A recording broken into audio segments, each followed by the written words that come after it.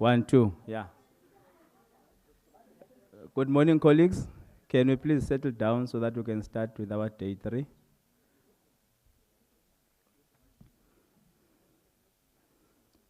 Yeah, thank you very much. Good morning once again, colleagues. Welcome to our day 3, NASDEV best practice. Standing in front of you is Anele Mkondweni, born, bred, buttered, and toasted in Ngcobo, Eastern Cape. But as an is introduced, and Dia the delicious, particularly after the past few weekends, yeah. So, colleagues, I think we are running out. We're running against time again today, which reminds me of what my lecturer did one time when he came to class very angry. He went to the board. He wrote. I think the topic for the day was thinking ahead. So he wrote thinking ahead, but the D could not fit on the screen. So what then that showed is that even when he wanted to discuss the topic of thinking ahead, he did not think ahead when he went to write there. So I am raising this because we have to think ahead today as we are engaging. We have a very long program, which ends at 9 p.m. if we conduct ourselves the way that we are supposed to. Because after this, there's a gala dinner as well. There are many speakers. If you thought that yesterday was long, today is even longer, but it will depend on us. Which is why we decided to tweak things around today. You can even see the banner behind me is changed. Everything is changing when I'm on the stage. So the banner was changed. So the way that we are going to do things today is different. We have Dr. Sbake here in front, and Dr. Mchunu. So what's going to happen is that we are still waiting for the third speaker. So today, we're not going to have Dr. Sbake presenting questions, Dr. Mchunu presenting questions. Both of them are going to present, and as they are presenting, we're going to be taking notes. And then when they are done, and if the third speaker arrives, that third speaker is going to be called to the front. He's going to present, and then we'll take the round of questions. We are doing this precisely because we know that by 4 o'clock we must be out of here, so that we can go and prepare ourselves, take showers, dress code, then we can go to the gala dinner. Because if we delay that, ripple effect, everything else will be delayed. So without wasting any time, colleagues, I would like to call on stage. I'll be playing a number 6. This is the first. You see, now I talked about 5 minutes. So after the speakers, when I won't be doing this thing of concluding and all that. I'm just going to be thanking the speaker, taking questions, moving on to the next one, so that we can all finish on time. I hope that we are all together. Without wasting time, can I call upon Dr. Sbake to present? A round of applause, please. Thank you.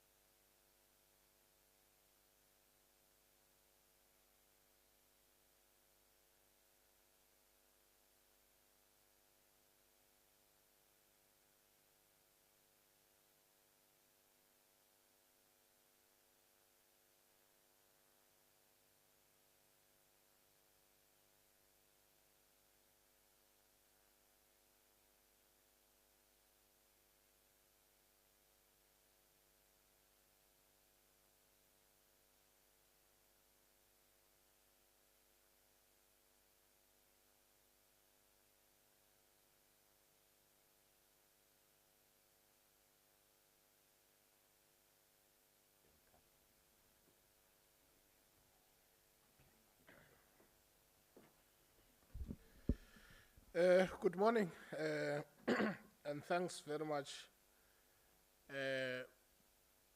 facilitator, for affording me an opportunity.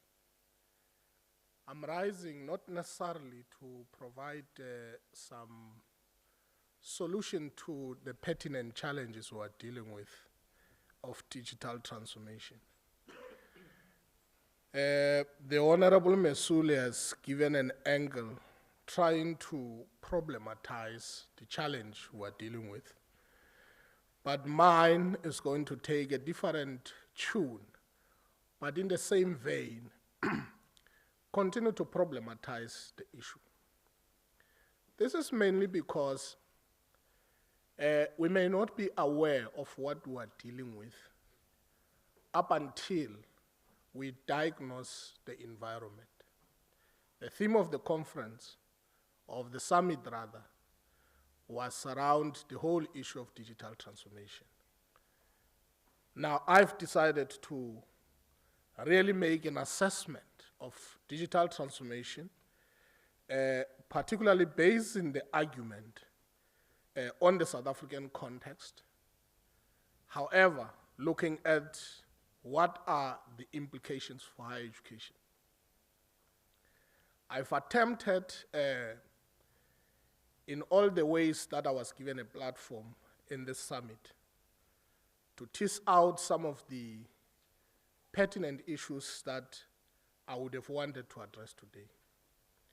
And I must be honest that this is a manuscript that was prepared to be published in an academic journal. However, I think it is relevant and pertinent for the professionals that are really dealing with student development, student affairs and service personnel in this summit. Also together with students to journey collectively in understanding the challenges at hand. One of the interlink kind of assertion I've made is that it is difficult to know what exactly we're addressing in our various spaces at university and PSET sector without diagnosing the community we come from. This is mainly because if you go deeper, the National Plan on Higher Education have really blended and justify why we talk about universities being a microcosm of the society. It says it enabled the university to play a pivotal role in the community it finds itself in. Therefore, it tells us that education is for public good. I'm saying all these things because digital transformation, it's an enabler for higher education to really, provide a very formidable pedagogies in which learning and teaching and development will actually be rapidly faster in the modern and contemporary society. Now, obviously, people deal with the objectives of the presentation. Only one objective. Just simply to problematize what is the problem we're trying to deal with when we talk about the digital transformation. So those emojis tells you that it's an ambush. This presentation does not have a specific. But what you'll be shocked is that towards the end, it was as if Prof. Nklapo, when he was presenting here, telepathically, we were sitting in one room trying to craft what could be the solution of our times in terms of creating smart universities and digital transformation. So there's no objectives, but at the end, you'll get recommendations. Now, what inspired this study, which I think is very important, because when you start taking your time to write a manuscript, something must intrigue your mind. And that must either be an original idea or idea that has been explored, but that idea has not taken into consideration various aspects that really encompass what the society is experiencing generally. Of course, the real argument here is that if you look at the issues of industrial revolution, from 1, 2, 3, now we're talking about G5, it is clear that all of this, it's a space where Africans have not necessarily taken time to participate thoroughly in the olden time. In fact, if you go to either of the revolution, I think it's number 2 or 3, you will realize that at some point it was postured by the Europeans as a way of really reducing labor-intensive and ensure that the machines are going to really be introduced to do the work that could be done by almost 50 people. So in this context, you'll realize that Africans, because there were people who were sitting in the massive labor-intensive, they are going to be jobless. They are going to now start experiencing a massive poverty, and which obviously, Prof. Nhlapo, as he was here, he said we just need to educate and really rethink digital transformation in the Afrocentric approach. Obviously, one agrees that COVID-19 was a catalyst for all of us to really start thinking that indeed with technology we can achieve a lot in a manner in which we have not thought before, and from now then digital transformation becomes a culture. But obviously African society in the main and South Africa, as indicated, it's a worse divided society. But one of the key aspects of digital transformation is to invest on an infrastructure. If you look at the question of inequalities, on the other hand, you look at the question of, are we doing investment in order to close the inequalities we're experiencing as it relates to digital transformation? The question is, we've got policies that have been drafted to drive the infrastructure a bulk. One of it is a National Spatial Development Act.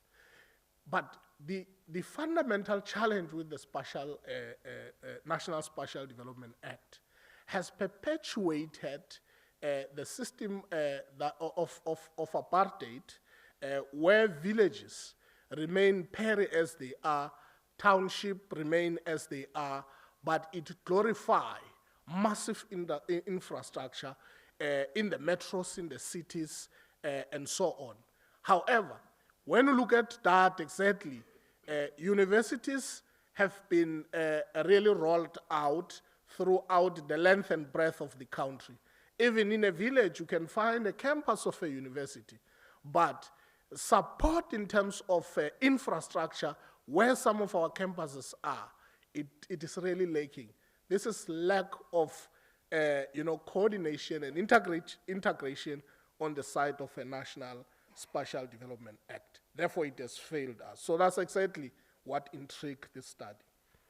Again, the argument raised by the location of universities, if you find yourself as a university based in a rural area, you would then suffer the consequences of participating or enjoying the fruits of digital transformation. The last part which intrigued this is that if you look at the era before COVID in the context of higher education, even if you look at government, there's a concept of what we call e-government. E-government has been introduced simply to ensure that people can actually access services in a smart way, and therefore they can also participate in decisions in a smart way. But the challenge is those who are in areas that lack connectivity then becomes problematic. Then it raises that bar as it relates to the inequalities that we're experiencing as a society. Now, this is exactly the set of roving ideas that intrigued that perhaps a manuscript of assessing This digital transformation that we talk time and again must be assessed, but of course, looking at the implications for higher education. Now, from the background of this study, there are a number of authors that have been cited that have participated very broadly around digital transformation. Particularly, I was intrigued by a work that has been done by Amanda and Beckhouse. It's dated from 2017, 2018, they've participated, even 2019, of which they make a very formidable argument that indeed digital transformation, it makes the developing countries and the developed countries to thrive and continue to actually forge what we call inclusive society. If you talk about digital transformation, you then argue that the issue of social cohesion, social cohesion, is a centerpiece of ensuring that despite any challenges that confront the people, that connectivity, integration, people engaging on decisions at the point where they are at the comfort of their own spaces. It interconnects the society to talk and resolve their own agenda for development. But in a main, you'll then agree that there are a lot of policies that have been drafted, particularly in the South African context, that deals directly with digital transformation. Even the National Development Plan has articulated that we must have a manner in which we deal with what we call a developmental state, to a particular great extent also attempt to achieve what we call a capable state. And that definition of a capable state, if you think closely about it in terms of the digital transformation, achieving the objective of any society that meets its own objective, that define the capacity that the state have to deliver the content of their own mandate. But in a main, if you look at the issues of the implications of higher education, every year we all queue at admission to go and register. You can spend even 3 days on the line. People wake up at 4 o'clock. As far as 1 o'clock, they start queuing from 1 o'clock. What kind of backwardness are we as a society if we were to assess how digital transformation is comforting us? But if you talk about digital transformation, you sit at home and do your application, get accepted, register sitting at home, go to the university knowing where you're going. We've set the process of running SRC elections, and it has proven to be a process where reaching that threshold that is required by your own constitution is no longer a struggle. But we still have to think about our own African way of knowing that I must queue in order to go and vote for Bernard as the president of this SRC. Now, as I said, we have capitalized on COVID-19 as a catalyst. Of course, I've noted, as I indicated on what inspired the study, around the inequalities brought by the National Spatial Development Act, which in my argument is that that's a policy that is really an indictment to us if we talk about massive infrastructure in rural areas that has to really ensure that the inequalities that we're experiencing currently are eradicated. Now, obviously when you write an academic paper, it must have what we call theoretical framework. There are two theories in the main that I've used. One is the institutional theory. I'll later deal with the other one. But when you look at the institutional theory, I adapted a model by Richard Hicks, which was developed in 2021. If you look at the cycles, that tells you that digital transformation, if it has to be institutionalized, what you're going to achieve is that the relationship between the stakeholders, both internal and external, will be intact. if we have if we have embraced digital transformation in such a way that it rapidly works for us, the business processing, business models that run your own administration will obviously improve, and obviously you'll then be what Prof. Nhlapo has called a digital institution or a smart university in that case. And that has been made possible through institutionalizing what we call a digital transformation. I'll try to move quicker. The second one is about social learning theory. The social learning theory tells us about the 3 dimensions, which are very much important. It tells us about, sorry.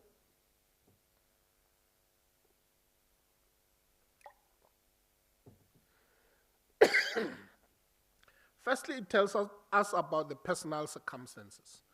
Are we able to have that capacity to comprehend the digital platforms that are there? And diagnostically, you'll then realize that we lack what we call digital education. That digital education gives birth to the new set of a dimension, which is a behavioral factor. To what extent are we able to utilize this for our learning cognitive effectiveness? Then there's environmental circumstances. Those environmental circumstances are really what define the inequalities that I've spoke about earlier on, and it then clearly tells us that all these factors influence each other in order to comprehend digital transformation. And the underlying argument here, as quoted by authors, without really going into specific, is that this dimension assists us to comprehend our learning, our growth, which is part of cultivating a culture of human development through educational pedagogies. I've reviewed literature, and the literature firstly focused on the whole issue of a digital transformation and building inclusive growth. Again, I was inspired by the work of Manda and Beckhouse. As I indicated, from 2017, they've extensively zoomed into the whole area of digital transformation, which they have argued over time that really digital transformation promote inclusive growth and participation as part of the pedagogy of delivery. However, with the context of South Africa, if we are still divided as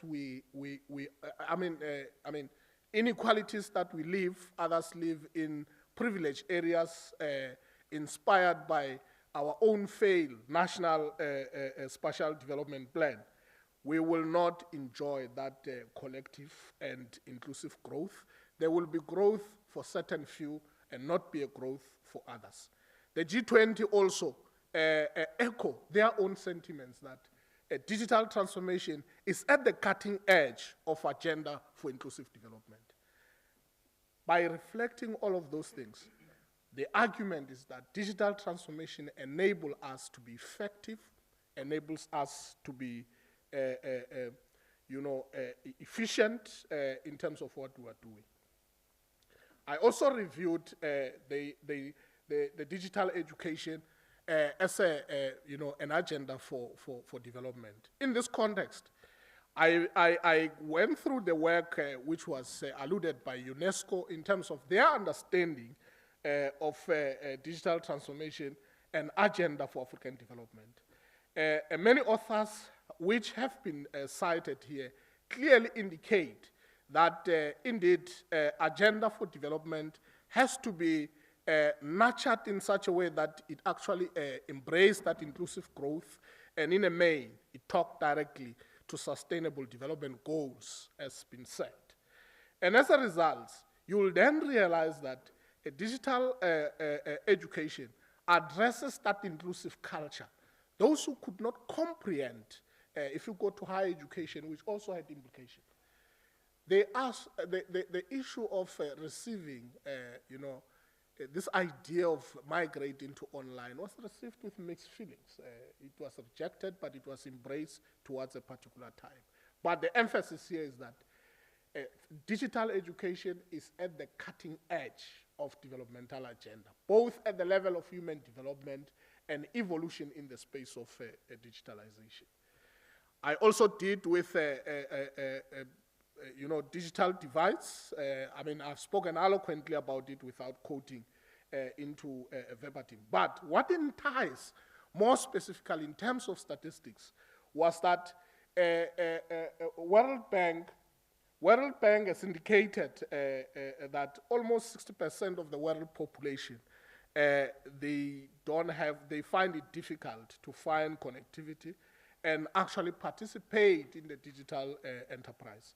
And this defy what we call a digital inclusive agenda.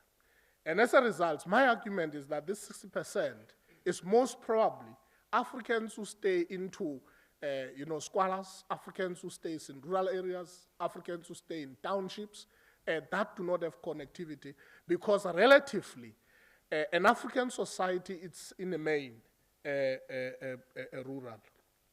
Now, methodology I've used, I'm not going to go into details, is largely a qualitative method. I use literature review, looking at the desktop issues that affect digital transformation in the society. Therefore, it deals with what we call complex literature in order to give birth to a new knowledge utilizing the people's experiences. Now, obviously, philosophy that I adopted, because I don't want to play in the space of the fact that the research philosophy tells us about the root, the orientation of research, tracing it way back from the work that has been done by Karl Popper. If you go to his book entitled The Logic of Scientific Discovery, it will tell you that the purpose of a study of epistemology is to uncover what has never been uncovered. But I used an approach which is inductive and deductive. Inductive simply say to us, what is it that we can actually learn from this situation as we grow? And deductive, therefore, give us a certain orientation in which this study can be able to further enlighten us and we add value to all the space. Now, findings are many, but I decided to really conclude on these four, and there's much literature review in order to quantify them in the body of the paper. Firstly, I cited digital education. It's a centerpiece of enhancing citizens' capacity to comprehend digital platforms. This is a threat if it's not really been dealt with. Obviously, the National Spatial Development Plan, I spoke about it. Again, the issue of really looking at inclusive society in order to attain what we call sustainable development agenda. The whole issue of adapting to our COVID experience as we move on in crystallizing smart universities. And as I conclude, the inductive approach, it actually made us to learn that in as much as we are trying to grow as a society, we remain constantly unequal, given our own infrastructure that does not support the massive individual of people who are supposed to use digital transformation. In terms of deductive, using the institutional theory, is that obviously we've got the whole context of capacity and digital device. I think I've spoken eloquently about it. Earlier on, all of this, both inductive and deductive, all the theories, social learning theory and institutional theory, conclude on two things: digital device and comprehending digital platform. These are the two problems that we can conclude. Now, recommendations are clear. Review the National Spatial Development Plan in order to concentrate massive infrastructure and attract investors in the peri areas in order to attempt to deal with the issue of infrastructure that support digital transformation. I've spoken again on the issue of the infrastructure. And lastly, higher education must be able to prioritize digital awareness. Digital awareness is centered around digital education as we transition everybody. And doing that does not say do it within your university community. Prioritize even the immediate community within your region in order to ensure that you give capacity to ordinary people in order to change the lives of ordinary people. Ndiyabulela, thank you very much.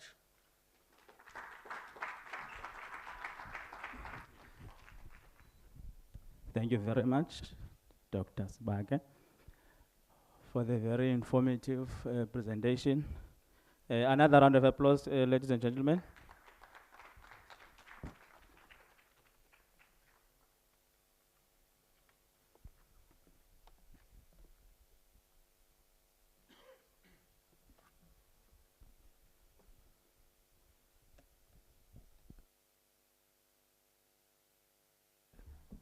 Thank you very much again, ladies and gentlemen.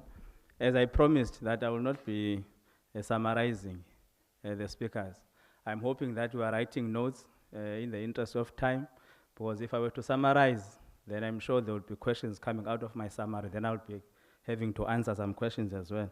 So I will not be doing that. Let's just welcome another speaker that just came, Mr. Toby Thomas, into the house, but he will come after Dr. Mchunu.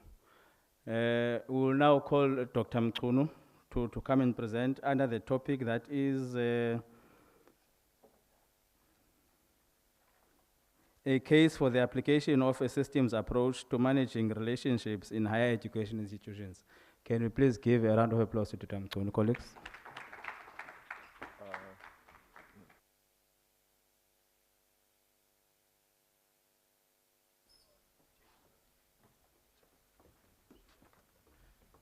Sorry about that.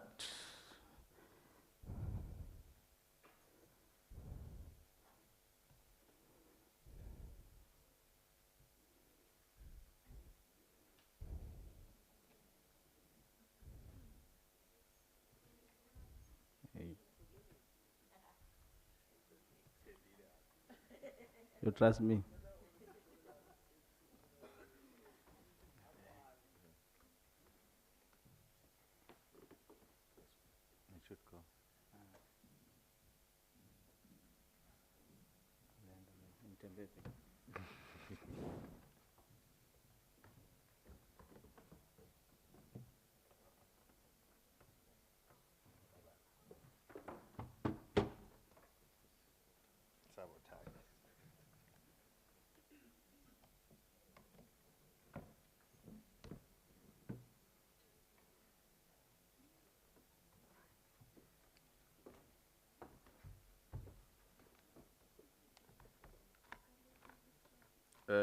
Good morning, colleagues.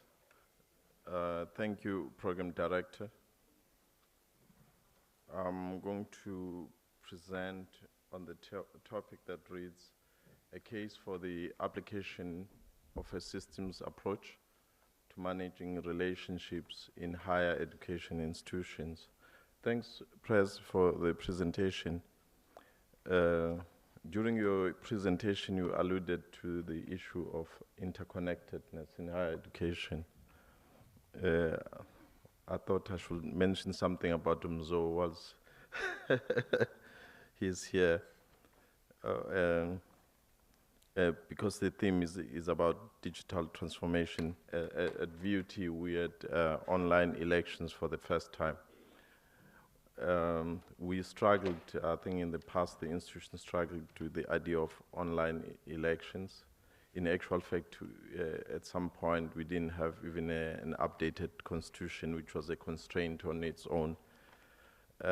Because of this idea of interconnectedness, we reached out to colleagues, and Zo is one person who assisted in facilitating the review of the constitution, and even including the idea of having online elections successfully.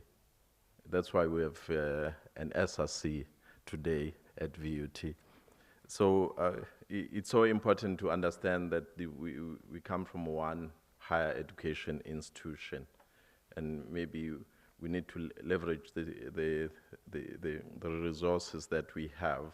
And resources do not mean, when you say resources, you are not referring to just money, you are referring to skills as well. Let me I'll run through this because of time.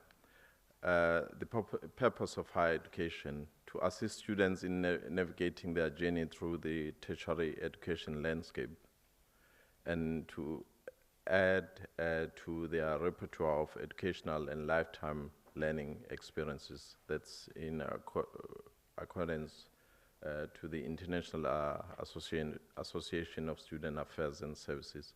It refers to a repertoire of educational and lifetime experiences. And we, as student development practitioners, we talk a lot about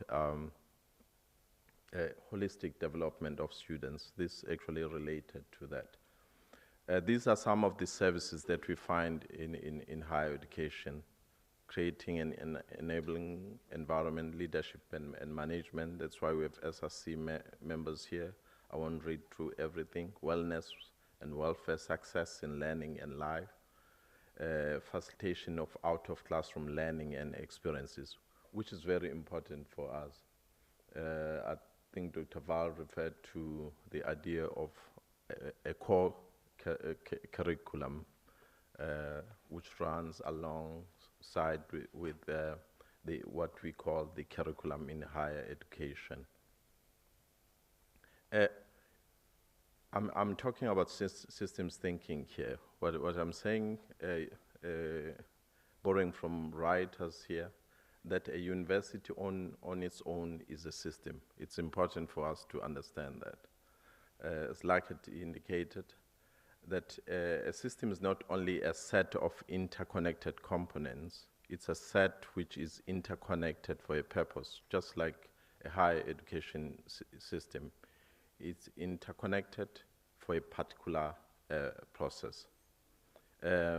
Interconnected for the purpose of the education of students and for carrying out research to improve our understanding of the world. So for a system to operate optimally, there needs to be synergies among student services, management, faculties, student representatives, hence a need for a systems approach. So a systems approach or systems thinking is basically a discipline for seeing wholes. You don't see just your functional silos. You don't say I'm at campus health services and that's it. You see the whole, and student services also is a system within a broader system of an institution. So when students approach institutions, they see the whole institution. At times I would say, when a student comes into a university and he's badly treated by a security guard at the gate, he doesn't forget that particular experience. And he won't talk about the security guard at a particular institution. He'll talk about the institution as a whole. You know, he might not have met a lecturer or whatever, a security guard. And in some cases, these security officers come from companies that are outsourced, but they represent the institution because that's what the student sees. He sees this person who's representing the institution ill-treating me. What's a barrier in some, what can be a barrier is the way we think, because that affects how we do things. And it influences our actions. So it's important at this stage to emphasize that the institution consists of different divisions: academics, as I've indicated, student services, administration, management, and so on. So we should shy away from just focusing on our structured silos, because the institution is a whole, and that's what students actually see. We have to deal with the new wave of student activism, okay? beginning with a critical examination of our institutions and acknowledging that there should be intergenerational conversations, okay? We have been dealing for a number of years now, we have been dealing with the issue of massification of higher education. And we have students from all the quintile 1 to 5, and they come to the institution, they should be given equal opportunities in that particular institution. And we have a new breed of student leaders. Okay, so it's important for us to instill a sense of ownership in those particular students. And that's when you begin to talk about a voice of students and a voice for students.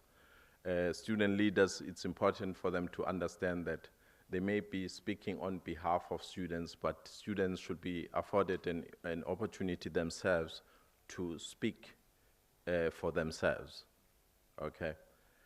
So we got to create opportunities for students themselves to actually interact with ourselves as officials of the institution, whether the SRC is there or not, through, for example, satisfaction surveys, student satisfaction surveys. We have to ensure that student leaders understand what is called shared authority or interdependent responsibility. Instead of student leaders sitting there just blaming management over there, there should be more collaboration. But we have an obligation to make them feel, always student leaders complain about that, they're not taken seriously.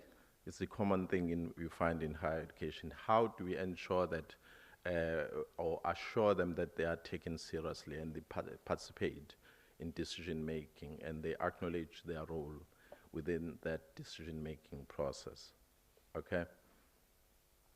The concept of shared authority or independent responsibility are very important in the development of universities. That includes the idea of participative decision-making as well. You know, residences, I'm so much interested in residences because we talk a lot about them being living and learning environments, you know. Because, why? Because they are about the integration of the social, cultural, physical, spiritual, and intellectual growth of students. They're not the places where students go to sleep. There are places we should capitalize on in order to ensure that students do well, even academically. There should be a link between our programs in residencies and the performance of the institution academically. At the center of our residencies, we should place the academic project of the institution. I like this diagram by Vincent Tinto because it alludes to what we have been talking about. Students come into the institution not well prepared with their expectations, and we commit ourselves to say we are going to do this as the institution. For example, if you take a student from quintile 1 to 3 schools, they come to institution, maybe they are brought up there by their grannies. You know, they come into the institution, that's a first year student who say, you are going to provide everything to the student, meals, you know, allowances for accommodation and all. And they come to the institution, they don't get that. You know, it takes 2, 3, 4 months without meals, without learning material, without an allowance for accommodation. So these are the things we need to talk about even when we are engaging with NASFAs, because they take these administrative decisions and they are isolated from what's actually the realities that students face. And at the end, students perform badly and they fail. And then NASFAS begins to talk about that this student about N+1, N+2, but they are not aware of that they created these problems themselves. And you have a situation where more students now are in higher education. They're not moving out of higher education. They keep coming back because this student's going to fail, and he does want to go to the same community. Community holds this student in high regard. The student's at a university doing very well. The student doesn't come back. He comes back to the institution. He's more comfortable there. But he does, because when you take on, I always say, when you take on students and you sponsor them as NSFAS, understand their background, where they actually come from, because you could be creating problems for that student when you do not provide enough support for that part, because it's not really about money. When they fail, then it's a problem, because they have nothing to fall back on. Here, Tinto refers to academic integration and social integration, very important at first year level. That allows the student to persist and do well academically. When these two are not well integrated, when you talk about just study, do well, you know, there's a test, go sit that test and do well. And without considering what the circumstances that the student faces socially, then that's a problem, because those students are likely to drop out. Okay, so these are some of the elements of students' support services framework. I won't mention all of them, we know them: learning experiences, development, wellness, social responsibility. Our role is to bring together those experiences in class and out of classroom experiences in order to ensure the holistic development of our students. So what we have to do is to ensure that we create opportunities to be partners in the academic project of the institution. We can't isolate ourselves from the academic project, because academics alone cannot succeed when it comes to the academic project without us. That's why Doc yesterday was talking about the core curriculum, very important basis of success for students in universities. What seems to be the barrier to our thinking? I think the biggest barrier to rethinking an organization is these ideas, embedded ideas about pyramidal and hierarchical organizational structures, because we are brought up that way. Popper here seems to counter that, and he's saying we are not prisoners caught in the framework of our theories, but we are prisoners in a Pickwickian sense. If we try, we can break out of our framework at any time.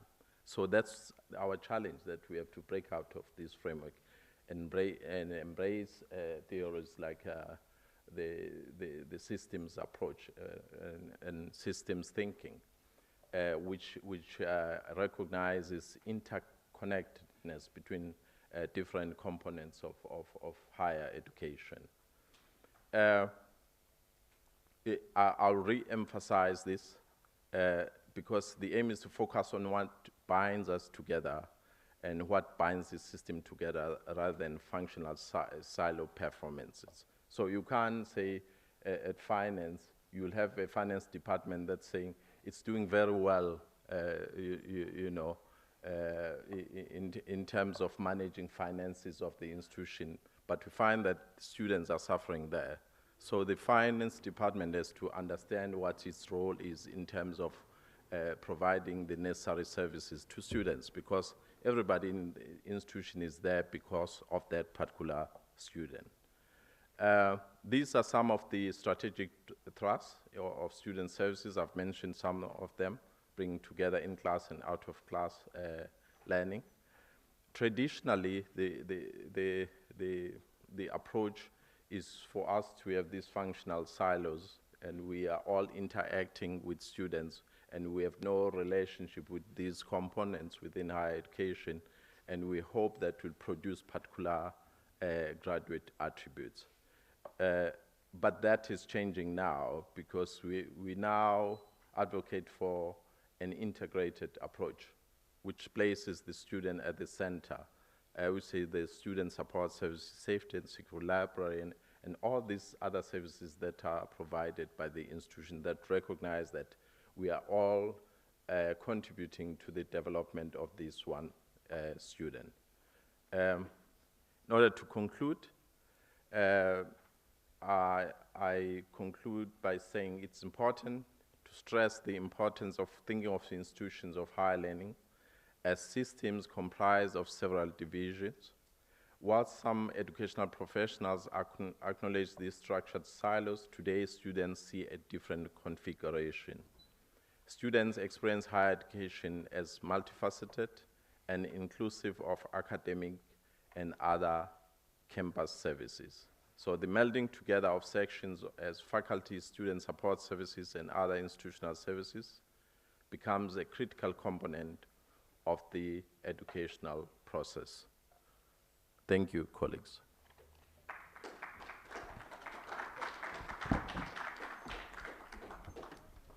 This round of applause, can we please give Dr. Mkhunu another round of applause, colleagues?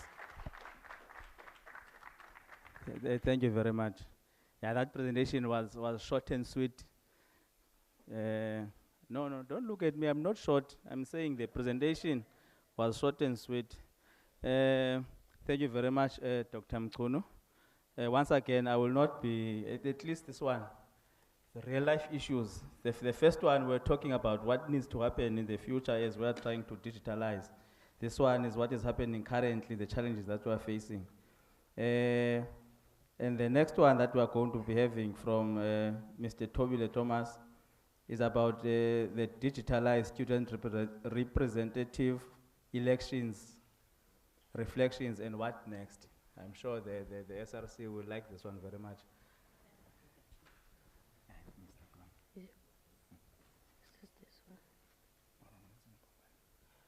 Apologies for that, colleagues. We're just trying to retrieve the presentation. We're just trying to retrieve the presentation. You can connect. Okay, that's fine. Okay, you can just. I hope, colleagues, you are writing your questions, because after the speaker, we are going to be opening a round of questions. It's only going to be one round of questions. Then from those engagements, we are going to be going for tea. And then, oh, Mr. Twala, welcome, sir. After tea, you'll be the one that is on the podium. I was also told by SG to remind colleagues that there is a register circulating. But the one that we have today, you need to write all your names, details, so that we can get all the presentations that we are having today, even yesterday, actually. Thank you very much. Just make sure if you didn't, yesterday you just signed, but today you need to write the details down so that we can have them. Thank you very much. Let's give Mr. a round of applause before he starts. Thank you. Program Director, the leadership of NASDEV, the leadership of students present here, honored guests, greetings. Thank you for inviting us to be part of this important interface between the practitioners in student life and governance. I don't know, Program Director, why we were included in this segment of the program. But what I can certainly say for the audience here is that don't expect deductive and inductive approaches, epistemology, and so we're talking about more mundane things that perhaps are well captured in the theories that my two colleagues and doctors have presented. So we're going to talk about perhaps what we can say, where we're coming from, a little bit about how far we've come when it comes to SRC elections and innovation, where we are and some of the highlights of where things are currently.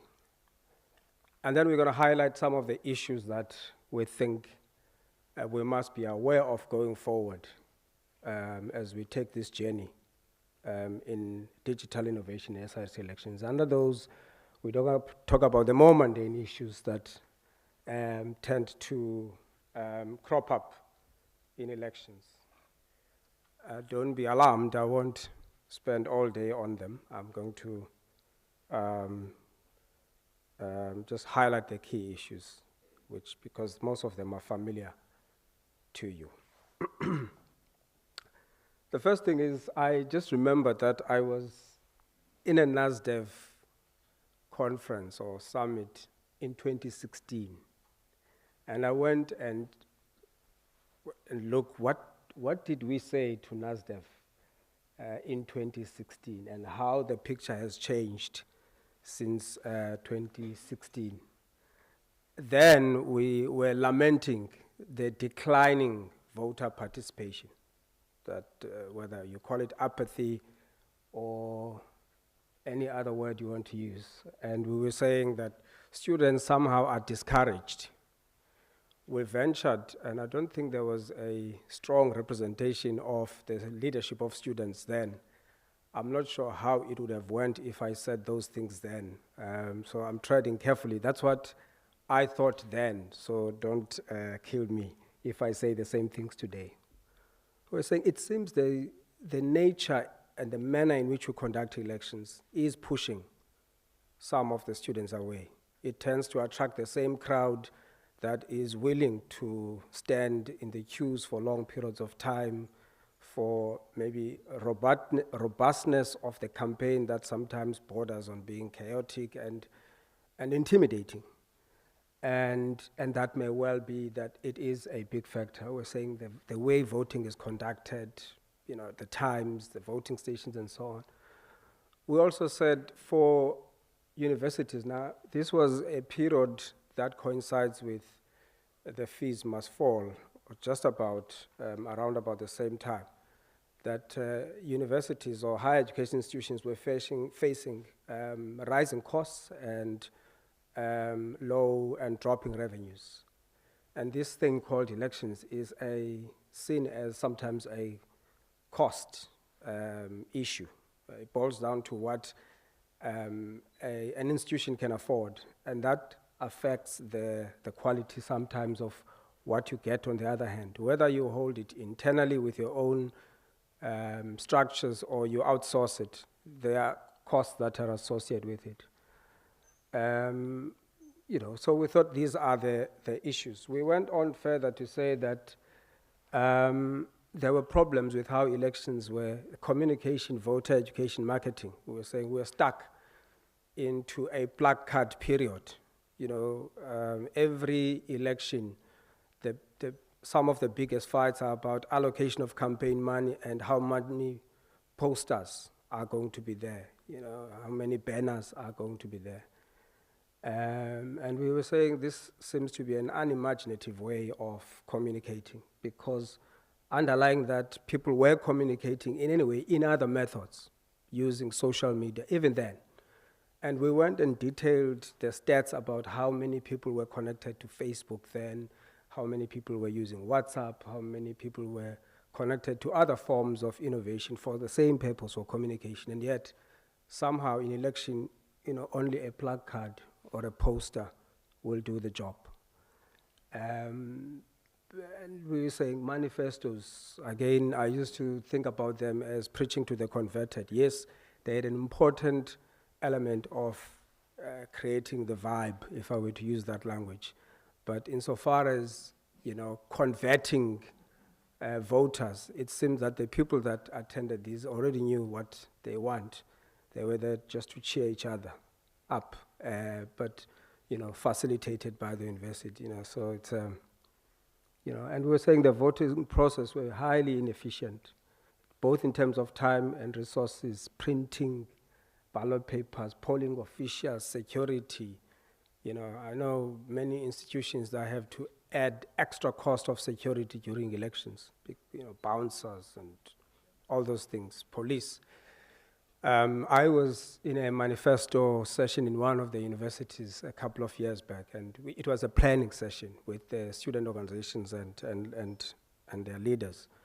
And when asked, one of the things that we must make sure is in place in order for the manifesto to succeed, and unanimously they said we need ambulances. So vote counting, extremely laborious, time consuming, literally filtered with errors. because it's overnight, people are tired, and in fact, sometimes the longest period is getting ready to count, moving from one venue to the next, ensuring that the right type of agents are present and not the right ones. You know, there are certain agents that surface only at counting time and well prepared with the type of energy drinks that they need for that kind of process, and that tends to be a problem. So that was the picture then. Let me move faster. Fast forward to the recent period, and which otherwise I could call the COVID period. We have seen a rapid increase in the voter participation rates. In some of the elections we've seen, these have more than doubled just over the period, just from a change of the voting methodology from the legacy methods to using online voting platforms. There were some ideas about how online voting, specifically the remote kind of online voting where a person votes in their own device, you know, wherever they are, would not, work as well as we thought, because data connectivity and all those kind of things, and that we needed to have physical places where people could go, even if they are doing this online, but we need to have a kiosk where people can go. And yet the evidence has shown that nobody rocks up there because everything is right in front of them. They don't want to go to a voting station to do that sort of stuff, which we thought was interesting. Manifestos conducted virtually through webinars. The story here is developing. I mean, there was already, prior to COVID, some form of innovation around this. And what we have seen so far doesn't appear to be optimal either, but it does offer an opportunity to interact more robustly with the voters than we would do in a traditional manifesto session where after the first speaker, the rest are just booed because, you know, then the thing is over. And in fact, I've found quite a few of these things never quite get to the end. You know, you start and then you get disrupted. Candidate nominations online, and this is debatable. We think the cost per voter have declined because cost was an issue. But if you speak to CFOs, they say, no, the actual costs don't seem to have changed. We calculate differently. To deliver the same number of voters in a particular period, you would require a lot more resources invested than you do in an online process. So online systems or innovation seems to be neutral to the number of voters. But we need to be cautious about what has happened. Our view is that the uptake and the adoption of online systems on its own, in fact, let me put it this way, technology is just an enabler. You know, something else must happen, and all these things that are mentioned here form part of that entire system and ecosystem that must work in order for these elections to be continue and voter participation. So I expect it to plateau. You're not going to triple it in the coming years, but unless other things happen, and these are the things I think you're gathered to address here. And in fact, we might regress the number of, or the voter participation ratio. And some of these things include the competitiveness of the election, and it's a whole topic on its own. It means you've got real competition. People have got real choices, or put differently, the stakes are so high for the future of the student that they feel the need to participate and choose between these parties. But if they feel there's no difference, there's nothing, it makes no difference in their lives, they simply will stop voting. The quality of SRC governance and accounting systems and the methods and approaches to engaging students, you know, effective participation, accounting, and so on. So these are all going to be the issue, and I think this platform is gathered specifically for those. Those are not our mandate. There's going to also an issue continuously of the confidence in how elections are conducted. The way I sometimes put it is that if you have got a history of running bad elections, technology will not help you, right? So people already think it's bad here, right? It might just improve things, but if they don't have confidence in your impartiality or in your commitment to ensuring free and fair elections, you're not just going to flip it via technology. Technology can actually worsen that because they don't have confidence, right, in the process and system. So we need to be forever vigilant about these things. And I'm going to run very fast about this. What I did here was to rate every other report I've ever seen after an SRC election. What are these things that keep coming up all the time?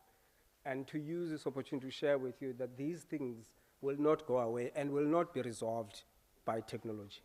Ladies and gentlemen, all elections are governed by rules. If you don't have rules in place and you run them on the whim, you know, you decide everything based on you know, the pressure you're getting from the different political parties on the day or candidates, you are going to run into problems. And the problems we've discovered in terms of the critical issues is that either the rules are not defined, they are sometimes incoherent or contradictory. So what seems to happen is that when there's an issue in this election, you fix that clause, but you don't check that it coheres with the rest of the Constitution. And then when comes the next election, you have got this problem, you fix that clause. The product is an incoherent set of rules that do not address the problems that you have. And we can make examples about these, and I'm not going to deal with them, but some of the things that are common is, you know, sometimes you write the rules, but the practice is different. I experienced quite a few years when PR systems were started. It was unclear whether these are open or closed, right? Structures will deploy names into the list, but by the time the elections are over, a new list of people are emerging. Literally, it's chalk and cheese between that and you know, are lists ordered in order of preference, or these are open list, the leaders, and sometimes there's contradiction between the deployment by the local structures versus the national structures, or a faction of a national structure and a faction of a local structure. The eligibility criteria of parties, you know, you can't decide it based on who you want in and you want out in the election. It must be clear. What qualifies a party? You know, and how do you make sure that that criteria is used on an ongoing basis? There is also an emerging issue that there's some thought that perhaps the dominance of political student organizations in the election itself need to be diluted in order to allow, and in fact, it's not dissimilar to the case that is facing the IEC, which says that you can't deny an individual to participate and become a candidate, right? It's unconstitutional and undemocratic. The dominance of political organizations versus the individuals that are emerging, or coalition of individuals. But the problem that happens is that while there appears to be an intention to shift, in practice, by the time you are in the election, you say, no, this is first past the post, you stand in as a candidate. But in the first meeting, you must deal with structures who are demanding A, B, C, and D, and then you're not sure. Which one is which? Are these individuals or are these individuals from the parties? Inconsistent application of regulations I've dealt with. Some of the potential issues, obviously, is ongoing review of the regulations. I mean, first thing is to make sure that they cohere. Secondly, is that they are clear on these issues. Obviously, the other risk we face is that when you draw rules, you don't want to be as detailed as to constrain the actual administrators from making any decision.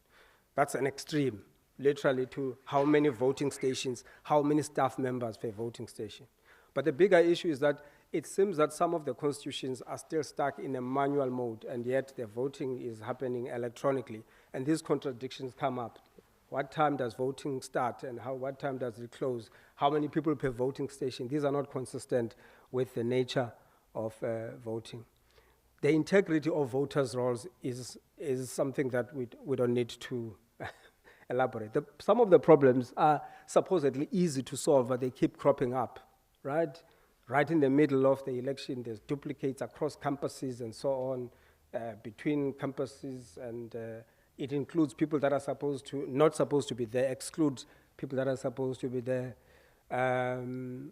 Lack of clarity about who has the custody and responsibility for signing off this thing.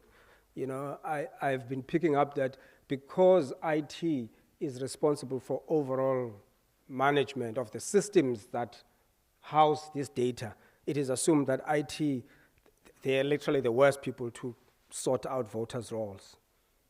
because they just know students that are in campus and so on. Somebody else who knows what a voter's role is and what it is designed for needs to take responsibility for signing off these voters' register, because those things kill many of these elections. Absence of clear processes. What happens if this student is not there, or and there's a problem? When do you address it? How do you address it?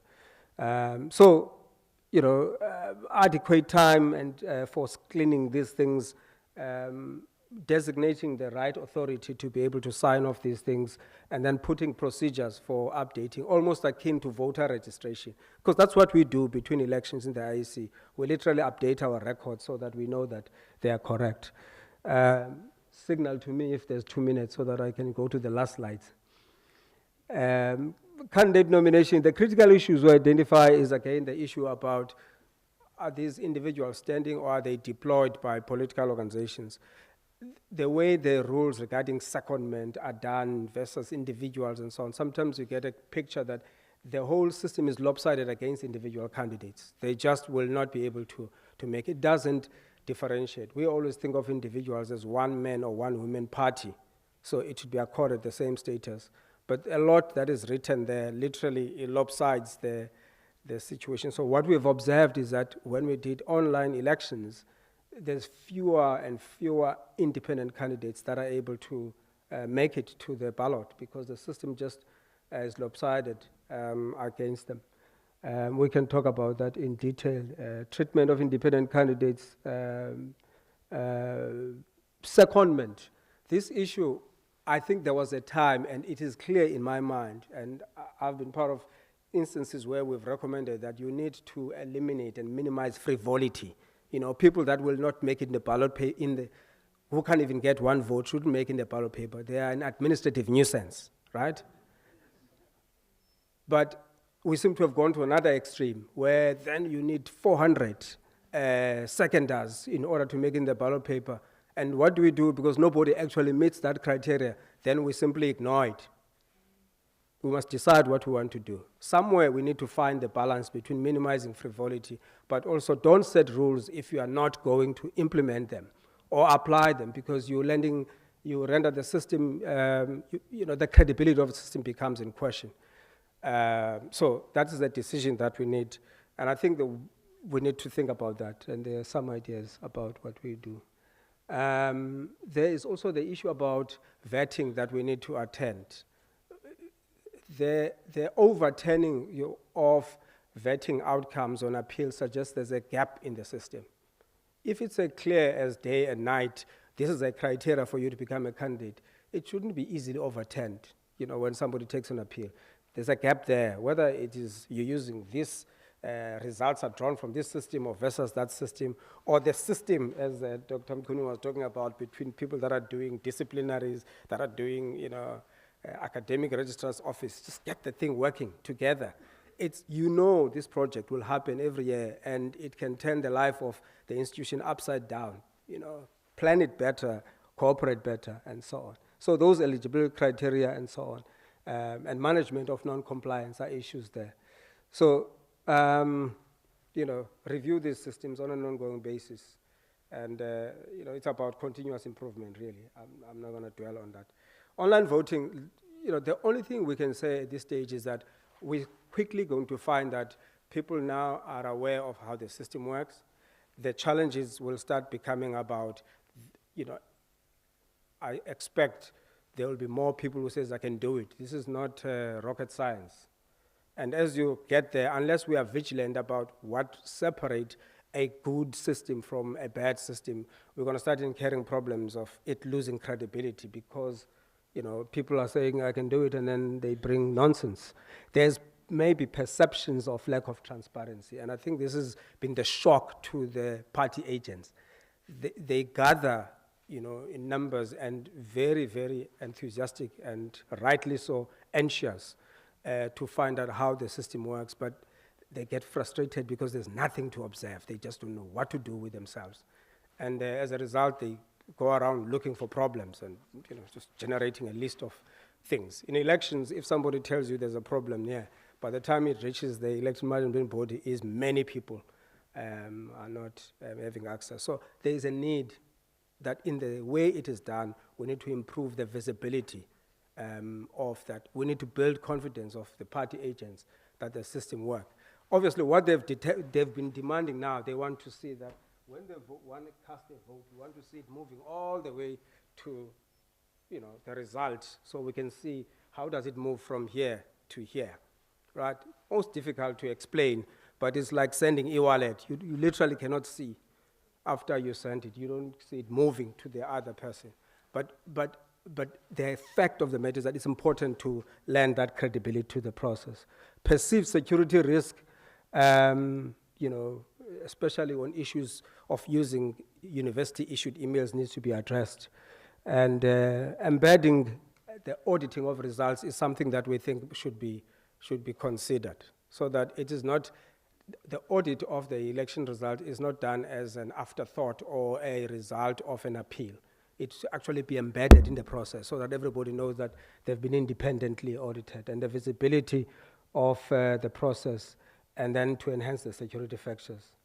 Management of election disputes, if I were to run on this, there seems to be an issue where there isn't sometimes the procedures are not well defined, or they're ambiguous. So we need to, sometimes we can't separate whether this is a complaint, an objection, or an appeal. They get enmeshed into one thing. Separating that will help us know who best deals with this kind of issues. There's issues about the prescribed time frame. Some objections can run forever. In the Constitution, it says this period, but in practice, and we understand that, sometimes you want to resolve the issue. The time frames, nobody will die, but the credibility starts becoming an issue. Roles and responsibilities between the independent electoral commission, the internal commission, and the student governance. At what point can you allow the parties in the dispute to have a say in the adjudication of that, other than making their own submissions? In some instances, the rules are defined that it must go to this committee, and almost it is a decision must be in consultation with them, not after consultation. And some of these things may need to be attended to. Elaboration of appeal procedures, and also we've now started to pick up a different type of infractions, social media related infractions. So and so said this on WhatsApp, on Facebook, and I don't think the internal ICs have yet figured out how to deal with these sort of things. Because the problem in elections is that you've got 24 hours to run the elections and get the disputes, but the investigations can go sometimes beyond the time frame of elections. Governance procedures, it's about between the external and internal ICs, whether the people that are there, sometimes the internal commissions is formed, and then next year it's another group of people. There is no institutional learning memory about how we resolved the issues previously, because every year the type of people that are there change. And then the external versus internal, who then rules roost, who is running the election? The other one is supposed to be oversight. So that structuring needs to be attended to. Chair, I'm seeing in your eyes, it's obvious to me, without you saying anything, that I've overrun the time. So I've read something about body language. Project management is an issue. I mean, we consider these things to be projects. And if you think about them that way, certain things govern them. You need to plan and plan. Failure to plan is planning for failure. That's as much as I can say. But also institutionalize a certain approach system. It starts this period. It's not a project, it's not a schedule.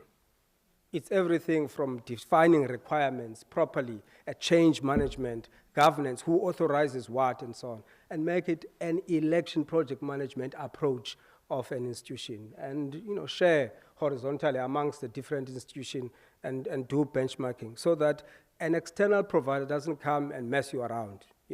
They must, in fact, you put that as becoming a requirement, that this is a project management approach that we follow. So I'm not going to deal with all of that. I mean, it's about all these things about, the gap between procurement and student services as a client. The requirements are poorly defined. Once you get in, the deadline has been set. You're trying to maneuver in between these, and there are real problems. In conclusion, ladies and gentlemen, technology is an enabler, but it doesn't run election. Eventually, you are the ones that run these elections. And the criteria for credible elections doesn't change because you are adding online voting. It must be inclusiveness, both in terms of the type of competitors in the process, but also the way it is designed to ensure that anybody who wants to participate can participate. Transparency, I've mentioned. Accountability for issues that go wrong in elections, and be able to make sure that you deal with them decisively. The elections must remain competitive, they must remain accessible, and with online voting, we need to pay ever-increasing attention on security. Thank you so much.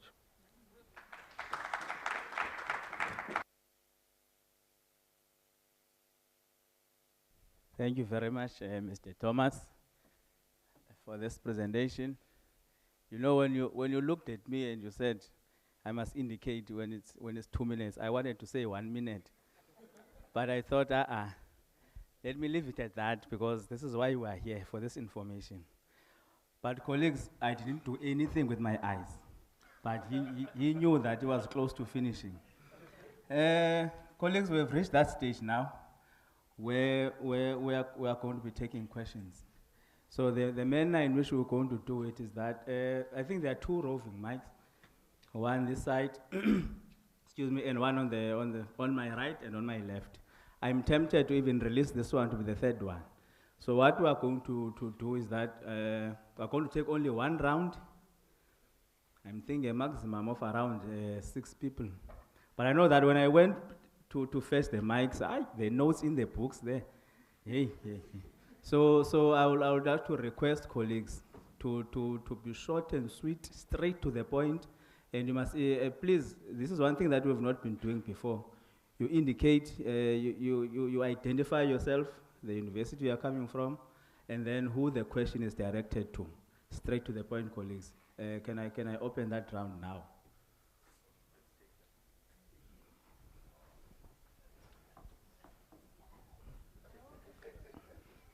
We'll take 1, 2 Luto, 3 leadership, 4, 5, 6 Tabis. 6.5. Okay, we'll take you leadership also. Then 7. Okay, let's see how this round goes, and then we'll take it from there. Mambamban, you can go.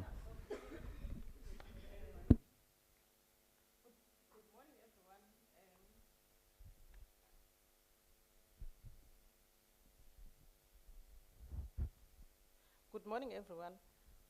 Thank you, all the presenters, for this lucrative information you have since imparted to us. I will start with Dr. Sebake. Indeed, I would like to know how best can we influence the government about the e-government for the marginalized people, the most disadvantaged people beyond the river, where they have to use a drum to cross the river. How do we get to those people so that we can be inclusive? And then quickly run to Dr. Mkunu and ask Dr. Mkunu, does he have any suggestion of influencing e-government structures, university, when it comes to finances? Because it seems like when they plan on finances, only it's the academic sector that gets considered. Ours, the section of student development, of student affairs, we just only get the crumbs. Is there any way we can influence the allocation of funds? Mr. Thomas, thank you very much. About the project management suggestion, can you please influence institutions on maybe, is there a way that you can call what can I say, a symposium for institutions to embark on the project management for elections? We really need that. Thank you very much.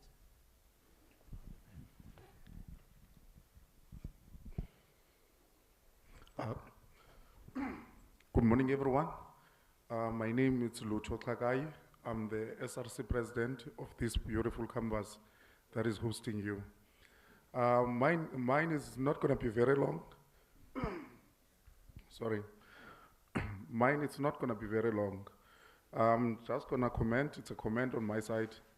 Dr. Bernard, you are a doctor, you are a philosopher, and so forth.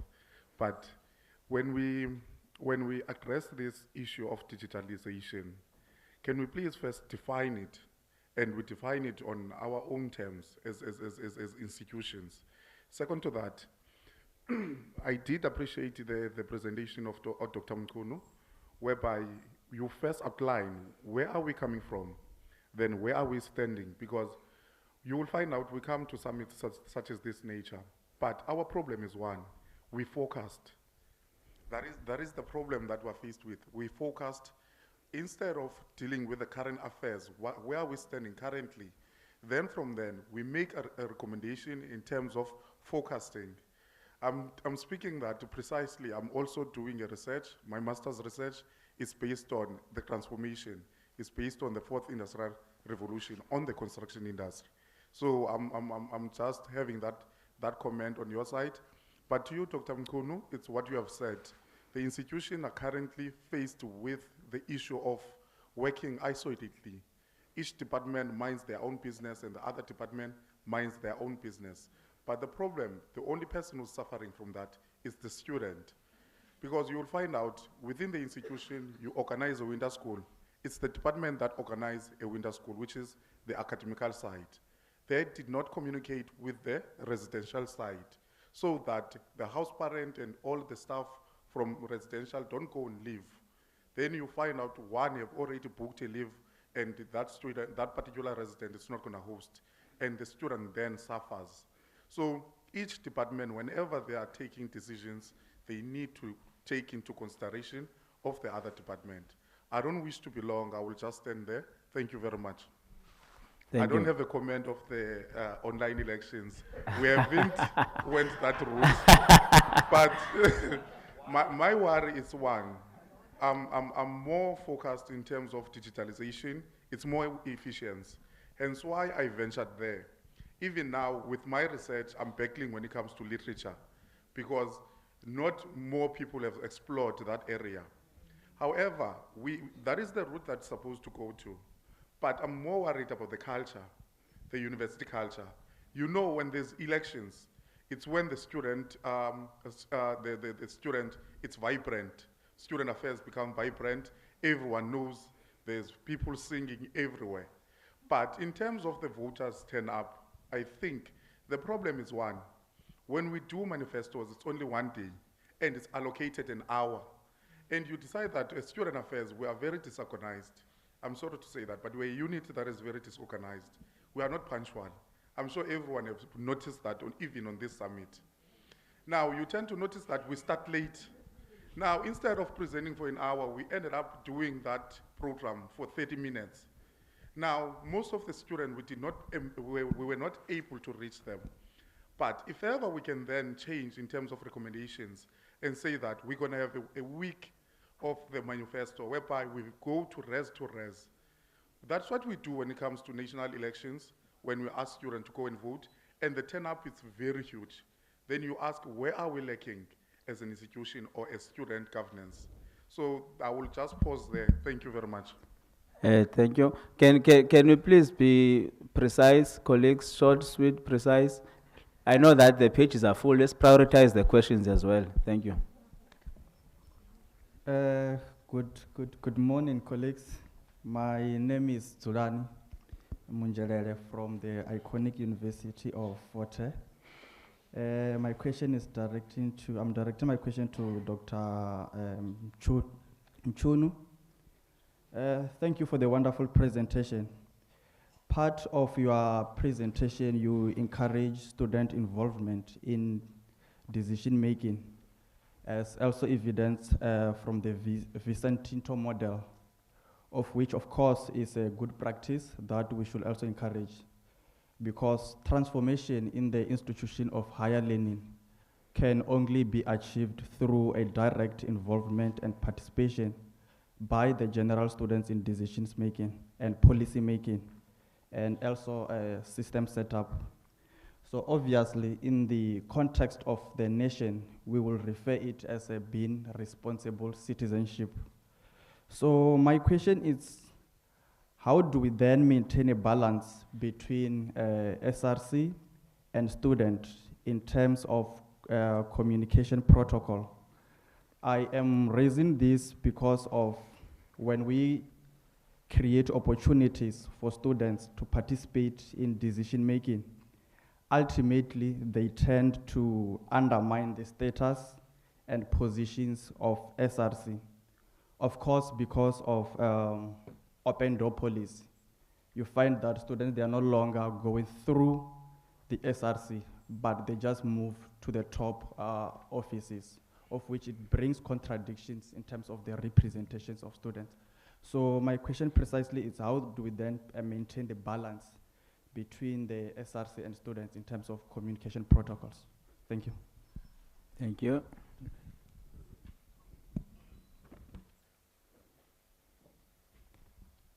Okay. No, greetings to the House at large.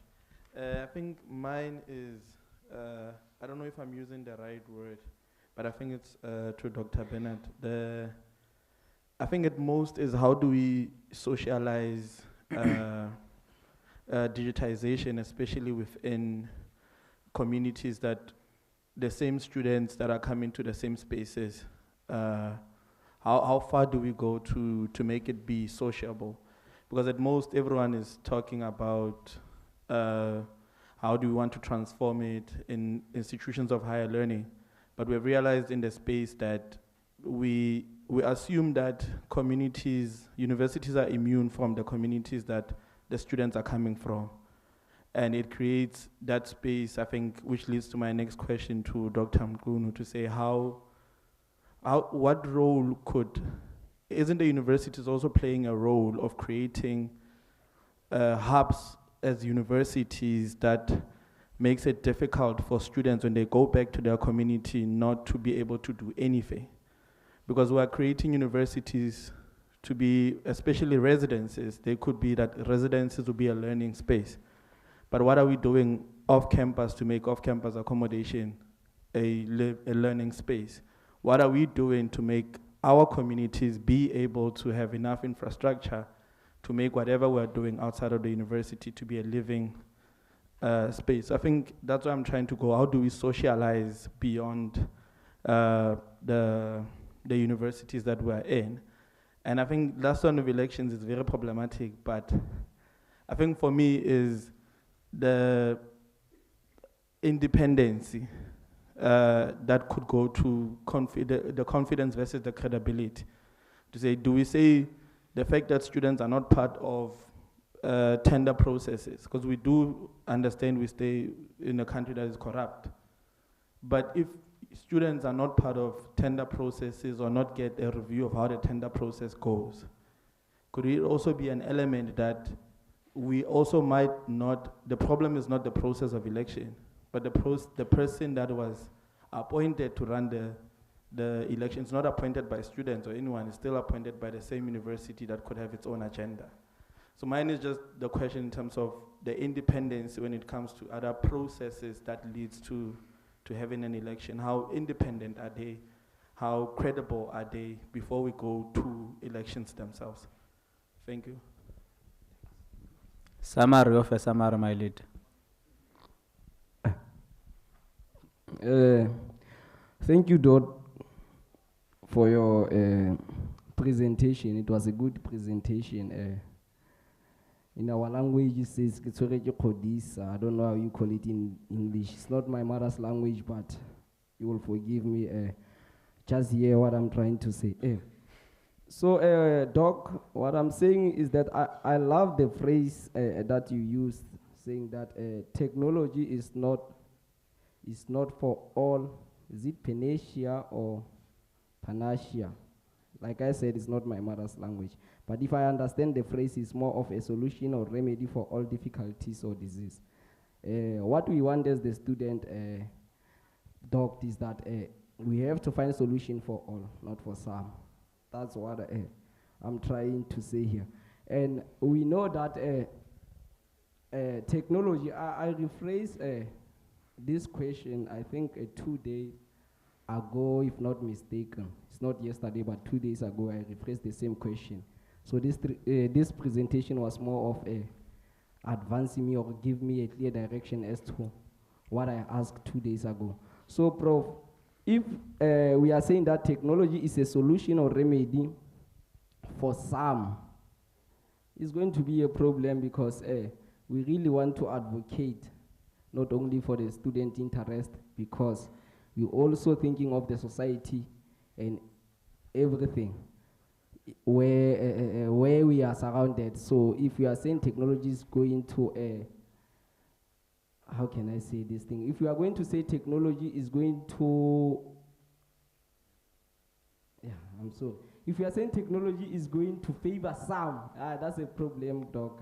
I think if you are trying to get what I'm saying, if technology is going to favor some, we're not going to go with that because we don't want to favor some. We want to favor all, if you try to get what I'm saying. So if Doc can help us, because now it seems like everyone is forced to go this side. Even if you feel like going this side, but you can't go this side, you have to go this side. Because if you go this side, this thing is not going to favor you. So we want a proper solution that is going to advocate for all the interest of the student or society as a whole. Thank you, Doc. Thank you. Thanks. The name is Sanelem Tembu from UKZN. I think my question can be directed to any of the speakers, whoever it speaks to. Mine is more of, is there a need for us to invest more resources, more budgets, and more time towards traditional student organizations? Your religious ones, your political ones, your vocational ones, your inactacies, and all of them. Now, I say this because Dr. Mkunu spoke of a student that believes that when I get to university, I'll get a single room, I will have NSFAS, I'll get food, and so forth. And half of the time, that only happens around about May, but a student had arrived in January. So then the question becomes like that, because I've seen over time that it becomes important to have these organizations because they create a buffer between the university and the students. To a lay student that doesn't understand university resources, they won't understand that it takes time for NSFAS to pay the university, and therefore it provides resources. It takes time to get residencies and so forth. And half of the time, they become the people that explain these things to students to avoid early onset strikes. Yeah, of course, later on, they are the ones that lead these strikes. But it becomes a later instance because the universities have broken their promises to the students to say, we're going to provide you with these resources. They are also the first students to create noise when it comes to elections and manifestos and so forth. And they are, half of the time, they are correct, because the university has promised resources towards elections, but these resources are provided late or they are provided scarcely. So we are already failing them to a certain extent. So by the fact that they don't ban institutions daily, could be because they are also part of the core governors of the institution and not necessarily just the SRC alone. So I'll stop there, thanks. Thank you. No, thanks. Also, I only have one question for all the speakers, and I'll just give a context based on all presentations. My question is, and it might be an unfair question, President, but I just have to ask it. The question is, do you think NASDEV, or do you think as student affairs professionals, are we doing enough in universities in our role in the agenda of transformation? Specifically, as far as student affairs is concerned, that is my question. And the context, first, I don't know in university in South Africa or college where student affairs is a core function. I don't know any. In most, by the way, in some who are just a substructure. That is that. The second thing, in the context, if you look at people who attend this summit, they are all professionals. Their level of decision making at the level is mostly directors or EDs. No one above that. Don't have members of the executive, don't have council members. And we know the system of the university in terms of decision making is bureaucratic. Council, EMC, and all these things. And when they appoint based on academic expertise, not this expertise of student affairs. Therefore, what we've indicated in the presentations, you speak about the things that we need to do to transform and to make things better. But those things die in between because of what I just indicated previously. Therefore, what then do you think we should do to ensure that the ideas we bring here, all the best things we say here, they don't die in the air, they arrive at that bureaucratic system and still make influence to ensure that at the end of the day, we put student affairs at the center. Because we keep on saying, must professionalize, but because of, we're limited in terms of the decision making, as ED, as director, we don't go beyond that. What then do we do? Lastly, what Mr. Thomas is saying about the elections, all of us can agree, 10 years ago, we knew that at some point we left to go to online elections. But we have never done that because of the same system of bureaucracy until COVID came, where all of us were forced to shift. So we can't wait for a pandemic to shift or to transform. So that is my question. What do you think we should do within this system that is bureaucratic and problematic? Thanks. Thank you very much. Dalsy? Colleagues, we need to wrap up now so that we can go for tea. Okay, thank you so much. Good morning, presenters and colleagues. I've got questions from the panel each. I'll start with Dr. Sebake. Dr. Sebake, you have mentioned that universities in rural and townships struggle to adapt to digital transformation. I just want to know what such university can do to make sure that no students are left behind, because we know very well that there is challenges of infrastructure. So maybe you can tackle that. And then coming to Dr. Mkunu, I know that one of our colleagues have spoken about participation and being involved in decision-making by the student governance. So in that sense, our experience is we need, as universities, we usually allow students to participate.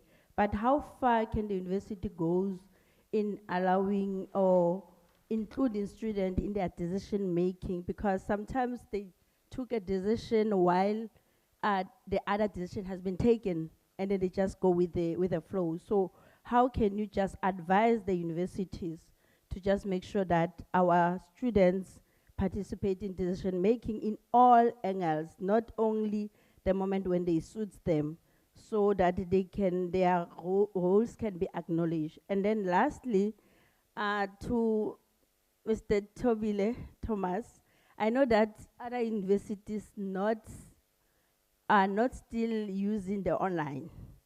And it's a challenge to them, and also maybe because of, we are talking about the digitalization, transformation, and how can you make sure that you encourage and maybe try to convince those institutions which are still using face-to-face elections and are not trusting the system? So maybe if you can elaborate more on trust issues, because that is the problem regarding online election. Thanks very much. Thank you. Penwell Mandlakai Sendaba, University of KwaZulu-Natal. Good morning, colleagues. I would like to appreciate all the speakers for this session this morning. Thank you so much, gentlemen. My question will be short and filed to Dr. Mkunu. Dr. Mkunu, yesterday we spoke about the indigenous knowledge systems. We spoke about Pefmulelan. That, for me, as I understood your presentation, was about the integration of how we work, our systems, and how we view the student. So my question, to be straight to the point, is how do you reconcile the whole concept of core business versus integrated approach to student development? My idea of student development is whether you are in the classroom or outside the classroom is just one thing. Angiyiphinde le nto. Whether you are in the classroom or you are outside the classroom, for me, it's all learning. It's all teaching and learning. How then do we reconcile the two to make sure that our students make most of their time while they are in the university? Thank you so much. Macingwane, uyinduna baba. Akana question amaningi aza kuwe. All right, thank you colleagues for all the questions. I don't know how the speakers are going to arrange themselves or who's going to answer first, but I would think that Dr. Mkuno, because he has I think a longer list of questions, he can go first. Umacingwane it was induna, ndiyabona manje questions went to him more. So over to you, colleagues on the stage.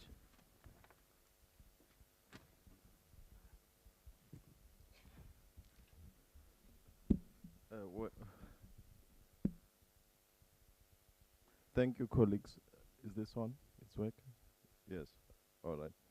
I think the first question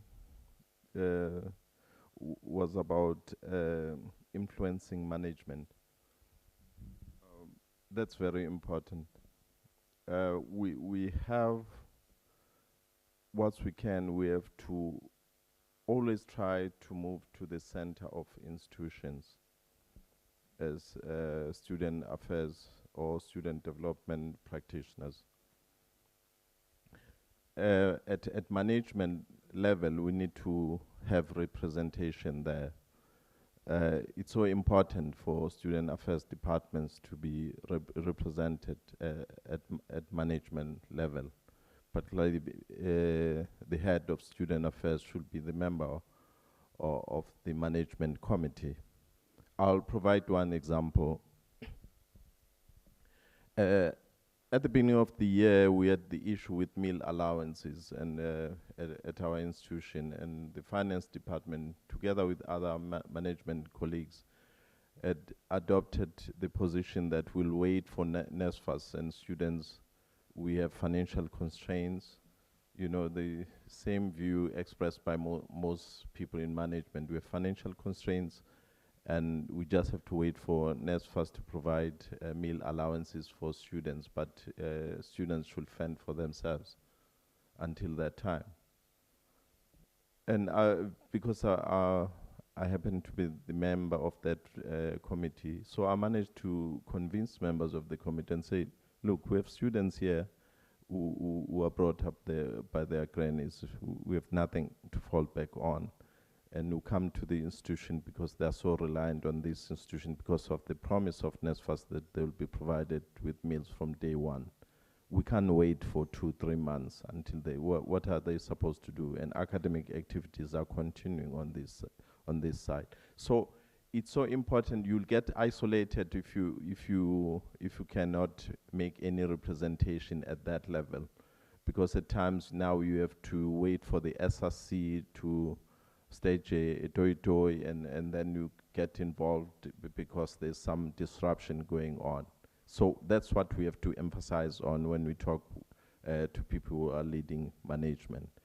As maintaining a balance between the SRC and other structures, I think that should begin at the point where we have inductions with the SRC and during their strategic planning sessions, particularly when they've just joined the SRC. I was glad at some point in my institution when actually some SRC members even involved ordinary students. I was actually happy with that when there's a conflict over a particular matter and they just bring in an ordinary student from the crowd and say, come, when we are talking to management. But I did mention the issue of satisfaction surveys because that is one platform that involves other students, and the issue of focus groups, that's also important. But whatever you do with ordinary students, you have to take it back to the SRC. That's why I was saying during strategic planning sessions, you need to communicate this to the SRC. You need to to the SRC, that you don't just deal with the SRC only. There are many other students, some that didn't even participate in the voting process. You should be able to listen to them, but you revert back to the SRC once certain issues are raised by those particular students or even smaller structures. I'm not sure if I have to go through all these responses before handing over to colleagues, but Yes. okay. University residencies and external residencies. We have the accreditation process, which ensures that external accommodation is accredited. And we need, as an institution, to have programs for day students who come to the institution and who stay elsewhere. But the accreditation process enables us to reflect on the kind of accommodation facilities where students stay outside the institution. And in our when we develop programs for students, we should bear in mind that there are those students that stay in external accommodation, and they should be involved and have some sort of representation in the institution and engagement with them about their experiences. Is there a need to invest more time in student organizations? Yeah, I think, in this case, it was related to the issue of finance, okay? I think what we have to, I'm not sure if there are colleagues from financial aid here, we should have more engagement with colleagues from financial aid, because the financial aid office provides a support service. In actual fact, it should be under student affairs, but I know that institutions have moved away slowly from that, and you find that these offices are now under the main finance department, because there should be more engagements between colleagues at financial aid with students about the service that they provide. We shouldn't be waiting or having the experience we had where students have to toy and destroy property because they don't know what's going on. Because it's about how we communicate with them about financial aid, because they know from the word go how NSFAS is going to conduct itself in a particular year. So there should be more communication with those students. Are we doing enough as student services? Universities or higher education in South Africa is in a state of flux. It's a very dynamic environment. So the call is for us to be adaptable. That's how we're going to survive and become more effective going forward. 2 or 3 years ago, we didn't know about blended learning. They talked about it, but no one was actually implementing it. But now it's there throughout higher education. So what holds true today doesn't mean that it will hold true for tomorrow. We should remain adaptable, and in these conferences, that's where we talk about these concepts and we embrace them. And it doesn't mean that what we agree on today, then that's it, because something else we might change, and we have to change our approach. How far can the institution go in involving students in decision making? I think what we should keep emphasizing when we engage with students is that we can co-lead institutions with them. Obviously, they have leadership structures, but we cannot co-manage with students. We have responsibilities as managers, and we have to take responsibilities as managers. And we are held accountable as managers. You take a particular decision just to please an SSC member, and a year or two down the line, you are held accountable for that particular decision, and that SSC member is not even there in that institution. So that line has to be made very clear to student leaders, and students, the whole student population has to actually understand that. The issue of, raised by Ndaba, the issue of indigenous knowledge system, or the issue of core business and student development. The issue of core business, these are concepts that have been there in higher education for a long time, maybe hundreds of years. that are being challenged over a period of time. They are related to the idea that academics or lecturers are the fountain, they were called many years ago the fountain of knowledge. They're the center of the institution. What we are saying at Student Affairs, because we are more holistic in the way we look at things, we say the student is at the center of the institution, and we are contributing towards the development of this student who is at the center of the institution. So it's not, what we're doing is not by the way. It's something that's important because you can do very well academically, but it doesn't mean you're going to succeed outside there. I had an engagement with one dean from engineering, and he was complaining because one of his top students, or one of those top students, could not get experiential training. Obviously, they have to undergo interviews and so on. And you find that those students who scrape through, they do very well out there in interviews and so on. And I said to him, it could be that, you know, you are not putting more stress on the importance of soft skills, these skills that these students learn, particularly outside the institution. You have this student who comes just for studies, is not participating in organization, student activities, social activities, sports, nothing. He doesn't learn how to communicate, how to lead, and so on. So when he goes out there in interviews, he's not sharing anything with those people who are basically gatekeepers. And we have this student who have an average of, say, 52%, but because of his involvement in all these activities, he's got more experience than the other one. You know, the only thing that the other one can show is that his academic achievement. So they're in the world of work, because both people have no work experience, they'll say, but this one has more skills that we require within the institution. So our programs are very important when it comes to the development of our students. But the institution won't take those programs seriously if we don't sell those programs to them and actually assert ourselves as student development practitioners and indicate to the institution how important we are to the development of those particular students. Thank you very much. Thank you, Doc. Can you give Doc a round of applause, please, colleagues? Thank you. Dr. Sbage, over to you. All right. No, thanks. I needed to be sure whether should it be me or should it be Mr. Thomas. Well, I'm going to join from what Macengwan here has already reflected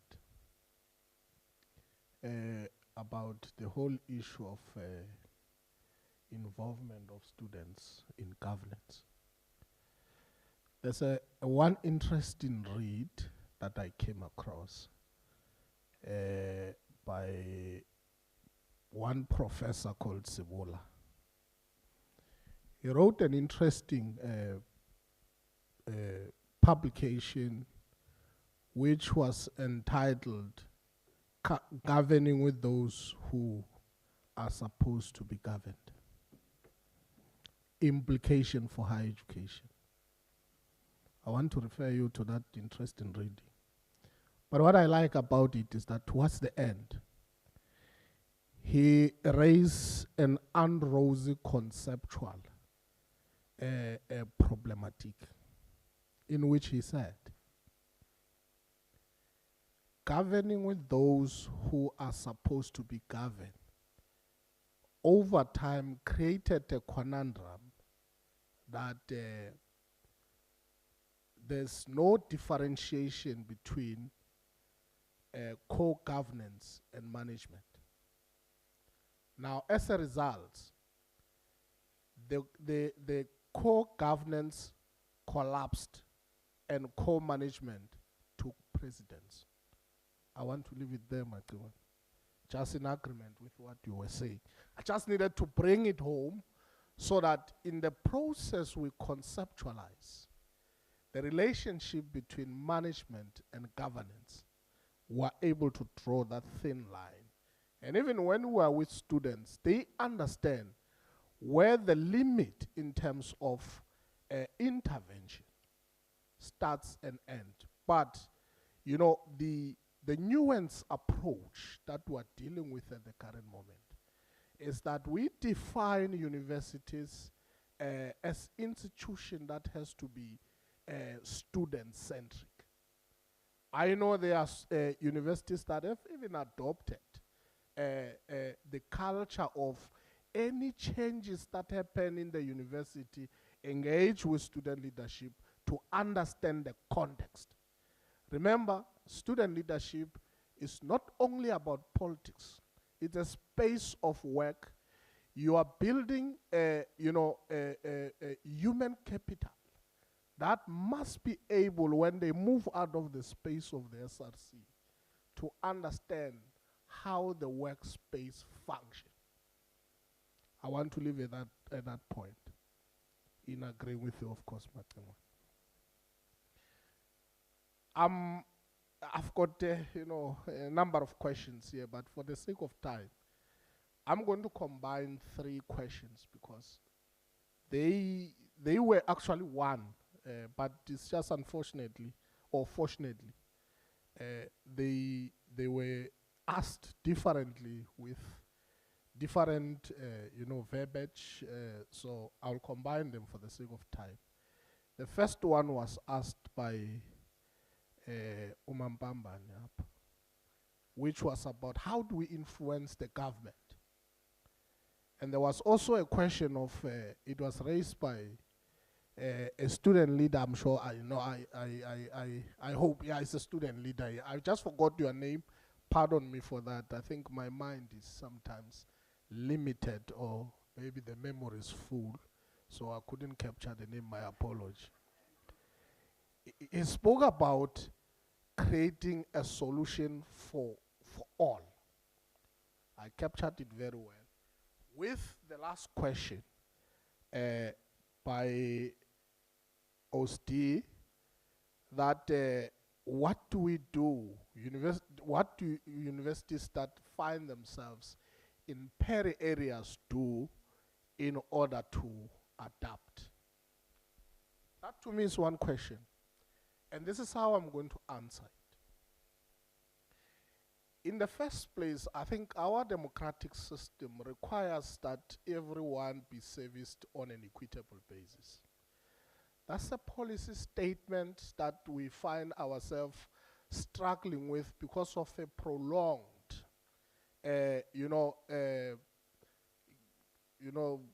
systems and services that are fragmented, inherited from the previous regime.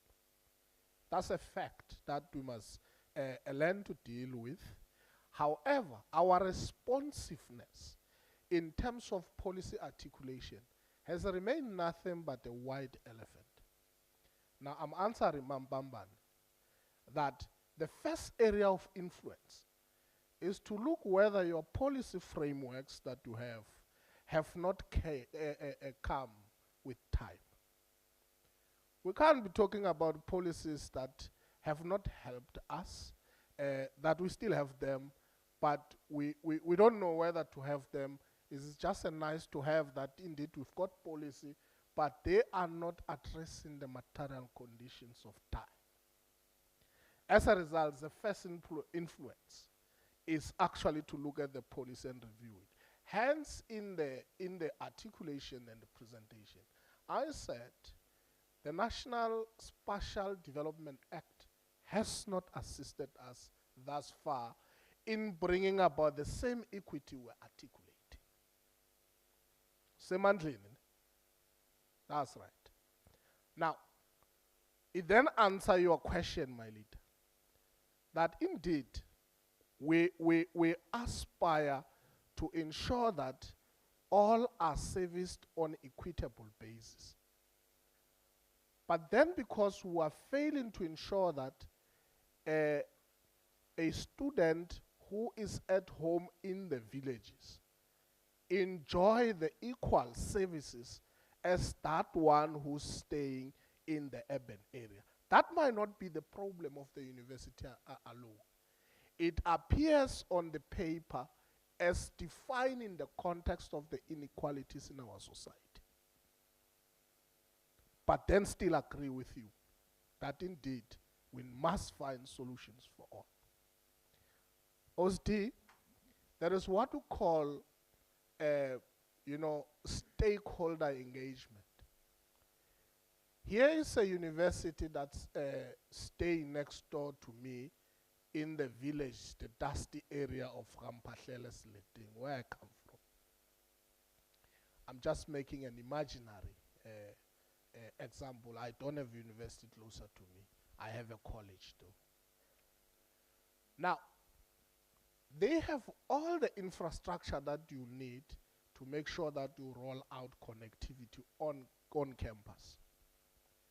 But that area just does not have connectivity on its own.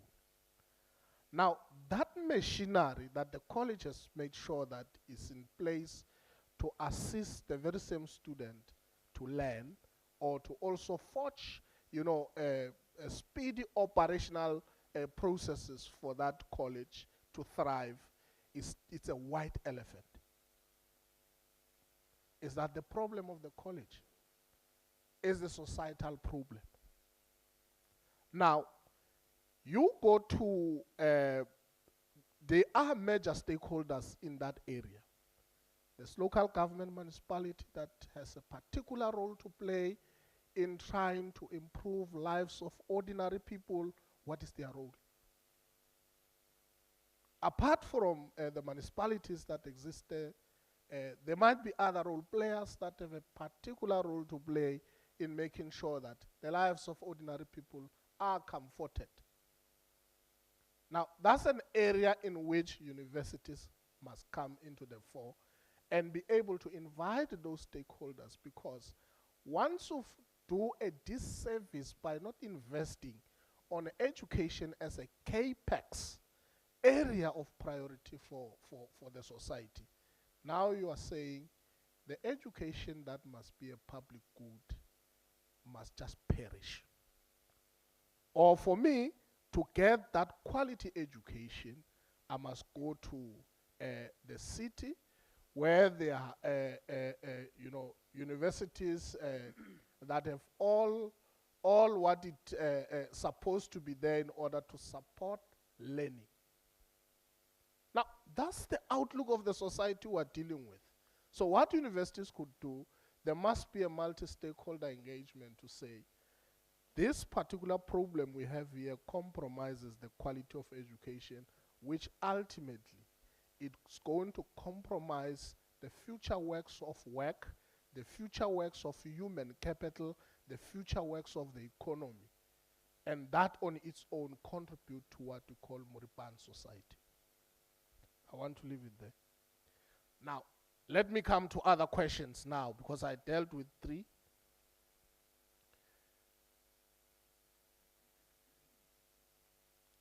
Whether the universities are doing enough, I think it was raised by Tabiso. Oh, sure. And one of the examples he gave is that do we have to wait for pandemic in order to start, doing SRC elections online? And again, I like the comment that has been raised by the host president, because it clearly quiets. Not the question you raised earlier on or the comment earlier on, the last one on SRC elections. So I'm going to try to attempt those in assisting the panel here to also echo sentiments around that particular issue. I think the diagnosis about our own fears surpass our own opportunity for development. And my argument in that regard is that the reason why we are not thriving, it is not because of our own doing. I happen to be part of a conference of the biggest political party in the country,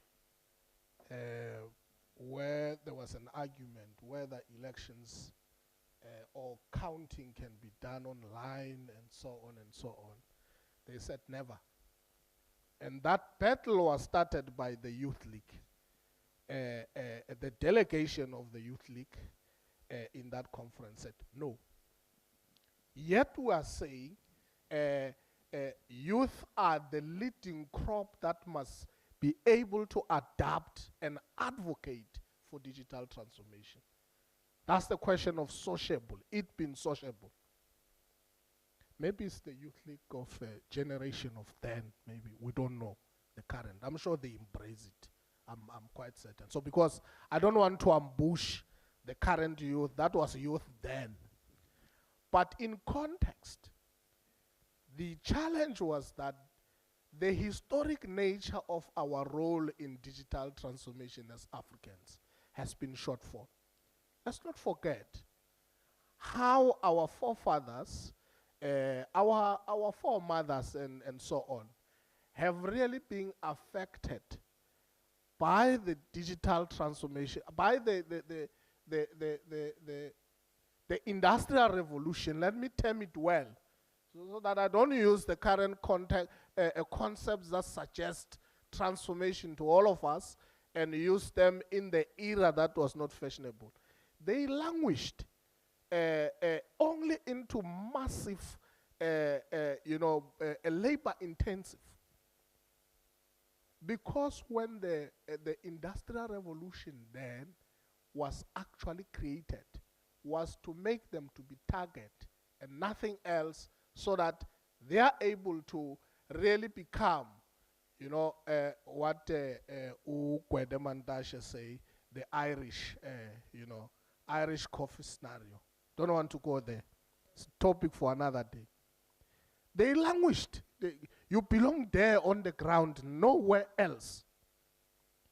So that's the problem. And we can't blame ourselves. But the demise in which we must be able to look at is that let us really free ourselves from the fear of developing as individuals and developing as a society because of that historic fact. We can't be hanging on it. President, online election is the in thing. If a student who's doing practicals at PAL from agriculture, you are running election here manual, and that student take you to court because I have the right to vote, the university has not made it possible for me to participate in these elections. Once they do a petition and walk to court, you will have a problem. So let us divorce our fears and be able to embrace the developments in our own time. The issue of conceptualizing, last question now. The study was not to conceptualize what digital transformation is, because the study is not an encyclopedia. It can't have all angles. It has to take an angle to define the outlook of the society in the context of the digital transformation, where we are assessing and in the process determine the implications for higher education. And in conclusion, I think a digital education indeed is a panacea for ourselves, to rely on ourselves, to be self-organized, in the words of former President Nyerere. Thank you. Thank you. Thank you. Before you go, Mr. Thomas, colleagues, there are three colleagues here who have been tasked to come and thank the panelists after Mr. Thomas' comments. Can I request them to come to the front in the interest of time? Mr. Luto Klakai, CPUT from CPUT, Tsepang from TUT, and Kamachelo from Free State. Can you please come just here so that as soon as Mr. Thomas is done, you just come and action your duties. Thank you very much. Over to you, Mr. Thomas. Thank you, Program Director.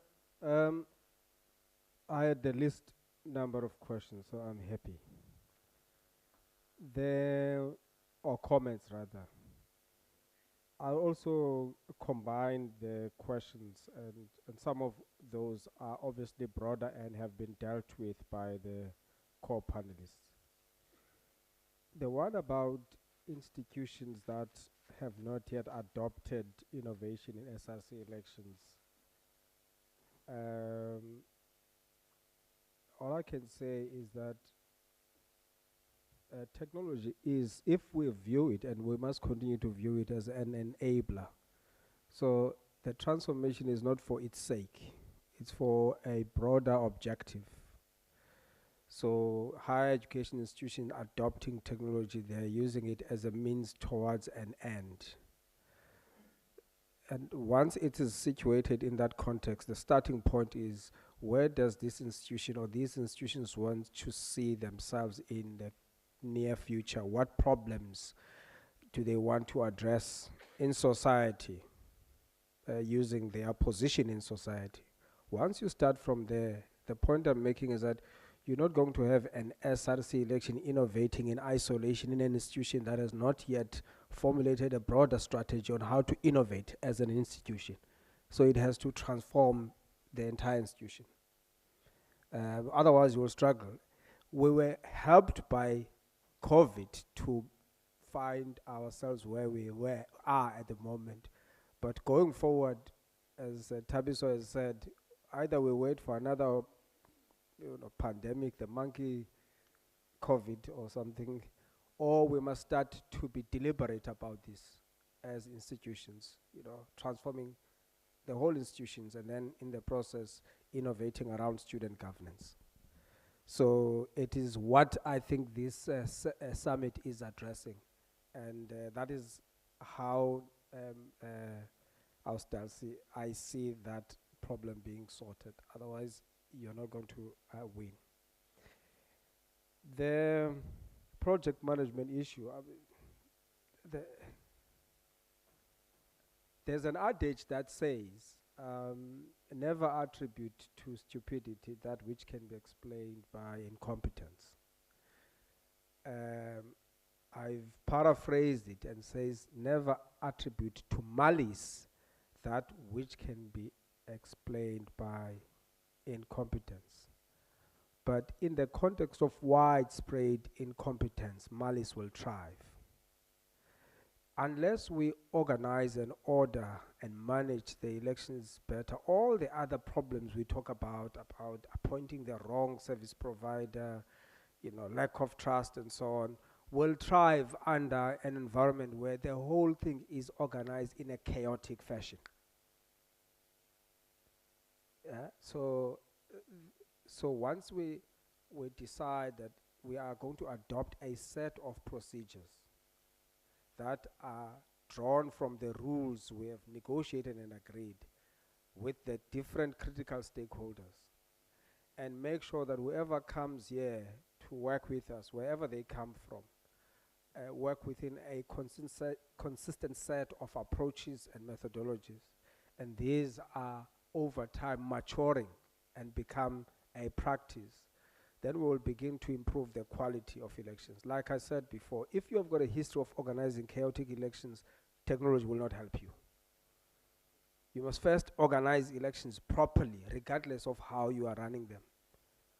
And a systematic approach that you adopt will help you there. So, Members, I think it's within this room, all the expertise are there. There are other people who are doing project management. We're simply saying, run elections in the same way you run other projects in the institution, and not run it chaotically. President of the hosting campus, the only thing I can say about the debate, it should not be that if you go online, you completely remove vibrancy. It is about using online to enhance vibrancy, so that you don't see the one as eliminating the other. Nothing says there can't be campaigns room to room and so on, but the point about it is that look for opportunities in digital transformation to enhance the experience and the quality of that process that you follow. I think I won't venture about investing in structures, other than to say that I think the speaker from UKZN, it would not be ideal to use student structures as a tool to solve shortcomings of the university. In other words, as a way to plug holes. These stakeholders must play their role in a way that the university must still do what it's supposed to do. So the university or higher education institution cannot be excused that, we had to fund student organization because the university was not addressing its own thing. They must do what they have to do. It's their duty. So that collectively the quality of what everybody's doing keep improving. These are about checks and balances. These are about ensuring that all the different critical stakeholders in the institutions are heard and their voice is visible in the decisions that are made. Thank you, Chair. Thank you very much, Mr. Thomas. Can we please give our panelists a round of applause, all of them? Thank you very much. Can we now welcome you on stage, colleagues, to come and thank our panelists on behalf of NASDEV.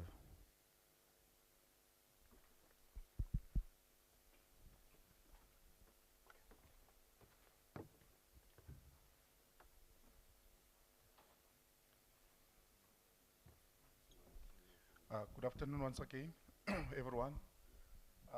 Dr. Bernard, please come forward, sir. I've been tasked to come and on behalf of NASDEV to appreciate you for your time. You could have been elsewhere, but you decided to come and bless us with your presence. With those words, siyabulela tata. You highlighted one of the important things on the first day when you were making an opening remark, that there is no free lunch. So I'm also looking forward for this gala dinner because I know we're gonna benefit a lot from you. And part of us as student affairs that we are being challenged with, the reason why we are saying that we do not have representatives up there is because of we are having people who are joining student affairs at a top structure without having to go through the substructures. What I'm trying to say this precisely because last week I was in Durban doing a benchmarking to some institution that I'm not going to mention with names because of POPI Act and so forth. We had an SDO that just laughed and said that I got employed because I applied. I've never been an SRC before and so forth. But in terms of the presentation and the content, you could tell there is a gap here. So what I'm trying to say is that we will forever have these gaps if ever we do not manage this transition of having an SRC president or an SRC member or someone that have led on the structures of the university before. There must be a transition whereby they are joining the institution, whether you are an STO or whatsoever. Second to that, we need to encourage our people to study further. Don't get on that entry job, then you relax, but you are working for a division that says that student development. How are you going to be able to develop the students whereas you are not developing yourself? So with that, if ever that development could raise, and we have people such as your caliber, someone from student affairs getting a PhD, someone like the former president, the director of TUT getting that PhD, we were all excited because that is not fashionable in our division. But now we're trying to make education fashionable so that even our student leaders, we do not say that student leaders, the reason why we do not even have these voters turn up is because once you say that you are an SRC or you are coming from a political structure, students immediately know, oh, this one is failing. But if ever we can be able to address such issues, then we are good to go. But with that being said, that I'm looking forward for the gala dinner, and thank you very much. Yes, you're present. Thank you. Okay. I didn't know that I'm going to receive something, colleagues.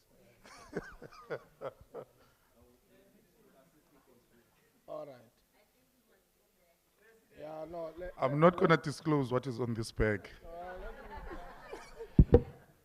Mr. Thomas. I'll have a good moment of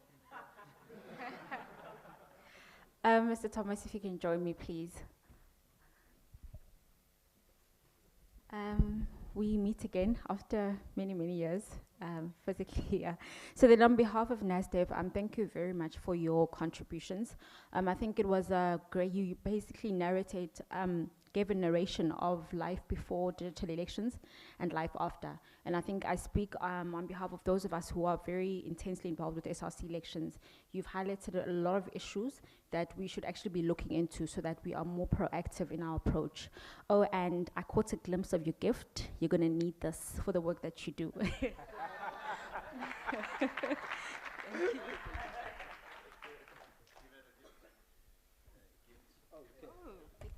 Oh, I don't know how this works.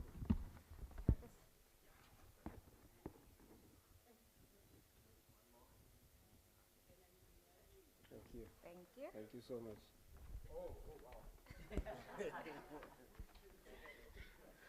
Dr. Mchin, the name is Tsapang Manyisa, Student Development Officer, Tshwane University of Technology.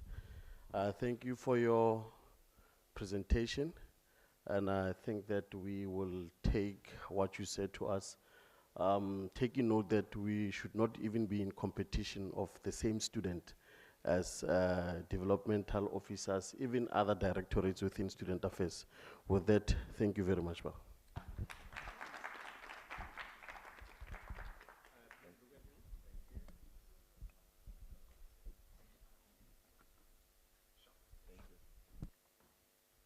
Thank you very much. Colleagues, can we please give them a round of applause? Last one now. All right. It is that time now where we go for tea. Strictly 10 minutes, colleagues, please, because we are way behind schedule. Remember that we envisage to be out of here by 4 o'clock so that we can at least have time to prepare for later festivities.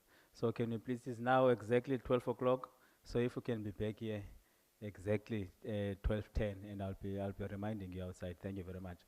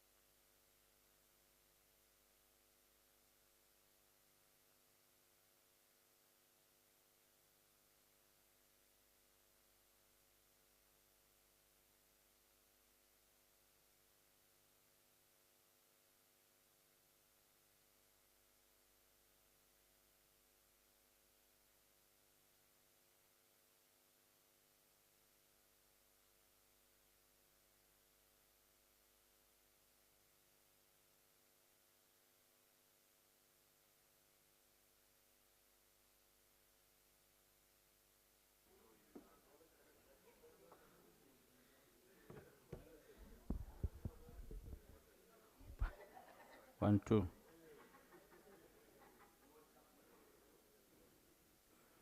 Good afternoon, ladies and gentlemen. I think we must proceed. Colleagues, can you please settle down, please, so that we can start with this particular session? Colleagues? Wow. I don't have colleagues here anymore. When I say colleagues, no one is even minding me. I'm colleague-less. All right, colleagues, thank you very much. Can we just proceed? Because, hey, I can see that. And there's still a panel session with SRCs, and we know how that one is going to go. So we are going to now have Mr. Twala, who's going to come and present the DSG of South, or former DSG of South. The topic is revisiting, not this one. It's reflecting of the rapid change for supporting the current student cohort, and then the student national context. So I would like to call Mr. Spuso Twala, and while he is coming, the SRCs who are going to be in the panel, can you just please, I know that from one institution there is one person who's going to come. So if you have not delegated yourselves in terms of who is going to come, please do that. This is the time. while Mr. Tola is coming. Can you please give Mr. Tola a round of applause? No, I'll exempt that because at least there are people with teas in their hands, so at least the round of applause are not that good. Mr. Tola, let's do this now.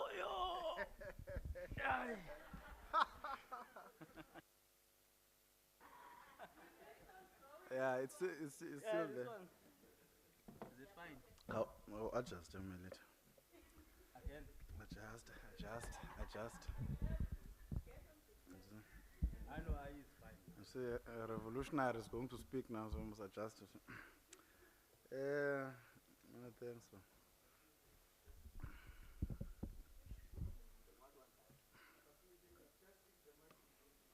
Yeah, is it working? 1, 2, 1, 2.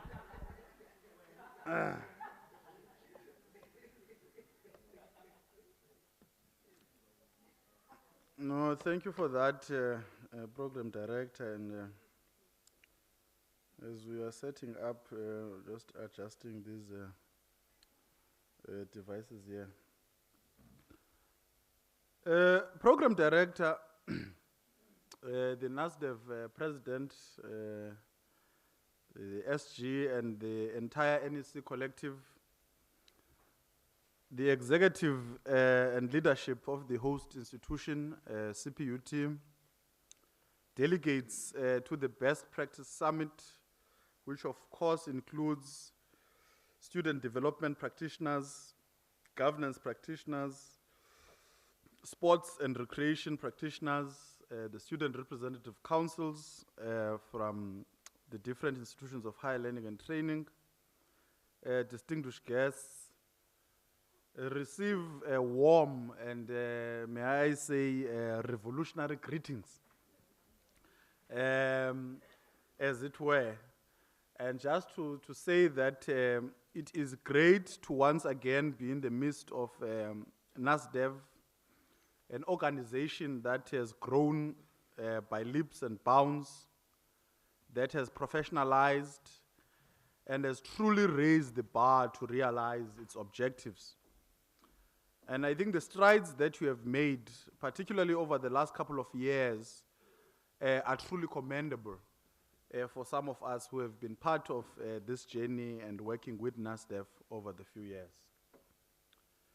This summit takes place in the month of May, Africa Month, and of course in a few days' time it's going to be May the 25th, where all of us Africans on the continent and in the diaspora will join together to celebrate Africa Day and renew our pledge to work together for the rebirth and renewal of the African continent.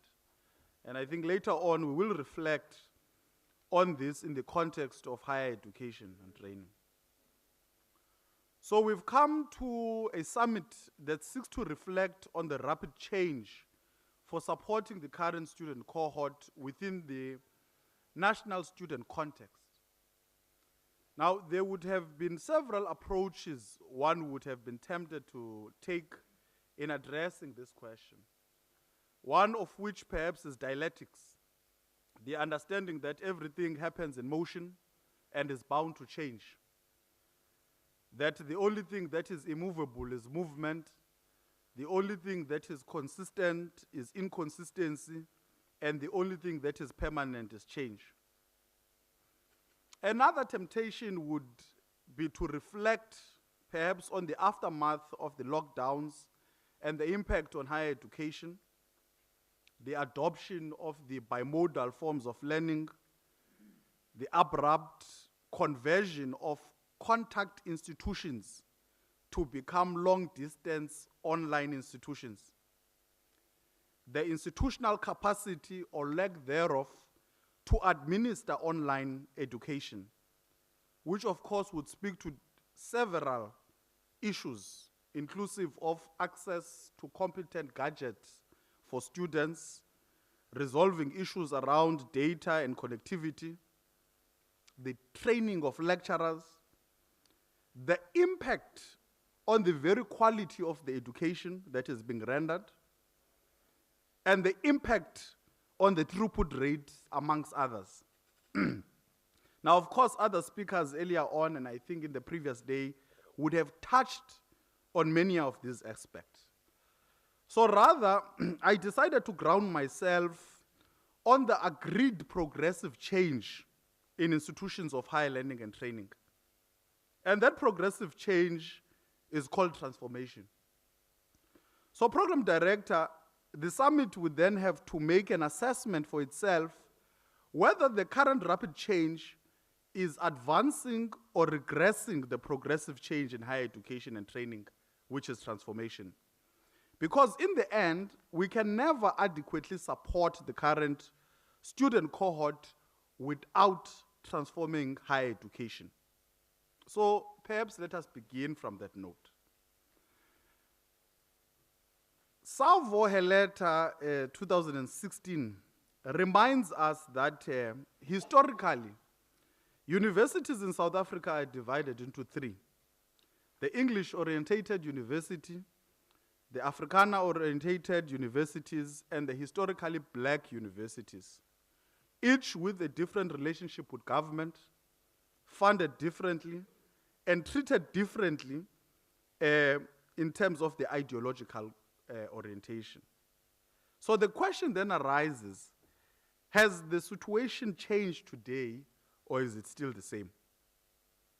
The notion that we have universities in Africa, but we do not have African universities, is a reflection that our universities are not serving Africa and its people, but promotes the entrenchment of what is called neocolonialism, neoliberalism, and imperialism.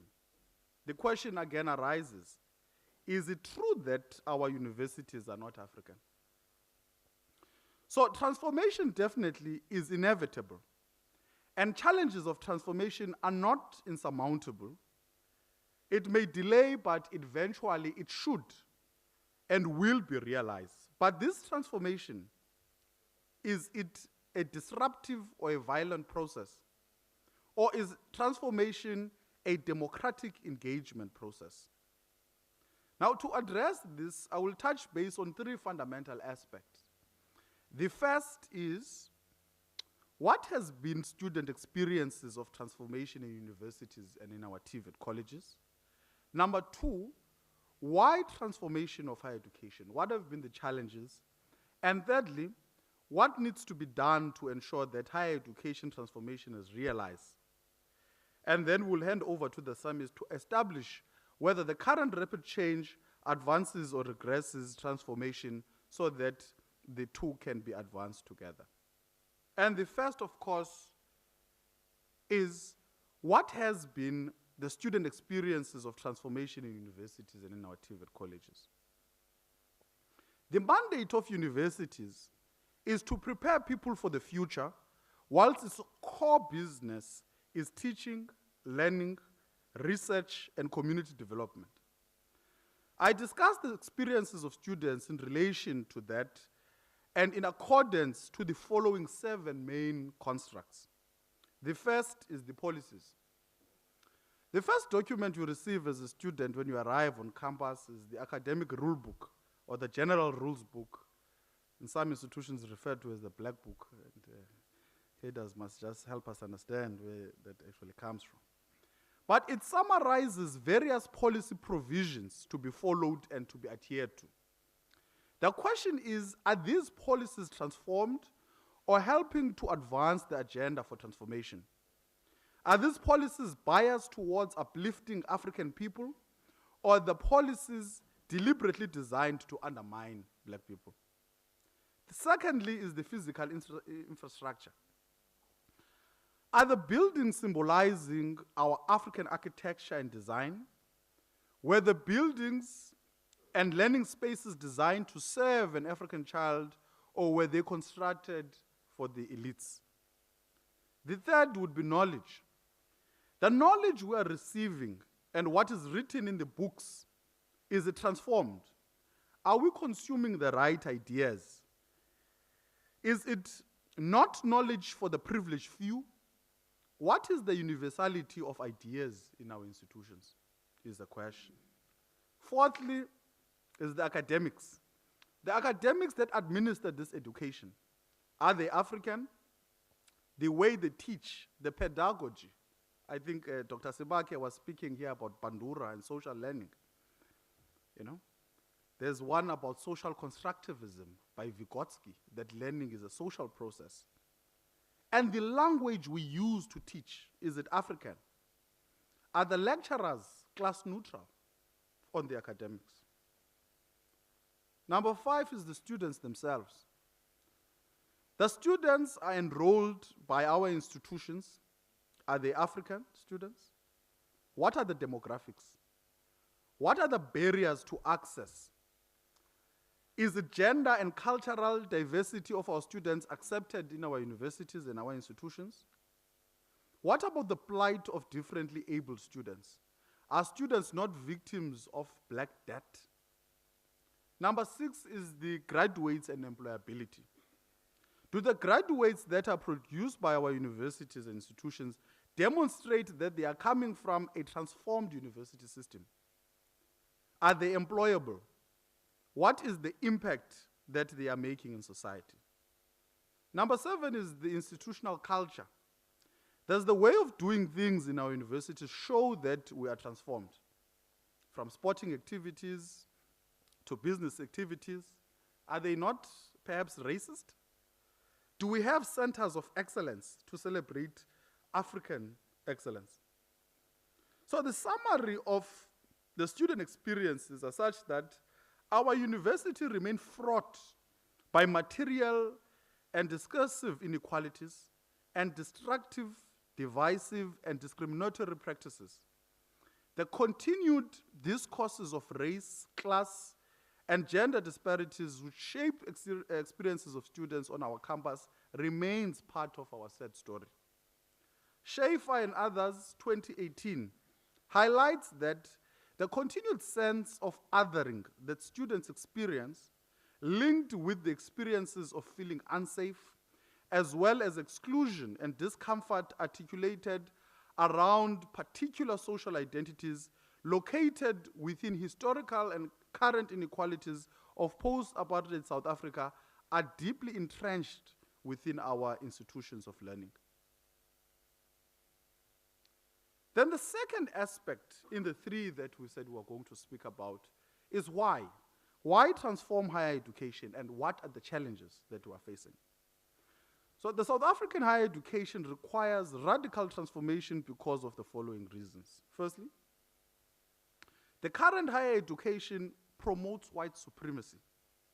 This is evidenced by how privileged white professionals are occupying most senior executive positions in our universities, the unfair allocation sometimes of residences, the exclusion of blacks in sporting events like rugby, the racist incidents evidenced with ill treatment of black workers and black students, racist exclusion of blacks in courses such as engineering, and the white tendency of undermining blacks.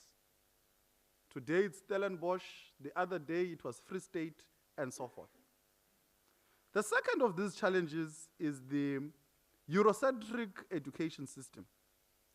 In its current form, design, and content, the South African higher education is of limited relevance in the context of rapid social and economic changes in the region, and bears little connections to the local economy and society.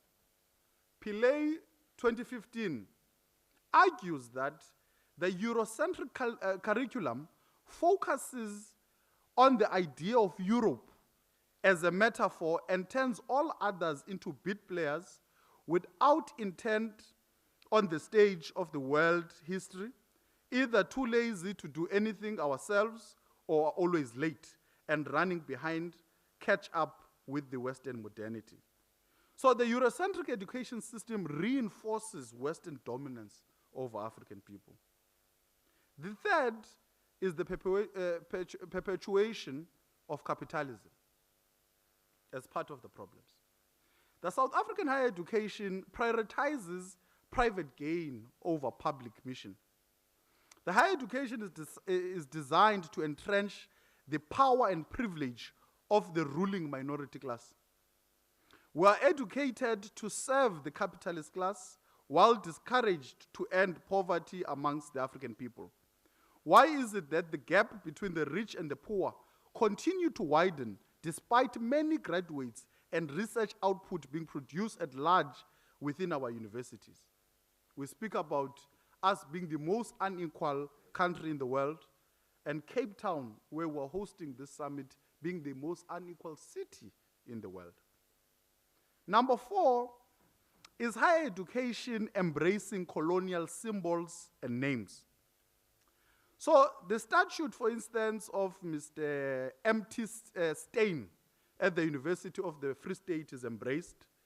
The statutes in other institutions, for instance, the name of certain institutions like roads and so forth, are part of that. Colonial names and buildings are continuing to be part. Number 5 is the suffocation and the undermine of indigenous languages. The debate is either the use of Afrikaans or English as a medium of communication, not any other African languages, right?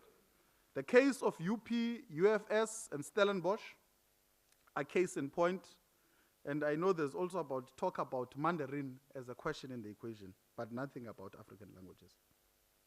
Number 6 is higher education encouraging brain drain.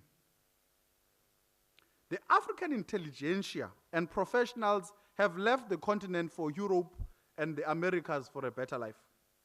There are no centers of excellence in African universities, and we do not appreciate and celebrate our own. Is a problem that we need to highlight.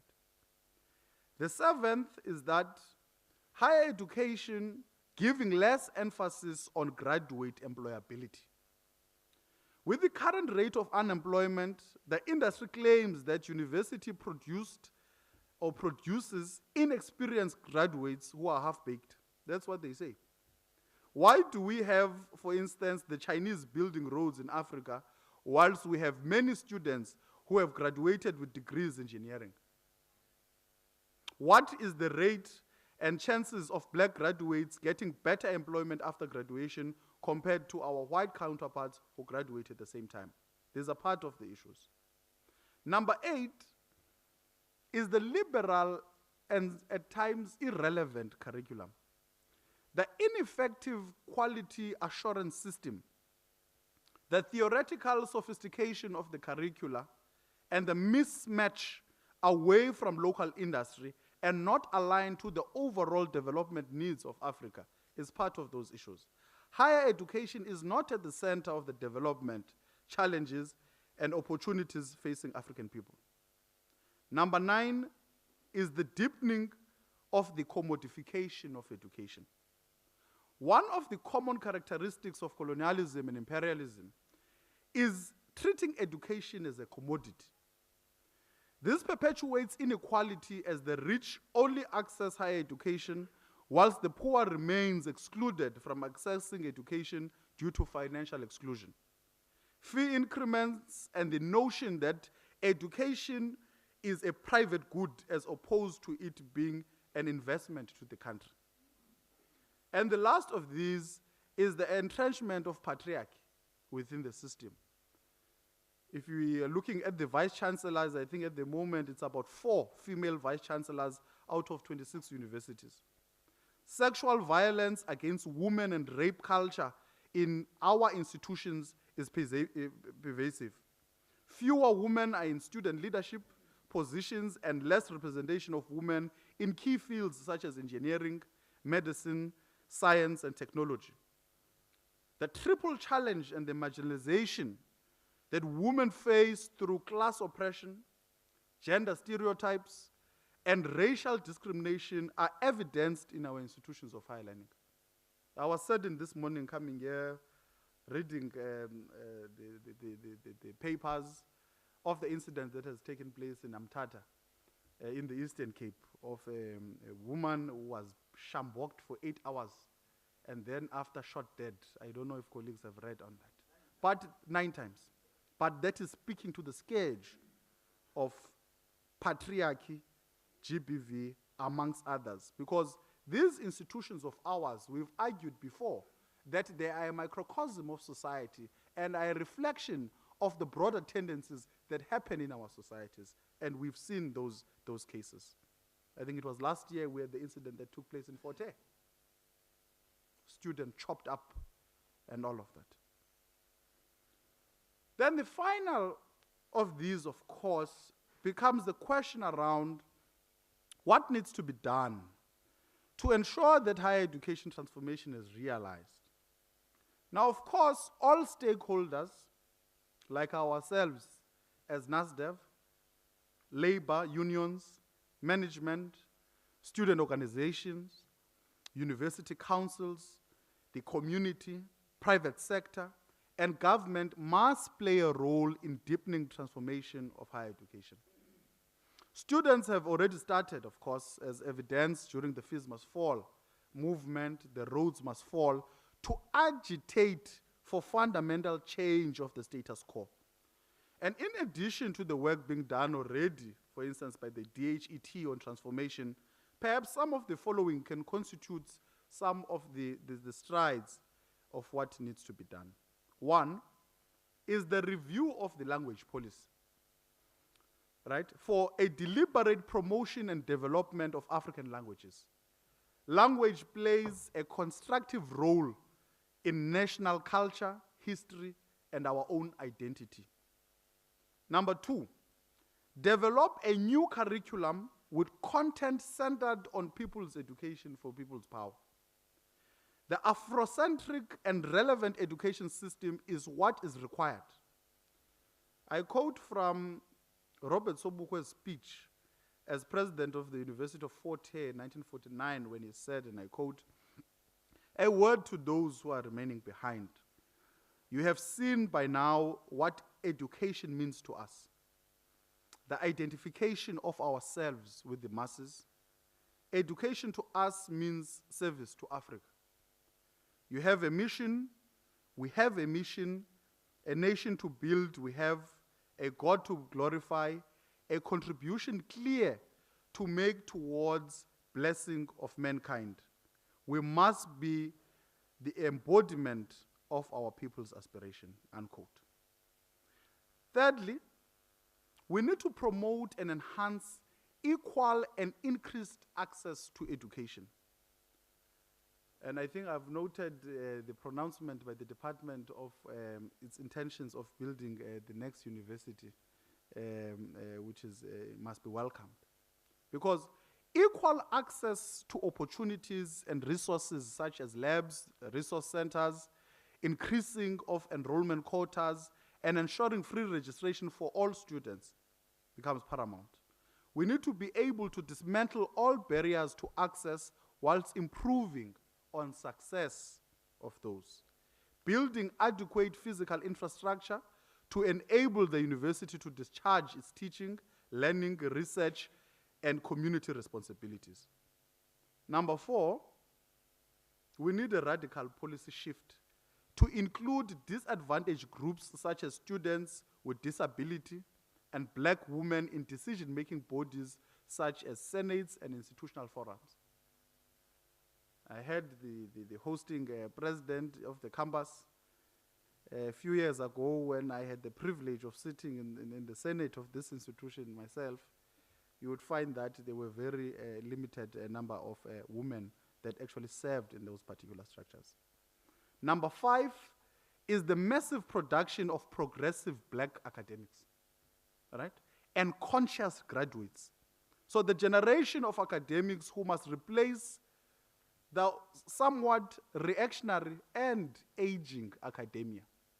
We want to see more of the likes of Dr. Mchunu, Dr. Sibake, and others. We need to be able to work on that. Number six, heighten the call for free quality education for all. Free education is the best response to social justice and economic empowerment. It remains an untransformed education system if it perpetuates the idea that only those with money must study, whilst those who are poor must be excluded. Number seven, the need to ensure that we introduce work-integrated learning so as to improve on the graduate employability. I think Dr. Mkunu, when he was speaking, he made the example of the student who was a high flyer but couldn't, get the nod around getting work integrated learning. Number 8 is the total eradication of colonial symbols and names. The few remaining statutes must fall. Whilst the names of certain institutions like Forte universities need to be changed, for instance, to be maybe a Robert Sobukwe universities, those are the discussions. Rhodes University name needs to also be changed. We need to be able to rename all buildings to names of struggle icons, working with social partners in terms of us realizing that. Number 9, we need to be able to reposition our universities to produce job creators, not job seekers, because that has been the problem. We need more entrepreneurs and less tenderpreneurs. Education must be an equalizer. Number 10, universities require decisive leadership. Leadership that can dismantle entrenched violence, dismantle apartheid culture, dismantle Western traditions, and leadership with a strategic vision for the full implementation of the decolonization project. Number 11, perhaps, is legislative interventions through changing of the Higher Education Act with an intention to end institutional autonomy and institutional culture, thereby allowing increased government intervention and involvement in the decolonization project of our university. And that becomes a point also in the battle of the ideas. It would be interesting to get and hear what the summit will engage around this question of institutional autonomy. Number 12, perhaps, and lastly, is the approach proposed in Chunua Achebe's Things Fall Apart, and Ngugi wa Thiong'o's Politics of Language, and Steve Biko's I Write What I Like. In their writings, that if we are to realize meaningful and total liberation of African people, then we must decolonize the mind as a solution. This will encourage Black excellence and Africanization of our universities and TVET colleges.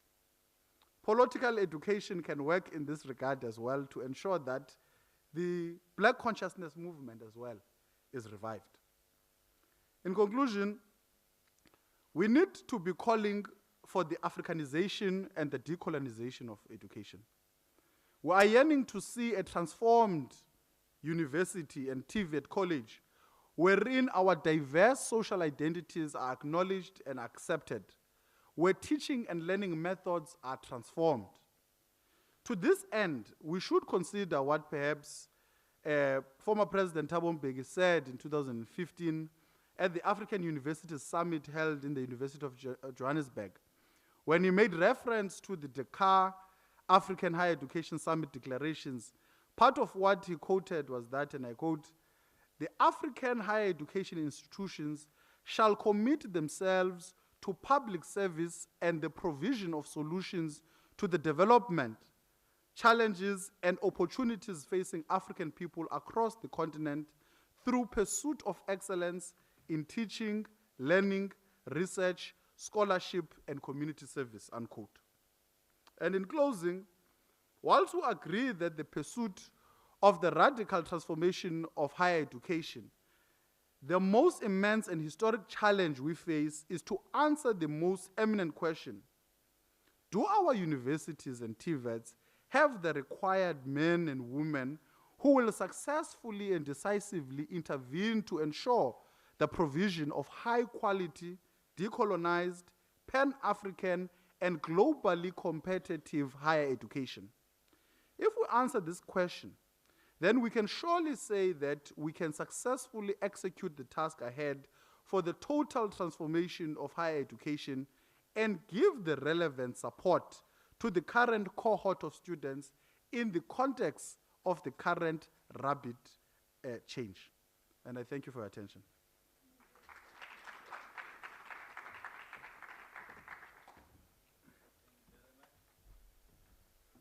Sabotage. Oh, thank you very much, Mr. Twala, on a very informative presentation on transformation. Can I transform the mic back to its original position now? Thank you very much. Colleagues, I said that I will not be saying much in between the speaker and the questions. They're there, the back.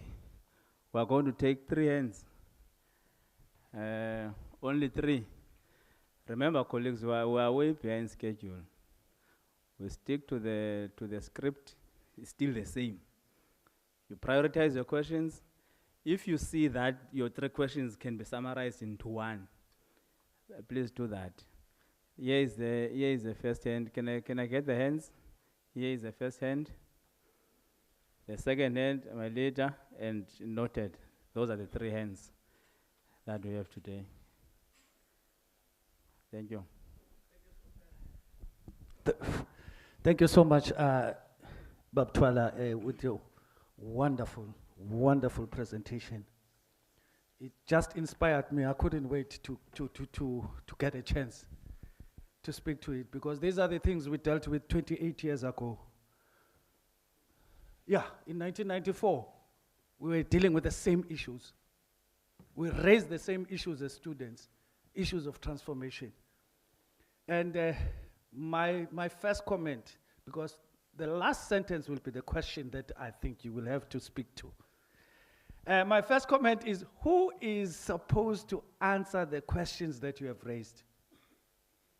And against which measure should we use to determine transformation?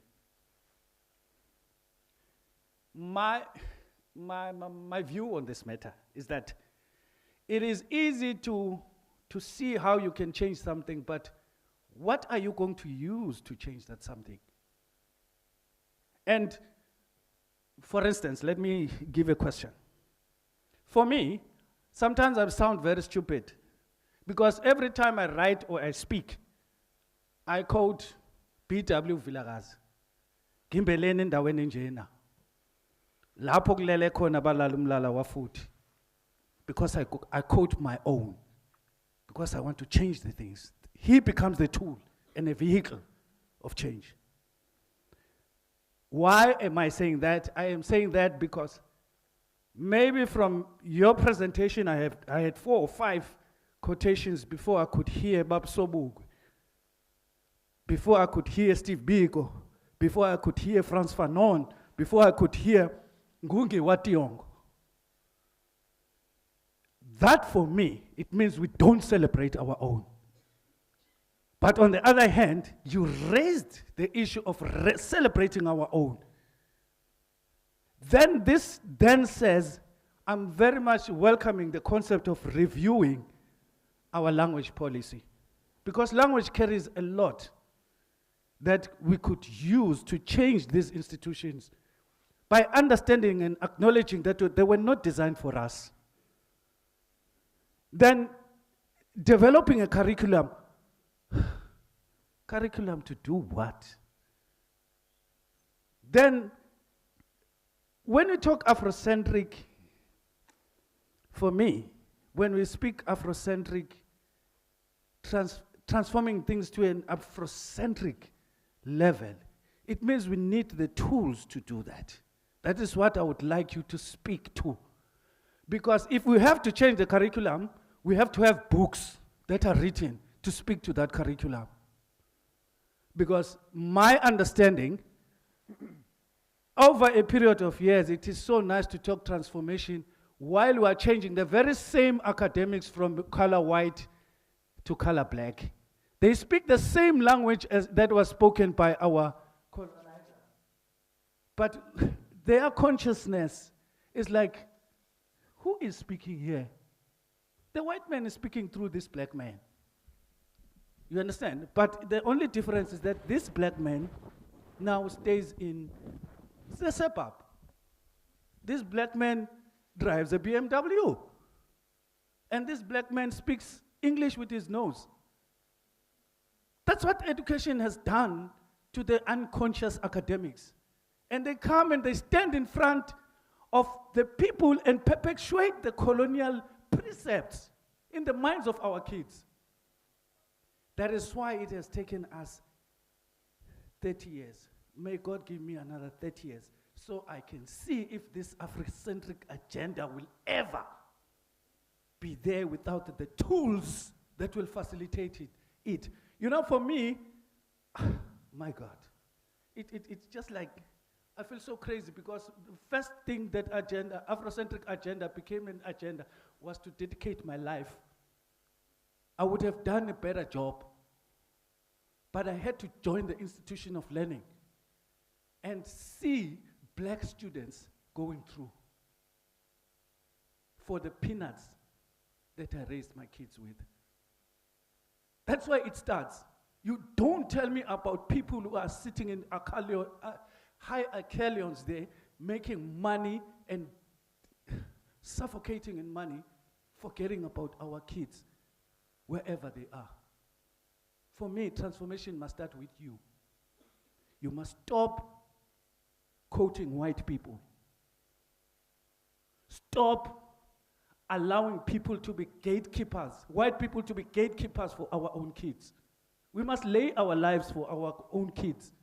We must write books that are going to be studied by our own kids. We must quote our own Babu Sobugwe to say, education is to serve the nation. Nothing more, nothing less. Thank you. Thank you, my leader. There at the back. Can I have Zolani come to the front while we are busy with the questions?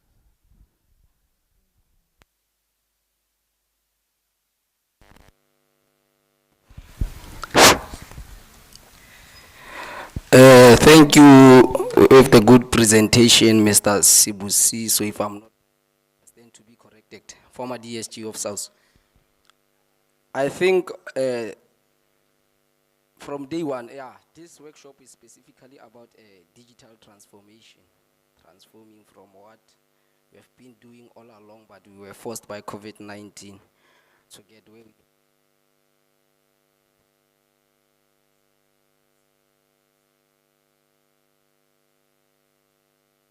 One thing that contributes to students failing up to keep up with their studies. One will say that this is a route map and one cannot skip 3 to get to 10 if I were to make an example. How does our university ensure that students do start their academic year with no study materials, no resources used to give them all the necessary information towards their field of studies? Online learning state, which puts the risk of the life of South Africans or those who hold certain strict and important field of studies. All protocol observe, all field of studies are important. We know this thing of copy and paste. We have people studying medicine, our doctors and everything. Now, all of a sudden, we are in online learning. I want to study. I'll just ask my friends. No one is seeing me. No one is invigilating me or whatever it is called. Yeah, you mentioned many important things as to how can we ensure that technology favors us and everything. I can mention ones also with regard to building infrastructures and so on and so on. You mentioned many things, but then what we need now is a guidance to do all of this stuff. You mentioned a student must do what, government must do what, we must do what to ensure this and this and this. But how do we ensure that this is done?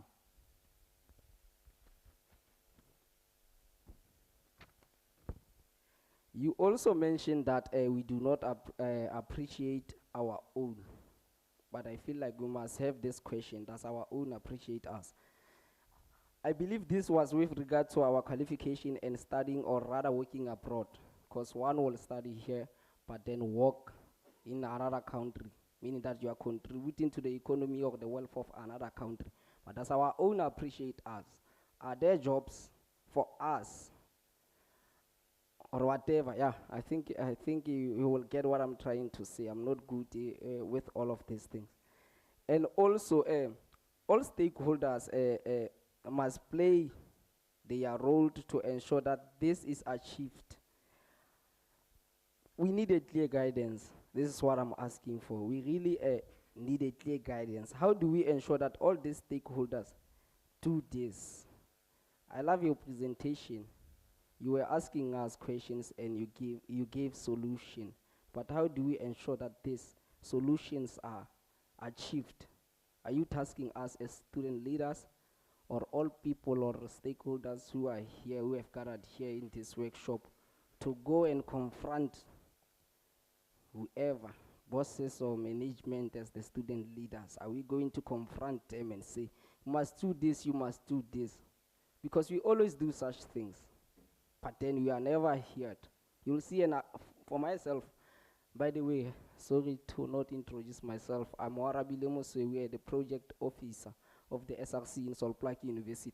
Do we go to those people and say this and this, and if they do not listen to us, like you are guiding us what to do, what should we do now? Because some of the things that you touched upon are the things that we've been really doing. I'm saying some. We've been doing these things, but we are not listened to. Yeah, I know I said I'll be short like a mini skirt. Okay. We'll answer 2 of your questions. Okay, no, it's fine. Okay, let's talk about the need to ensure that we introduced work integrated learning. On my first qualification, I did will, but then it seems like it's a voluntary thing, because when students are not getting paid, they lose interest. You are just going there for 5 months. I was doing retail in business management. Yeah, in SPU, I graduated for it in 2019. We were doing that will, work integrated learning, but it's voluntary. It's not, what is this thing? It's not voluntary, it's compulsory. Then a student will lose interest because they are not getting paid. Or I'm going to work in the morning 8, I'm coming at 7 or 8. I'm going 8 in the morning, I'm coming 8 p.m. I'm not even getting paid for 5 months. Some lose interest and they skip some days, which means that you are skipping some of the things that's gonna give you a clear guidance as what to do. Hence, I was also rephrasing that we cannot skip 3 to 10. And that is online learning. Myself, I can just sleep and ask my friends to send me the answers and pass. Colleagues, can I request that we respect the issue of there's a last one, there were 3 hands. Can you just respect this issue of time, because it's seriously becoming a problem now? Can we please stick to maximum 2 questions, if we even get to that? Thank you.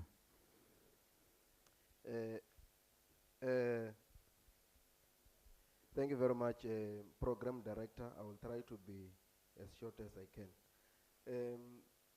One, the person who asked, the comrade there who asked the first question, said these questions that the presenter was raising, he raised them 28 years ago. So it is a very serious problem if we are still having this question today, 28 years later, then we are not going anywhere. Coming to my question, are the graduate that we are producing as the institution employable? I think this is the question which you, Sauso, the current Sauso, I saw the Secretary of Sauso here, that you must tackle, where you have a minister in government, a Minister of Higher Education, who goes to national TV and says the students are doing useless degrees. And as the institutions of higher learning, we continue to offer those useless degrees according to him. So as Sausu, you need to go to the drawing board and sit with the minister and check all the degrees which appear to be useless. Then you scrap off of the institution. Then we can answer a question as to the graduates which were producing employable. You have NEFSAs on the other side. They come and say they are no longer funding these programs because they are no longer in market.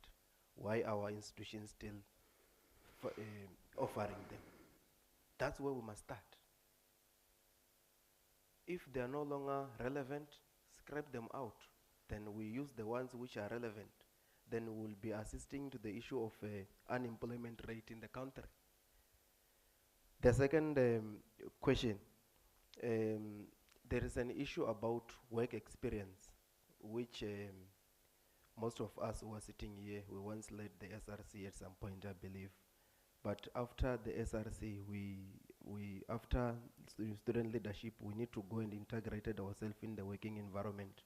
Then you have the president of the country who goes and say the entry levels does not require experience. But the posts, when they are advertised, they speak contrary to what have been said by the president. As also, this is the questions that you need to tackle. What have been said, we need to see it being applicable. Lastly, in our University of Venda, we have a program which says grow your own timber, which we integrate SRC leaders immediately after term of office. If they manage to graduate, we give them internship programs, which they will last them for a year. Then they can see whether they can go and work. Wodzurani is a typical example of that programs. Thank you very much. Thank you very much, my leader. Mr. Twala, over to you. I'm trying to. No, thank you very much, Program Director, and to the colleagues that were able to raise those particular questions. And I think in addressing particularly the question around the field itself on supporting the current student cohort, and I think you would have seen what I actually did there in the presentation was to flip it around and say that you can never adequately be able to support the current student cohort up unless you decisively advance the agenda of transformation of our institutions of higher learning and training as a first point. We're also raising questions to the summit itself, because the questions are being asked, who is supposed to answer these questions? It's you and I. It is this forum here. And that's why I think when we began, we first acknowledged and appreciated the strides that NASDEV has done in the last couple of years, insofar as it professionalizing, it being able, to raise the bar insofar as contributions that are being made in higher education and training sector. In terms of the high level intellectual contribution, one of the things that I also align myself with the president of the campus was around that very issue, that we need to be able to appreciate that within our own space as student developers and as practitioners, we are now starting, not just the colleagues, of course, who've attained the PhDs, but we've also been observing many of our colleagues are starting to attain masters and so forth and so on, right? So that becomes very important, because it is us. There's no one else who's going to change our situation besides us. That becomes very important. And I think within the context of the student movement, because this is the context, the student national context, I made an example that students have paved the way with fees must fall, roads must fall. I was happy to see earlier on that present in this summit is Mr. Marahe Jackson. I saw him somewhere here, because when I think some of us entered these institutions of higher learning and we aligned ourselves with progressive student organizations, we were for years being taken on annual marches to parliament and all of that, demanding free education, but government would just take those and then it ends there. Up until a certain stage where we had to shift gear, right, in terms of demanding what was rightfully due to us. But that demand wasn't just in terms of the mobilizations that would have happened and the protest, but it also came insofar as the intellectual contribution, because we brought proposals.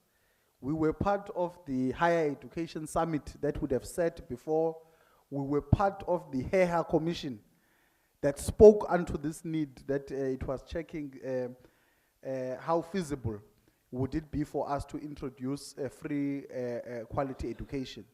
So I'm saying that as this fora as NASDEV, we are currently speaking, of course, in line with the theme of online education, digitalization, digitization, and so forth. But uppermost in our minds must also be the point to say that as we are having this digital transformation, but we also need to check as we move with it, the point that we were raising. As we are moving with digital transformation of our institution, does it seek to advance the agenda of transformation or does it not? Because that for us becomes more critical. Secondly, to which I think there were many issues that were raised. Developing the curricula, yes. Celebrating our own, yes. How will this happen? We need to imagine. We need to be imaginative. What is a transformed Afrocentric institution of higher learning? What does it mean to us as NASDEV, as student developers, practitioners? And that is the question that I'm saying, together we need to be able to answer. There is no masterpiece of knowledge, but the only thing that we can do is put forward suggestions of what we think perhaps this is what it would like. So we're calling on the summit and NASDEV to say, let us imagine this transformed Afro-centric institution. Study material on time, online education, yes. This, because I think this is where the whole battle of ideas come in. The online, yes, we want to move with the times, and I'm glad that Dr. Sibake, in his presentation, I think when he was looking at the concluding part and the suggestions, was able to actually note that we are still having these bottlenecks and challenges, like the digital divides. That society is divided into two main groupings. Those who've got access to ICTs that can be able to operate them, and those who do not. The point is raised, and I think someone on social media once recently made a remark around this whole new, online education and being an e-student, basically, in essence. Even some of the SRCs, you find that, you're an SRC, you even finish the term, maybe you've never even hosted a bash and so forth, you lead online. What does it mean and so forth? But there are more serious questions that that's why we say overnight we've transformed a contact institution to become a long-distance online educational institution. And there are pertinent questions that arise from there. Though we also concede the need to transform and move with the times, but in us moving with the times, we ought not to compromise the quality of the education that we are providing in higher education. And those are part of the issues that I think we are raising. Are the current graduates employable and so forth? Courses that yes. By profession, I'm a pedagogist. I teach information technology, programming and all of that. Was speaking about unprecedented rates of unemployment in the country. Yet the one sector that continues to be in demand is the ICT sector. Yeah? But very few minimal people are pursuing that career path. So we need to really at a certain point ask each other questions. Uba, some of the courses that we are doing, yeah, are they relevant, yeah, towards the demand that is out there? And it contributes to the problem that has been raised for some time around unemployed graduates. It can't be the case. You come to an institution for 3 or 4 years, you get your qualification, and after that, you go and you go back for a job. Is this education empowering? Yeah? Is it producing a citizen that can be able to go out there in society and be able to contribute and create employment as well? So That is why we are saying, let us speak about this current issue. So, and in wrapping up, and I think Chair is giving that look again, so I'm also just going to, is that we need to broaden this discussion, but the solution and the answers lie with us, and we need to be able to challenge ourselves, to develop ourselves, to enter the battle of the ideas, and ultimately be able to truly advance the struggle of transformation, because we can never truly cater and support the current student cohort if we are not serious about addressing the issue of transformation in our institutions of higher learning and training. Let me pause there, Chair. Thanks. Yeah.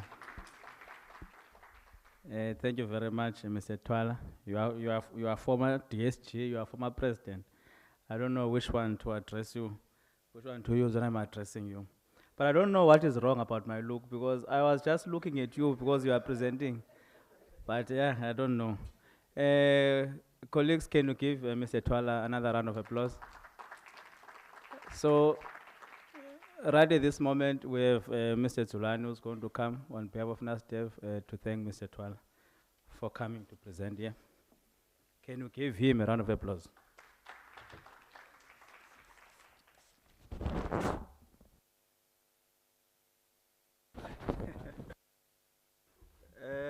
Molweni, ndi Masiari. South Sea has been led by intellectual leaders. Thank you very much, Mr. Twala. My name is Zulani Munjelele. I am a student developer responsible for managing student governance and development unit at the University of Fort Hare. I always say the iconic university because of the history of the university. I've been given a responsibility to deliver a token of appreciation to Mr. Twala here on behalf of NASDEV. And I'm not going to dwell much on his presentations because I might ruin a best and wonderful presentation that he delivered. But what I can say is that, Mr. Twala, your voice is bold and cry louder for the decolonization and transformation of our university, not only on the context of South Africa, but on the context of Africa at large. And you made a call to everyone here to partake in that process of transformation and decolonization. Lastly, what I found it fundamental as part of your presentation was the language policy in the university. 3 weeks back, I was invited to attend one of the functions. It was mental health awareness. And I was given an item there to deliver. And as I was sitting there, I asked a fellow who was also in the program. I asked because I wanted to impress the audience in isiXhosa. So I asked, what is mental health in isiXhosa? That person didn't know. So the issue was, how do we address societal challenges that we're facing? Hence, we can't interpret them in our own native languages. So I think it's time now that we strive to understand the challenges that we're facing, even in our own languages. So I will stop there before I ruin your wonderful speech. Thank you very much.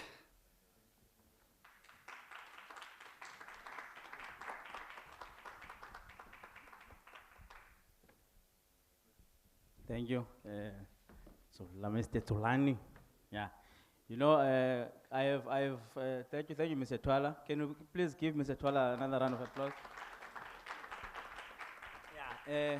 Colleagues, there are 5 announcements in front of me, but I'm just going to read 2 because I'm trying to prioritize. I'm setting an example for other colleagues as well when your time comes. The first one is that the Lebogang Mokhale, where's Lebogang Mokhale? Can you please raise your leg, not your hand? All right. On behalf of NASDEV, would like to wish you a blessed happy birthday today. Can we please say shy? Happy birthday, my leader, and enjoy the rest of the cold weather in Cape Town. That is the first one. Remember, I said 5, but I'm just going to mention 2. The second one and the last one is that the lunch was going to be an hour, but because of the lengthy speeches that we've been getting, despite the request of making it shorter, I'm making lunch shorter as well for 30 minutes. So we will be breaking now for lunch. We would have wanted to continue with the next session, but because it's in the takeaway dishes, we advise that we'd rather have it now and then just reconvene later. So can we please take lunch and reconvene in the venue at exactly 2 o'clock? It's now 13:26, so at least 30 minutes should be enough. Thank you, colleagues. See you after 2. At 2, not after 2. At 13:55.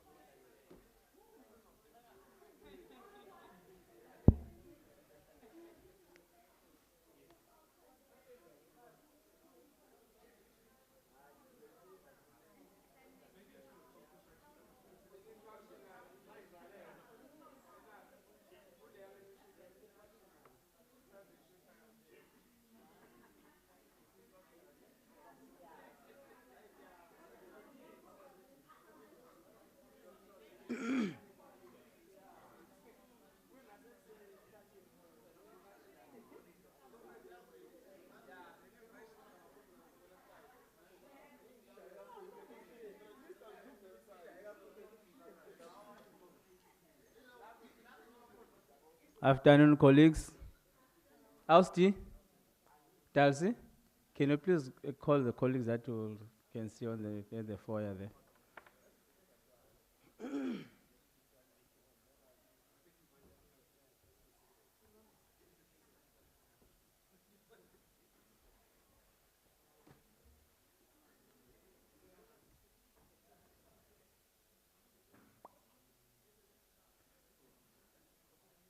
Yeah.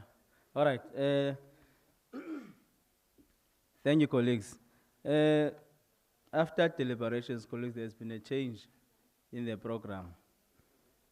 Because of time, we engaged with most of the speakers that we'll be having this afternoon. And we were promised that the speeches will not be long. So the one for the SRCs, we've decided to put it at the end of the program because that is the one that will need more time and more engagements. So we didn't want to put it now and then we could not have time for others. That's the one. The other one is that the former DSG of Saus spoke of transformation right here. So as NASDEV, we decided, you know what, let us put a facilitator that is a female. Now we are starting that transformation now because we had another male person who was going to be a facilitator. So and as such, I am stepping down as of now as a facilitator. Our next facilitator is Ayanda Mlacha from NMU. Can you please give a round of applause?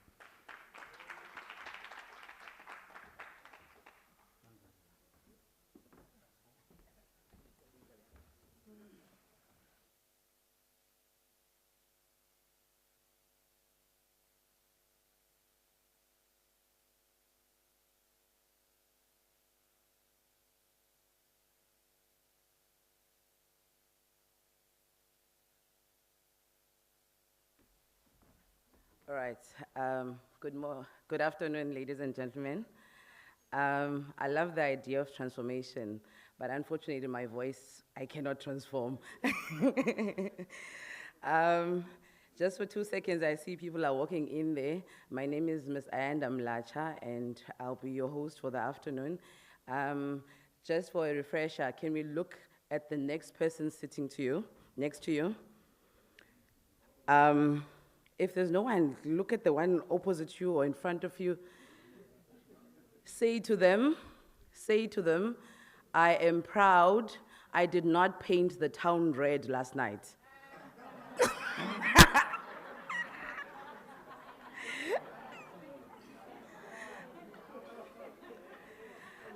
I will not do a follow-up question to ask how many of you were honest, but it's fine, I'll leave the guilt conscience with you. All right, ladies and gentlemen, at this point in time, I'd like to introduce our next speaker, Ms. Christine Imenga. She is the Senior Coordinator, Student Governance at UCT. She's going to be talking to us about a topic that is saying leveraging EdTech in the co-curricular space, reflections on design and development aspects of the class representative induction program at the University of Cape Town. Ladies and gentlemen, Ms. Christina Imenga, please walk across and let's give her a round of applause.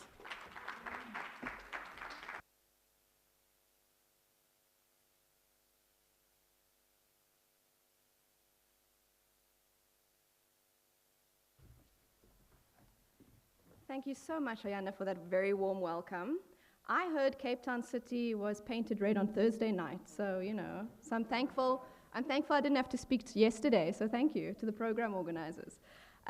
It is really wonderful to be here today. Thank you so much for the invitation. I'm very excited to present a little bit of work we did 2 years ago at the beginning of COVID-19. And specifically, I want to talk to you a little bit about leveraging education technology as well as online learning design theory in the co-curricular space, which is, of course, where we find a lot of our work. So just to provide a little bit of context, so in particular, the case study that I'm presenting to you today is around the class representative induction. So class representatives, they are student leaders who are elected at class level and they represent students within that class, and a lot of their role involves engaging with course conveners, engaging with, say, heads of the departments around issues in particular courses. Of course, they also have a very important communication role in terms of engaging with SRC, faculty councils, so student governance more broadly. They really are the ground forces, if I may, because they're the ones who are in the classes and are engaging your everyday student. They're also there to advocate for an enabling learning environment that promotes learning excellence. So any issues within classes, the idea is that they're the advocate for that space. And of course, we also want them to refer students to the appropriate support services should a student come to them with particular issues. So it's important that they are informed thereof. Now, come March 2020, on the 14th of March, we'd scheduled to have a face-to-face induction program for around 420 students. So it's quite a lot of students. These students range from first years, who would have just come into the university and been elected in their first year classes, to postgraduate students, and of course they also represent all of the faculty. So across all of our 6 faculties at UCT, they would have represented those faculties. Now, what we do at the Department of Student Affairs at UCT, which I'm sure you also all do, is we work very much in close partnership with student leaders. So in this case, it was the Undergraduate Academic Council, which is constituted by faculty council leaders, so that's your student representation at faculty level, as well as the SRC. So we work very closely, and we create the programs and really the program contents together. But what we did in 2020, which was particularly interesting, is we made them partners as part of that journey. So not only did they have input into the content of the class rep induction, they actually were partners in developing that curriculum. So traditionally, usually the experts, will develop curriculums, but in this case, we actually made them be part of that journey. They developed materials. They were speakers on the program, so we really made sure that they were part of the entire journey, which I think made for an interesting change for what we've been doing up until that point at UCT. And then, COVID. So all of a sudden, on the Friday, the 13th of March, I urgently sent out an email cancelling the face-to-face class rep induction, because by then South Africa had had its first case, and UCT had already started cancelling all its major events. And I know you went through this along with us. On top of that, we also then had to very, very quickly close our residences. Students were sent home. The university, everyone went home. And people started working remotely, and at first we weren't sure what we were doing. But we very soon realized that, when it got to a point where we resumed classes and did so remotely, that we still needed class representatives. And now that their role suddenly became more important than ever, because we really needed them to be representing at that level, because we weren't, of course, sure what was happening on the ground as much anymore, now that everyone was spread throughout, I won't even say the country, throughout Africa, throughout the world. So we then went on to what UCT called a framework for remote teaching. And essentially, this was really about emergency remote teaching, okay? And this framework was designed to ensure equitable experience of learning for all students in an effort to prevent remote teaching from reinforcing or increasing existing inequalities. And how it ensured to do that was that it required that in all of our teaching across the university, that teaching must happen asynchronously, all right? So it wasn't a matter of us just going, okay, super, we can't meet face-to-face in the venue now, we're just gonna use Zoom or MS Teams and meet online instead. So it wasn't a matter of me just telling my class rep induction speakers, we're gonna meet on Saturday at 9 o'clock and you're just gonna talk online. We actually had to design completely asynchronously, so students could access the material at their own time whenever they felt like it, and we weren't ever in the same space at the same time. And then, of course, it also had to be designed for low bandwidth, and should students have restricted access to the internet. So we had to take in all of these kind of considerations when we started designing this new curriculum. So the next step was how to do this. Now, for me, certainly this was a first. Hadn't had to do this up until this point. It certainly, I think, spearheaded us into the fourth industrial revolution, into utilizing technology.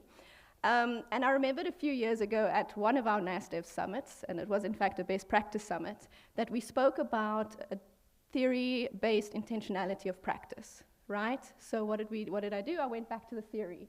And these are the theories that I'm going to draw on in my presentation today and speak to you a little bit about how these theories, well, what these theories are, and then of course how we then put them into practice in the case study that I'm going to show you today. All right, so the first thing we needed to decide was what learning design model were we going to use. Right, so learning design model is really just a process by which you decide that you're going to design this learning intervention.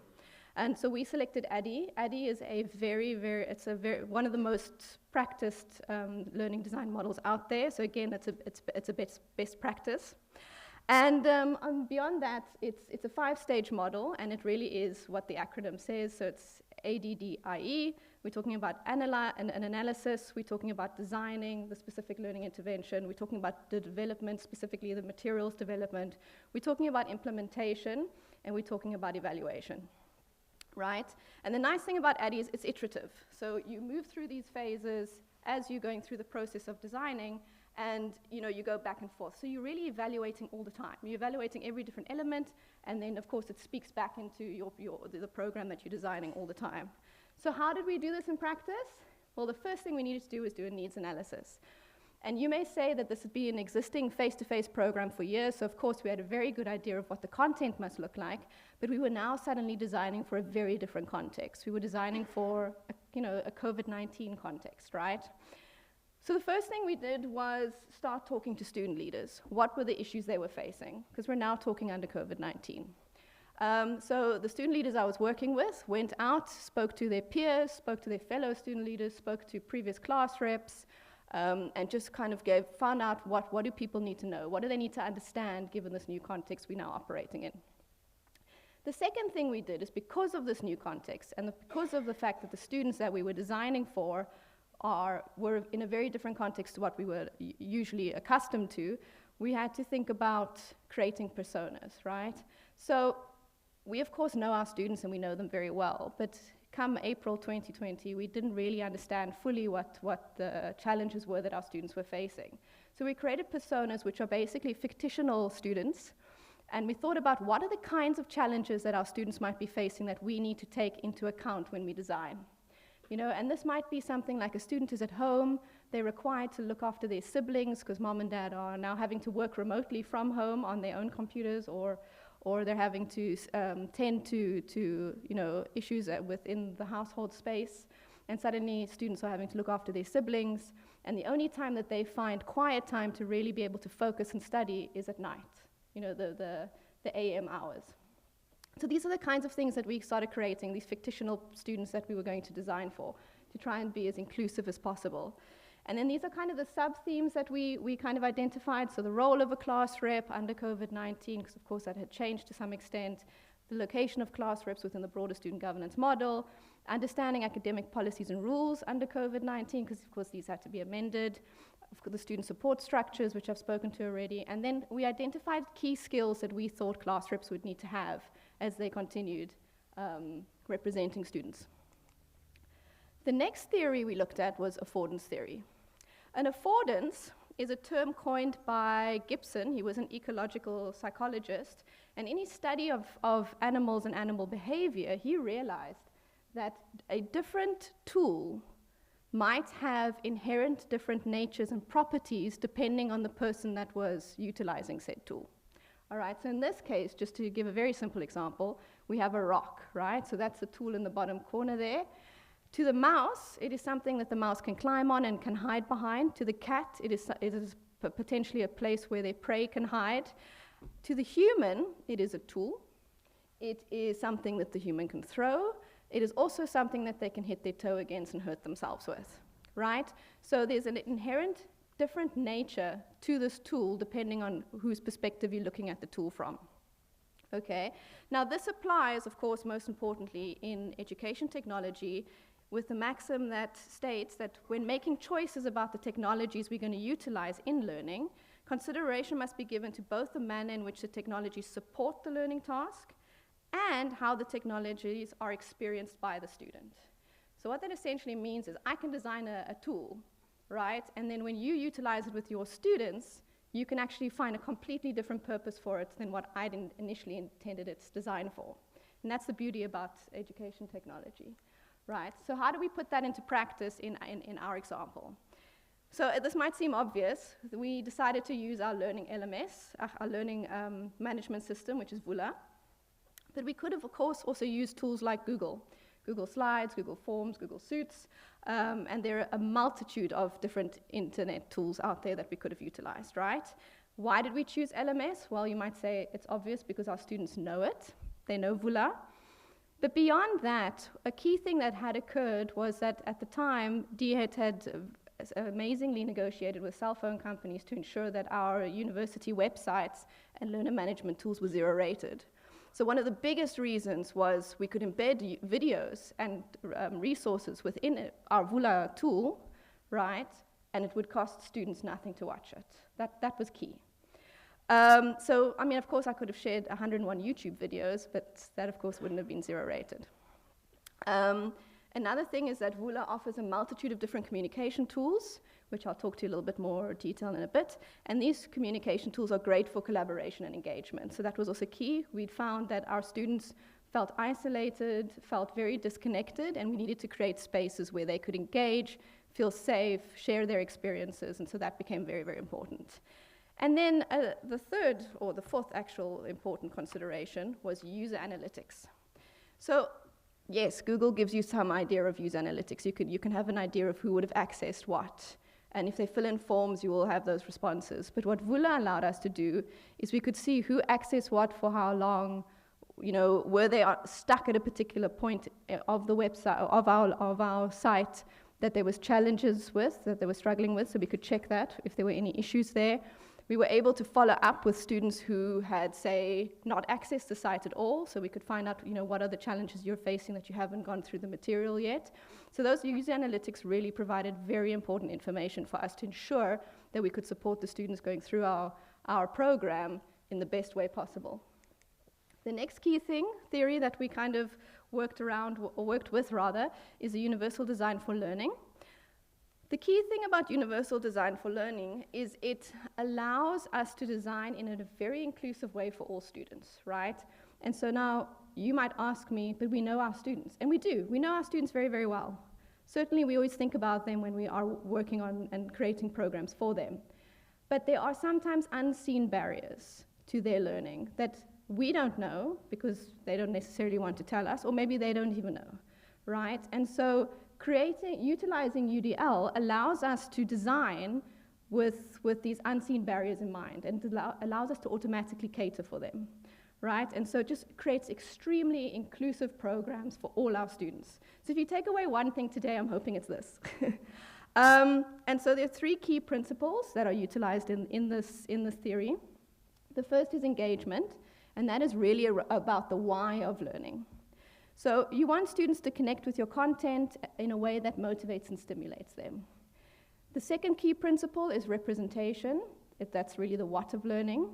This requires students to be able to make connections with the content in relation to their existing knowledge and understanding, right? And the third principle is about action and expression. So this is the how of learning. And here, this entails creating multiple opportunities so that a wide range of diverse students can have equal access to and means to confidently express their learnings and participate in educational activities. A second theory, and I'm going to club these two together, that we worked with was the multimedia principle. And this is a maxim that states that humans learn better with words and pictures than with words alone. But it comes with a caution, right? We can't overwhelm our students with too many types of multimedia at the same time, because that'll just overwhelm them. It creates a cognitive load, and their minds then, you know, it impedes the learning journey, right? So you've got to create the amount, or the right amount, but not too many. So these are the two principles that we then, in practice, utilized in the following way. In terms of the engagement principle that I've just spoken to, and I'll just remind you again, so that requires a student to connect with the content in a manner that motivates and stimulates them. In terms of that, we created very short videos, right? So no one wants to watch a 45-minute lecture, although I know in terms of the academics they probably have to. But remember, the programs we're creating are voluntary. These are programs over and above their academics. They have to watch that lecture, right? A lot of them don't, but they should. In our case, we've got to motivate them to engage with our material because this is voluntary. This is over and above their academics. So we created short, punchy, to-the-point videos, and the presenters in these videos were student leaders, right? So you've got the engagement happening in the student discourse. They're using like lingo that they know and understand and relate to. It's the student voice that's coming across. The examples that the student leaders used, so they would talk a little bit about the theory and then they'd use relatable examples. These were very real life experience examples, right? And they're of course based on their own experience. So very relevant, very relatable examples. Beyond that, then we also tried different video formats. And so when I speak about video formats, the one thing we did is the presentations that were run by the student leaders. The other thing we did was when we had to go to more deeper content, like for instance, deeper content's a bad word. When we had to go to more like technical content, like for instance, talking about academic policies and rules, we brought in the faculty manager or like the deputy registrar to do those sessions, right? And then we did the format in an interview type format. And the thinking there was to create an engaging conversation between the faculty manager and the student leader. And then what we did is, because this ended up, of course, becoming quite a long video, and you didn't want students to have to sit there for an hour and a half having to listen to it, is that we cut it into bite-sized manageable pieces, right? So it would be one question, one answer. Cut that video, present the video, instructional text about what that video is about, and so on and so forth. So really manageable, small sizes. And then, of course, key thing is also it was learner-paced, right? So it was really up to the learner. They could go through the content when and how they felt suitable and how they felt motivated to do so. The second point, the representation, let me just quickly take you back to that. That's requiring the student to make connections with the content in relation to the existing knowledge and understanding. In this case, a key thing is to allow students to understand what they're engaging in. So we had an overview page. Here we had introductions, who's the design team, of course the student leaders and myself. They spoke about the purpose of the program, why it's important that student leaders know this content so that they can help the students that they're leading and representing. We spoke about the methodology, and of course, really important, the learning outcomes. So the students knew the path in the directions we were trying to take them in this program. The second way that we made this representation principle come alive was we had staged release of content. So we didn't want to overwhelm students with too much content at once. So what we did is we presented, a particular sub-theme, and they could work through that in their own time, and then we released the second sub-theme. So it was really manageable, bite-sized releases of content, and then multiple file formats. So this is where the multimedia principle comes into effect. And when we're talking about multiple file formats, we're talking about videos, we're talking about also adding audio options. If a student didn't want to watch and they just wanted to listen, they could do that. We had transcriptions of the videos, so if a student didn't want to watch or listen and rather just wanted to read, they could do that. We had diagrams, we had images, we had links to websites with more information, all sorts of additional resource material. So really, like, the types of files were extensive. But of course, they could click on those and manage that in their own time as they wanted to go through that. And then the third principle, action and expression. This was realized through the use of multiple different types of communication tools that encourage collaboration and engagement. We also had a common tool that we built into the end of each sub-theme, so if students wanted to ask a question on that particular sub-theme, they could. So they've just gone through the material, questions are fresh in their minds, and then they can put their question there immediately. We also utilized chat rooms. The chat rooms were an informal space where the class reps could engage with each other. It was more of a social space, and they could share experiences. And we'd encourage some peer-to-peer learning. As I said, some of our students were first year, some of them were postgraduate, more senior students, so that like peer-to-peer learning and advice could happen in that space. And we kind of left that space to the students. Forums were more formal, so that's where we would be as the teaching team, the design team, and so students could ask specific questions related to their faculty there, and either the student leaders, the faculty councils, SRC that I was working with, or myself would answer those questions. So certainly that was a more formal space, and then the question-answer sessions were across faculty. You asked the question, anyone could engage in that space. So it ranged from informal spaces to more formal spaces. And then we also, of course, allowed for action and expression to occur through the creation of scenario-based questions, which meant that students could engage in group activities, figure out the answers to these questions, and of course, we would then provide answers at a later stage. Okay, the final theory, I hope it's the final one, is the community of inquiry, right? So this really talks about creating a learning community.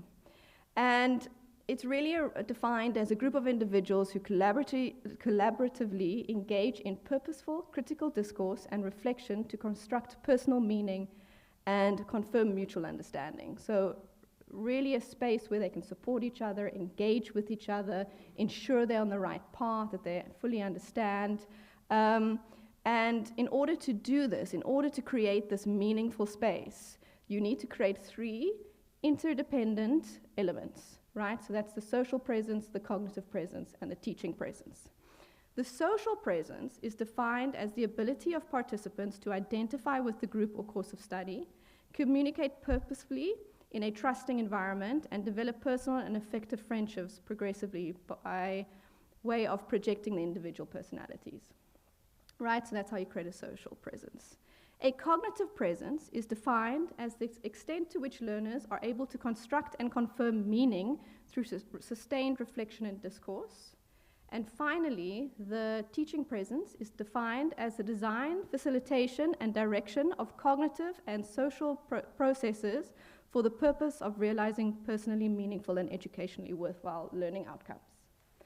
Sure, mouthful, hey? How did we do this? How do we do this in practice? So in terms of the social presence, right, as I've already said, we had many different communication tools. So students and class reps could engage in the chat room spaces where they could form relationships, they could connect with each other, they could ensure that they were understanding things. So that was really, really key. We ensured that through the student leaders, so this is the SRC and the faculty councils I was working with, the class reps remained motivated and supported, so they'd have engaging different discussions and topics that would incite engagement and correspondence, and that was ongoing. So it wasn't a matter of, okay, you go through this material, you're on your own. Like, there was a presence all the time where that engagement and motivation was happening. And of course, that also helped, the stage release of the different themes helped, because it also constantly was a dynamic and evolving space. And then finally, really importantly, the peer-to-peer learning opportunities that we provided. So that those engagements between, say, first year and more senior students, where advice could be shared and guidance could be provided. The cognitive presence we created through specifically the group activities that we incorporated into the site, as well as the scenario-based questions. And really, these engagements allowed for opportunities for this meaningful reflection to take place through kind of sustained reflection and discourse. And finally, the teacher presence was enabled through the sustained and ongoing facilitation and guidance by the design team. So as said, we released in stages, and there was a constant presence on the online platform. And we would check daily if there were any questions or new updates, and just like welcome people into spaces and just write like motivational and encouraging messages in all the spaces. So there was this constant dialogue happening. Right, so you asked me why this is important. Why am I telling you about this 2 years later? This is why. So through this experience, I realized that our hitherto face-to-face programs, of course, are our first prize. We love them. There's interpersonal engagement. There's all sorts of things happening. But there are also key benefits to online programs.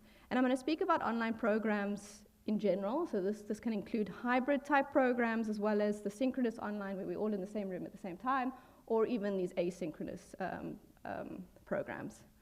The key thing really is around, one of the key reflections around scalability. So as mentioned to you, I had 420 class reps that were elected in 2020, right? What we'd found in 2019 was that only about 250 actually came, right? But in 2020, I had 420 students engaging on that site. Now, I have ideas as to why that's the case. In some cases, class reps are repeating. They don't feel like they need to come through on that Saturday induction again. Others, of course, are prevented from coming through because of religious holidays. So there's a multitude of reasons why people might not come to the face-to-face, but they're all engaged in the online. So that's a key reflection. Another key reflection is, of course, we didn't have a catering bill. The resource materials were all online, so there weren't printing costs. So the minute you are designing for huge, large amounts of people, the online option becomes very, very attractive, and it works really, really nicely. And of course, UCT, and it's the same as you do, we have limited physical venues, right? And now, especially under COVID, where the capacities are, halved in some cases. So, I mean, our biggest venue is 450 students. So right now, as we're standing, I wouldn't be able to induct those 420 students anyway. So the online space for scalability is fantastic. Point 2, decrease risk of disruption. I know you're all thinking protests. No? Yes? Maybe? I was not thinking protests. Our students successfully showed us at the beginning of this year that you can protest online, going into classes, singing, disrupting lectures, so you can totally protest online. No, the one I'm talking about here with the decreased risk of disruptions is really around things like load shedding. Things like, religious holidays preventing students to come through on a Saturday. Things like your speaker cancelling at the last minute because they're unwell that day. If you're designing with videos where there's no particular need for everyone to be present in the space at the same time, then of course your material is online, it's a click away, and it's available all the time for students to engage with, right? So you don't have to worry about load shedding. If load shedding is happening right now, it's fine. The student will go there tomorrow, and the material will be there, right? So of course there's that huge added benefit. Universally accessible programs, so the use of the universal UDL that we spoke about earlier on, and I mean that's really about ensuring that those unforeseen barriers are catered for, and they're automatically catered for. And I think that's key. We need to create our programs in an inclusive and universally accessible way as possible, and of course online design allows for that. Another thing is around student convenience. Everyone's different. Some students like studying in the morning, some like studying at night. The beautiful thing about an online program where the content is there waiting for the student is they can study whenever suits them. The example I spoke of earlier where the student had to look after their siblings during the day, no problem, they can go on in the evening when it's quiet and go through the material in their own time as and when suits them. So that's another key reflection. And then finally, the temporal affordance, there's that word again.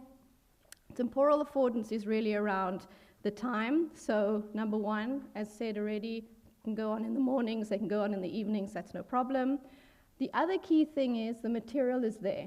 If I now 3 months later want to go back and just refresh my memory, what did the deputy registrar say again about exams and deferred exams, I can go back and I can look at the material, no problem. The answer's there, the information's there. And also key, something we face all the time as practitioners is resignations, as our student leaders resign. And then you have to plan a whole new induction process. Your induction's there. It's one click away. You just give the student access and they can go through the material in their own time. So there are huge benefits to considering the online. I'm certainly not suggesting that the online replace the face-to-face, but I certainly am making a case for hybridity at minimum. Colleagues, I've spoken a lot. Let me open for questions.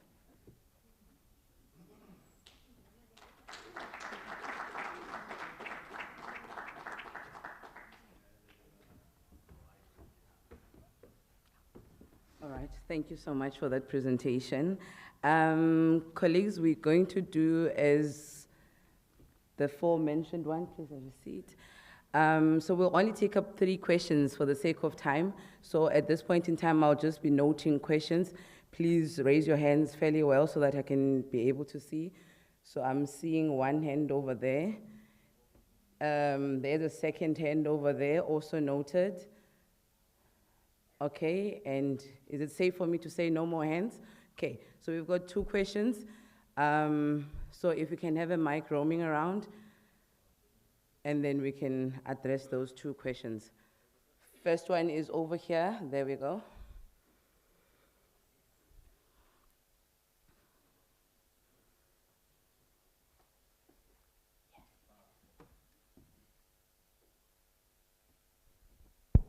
Sanbona. My name is Cebolenkos Kumalo from Wits University. I'm the Wits SRC president.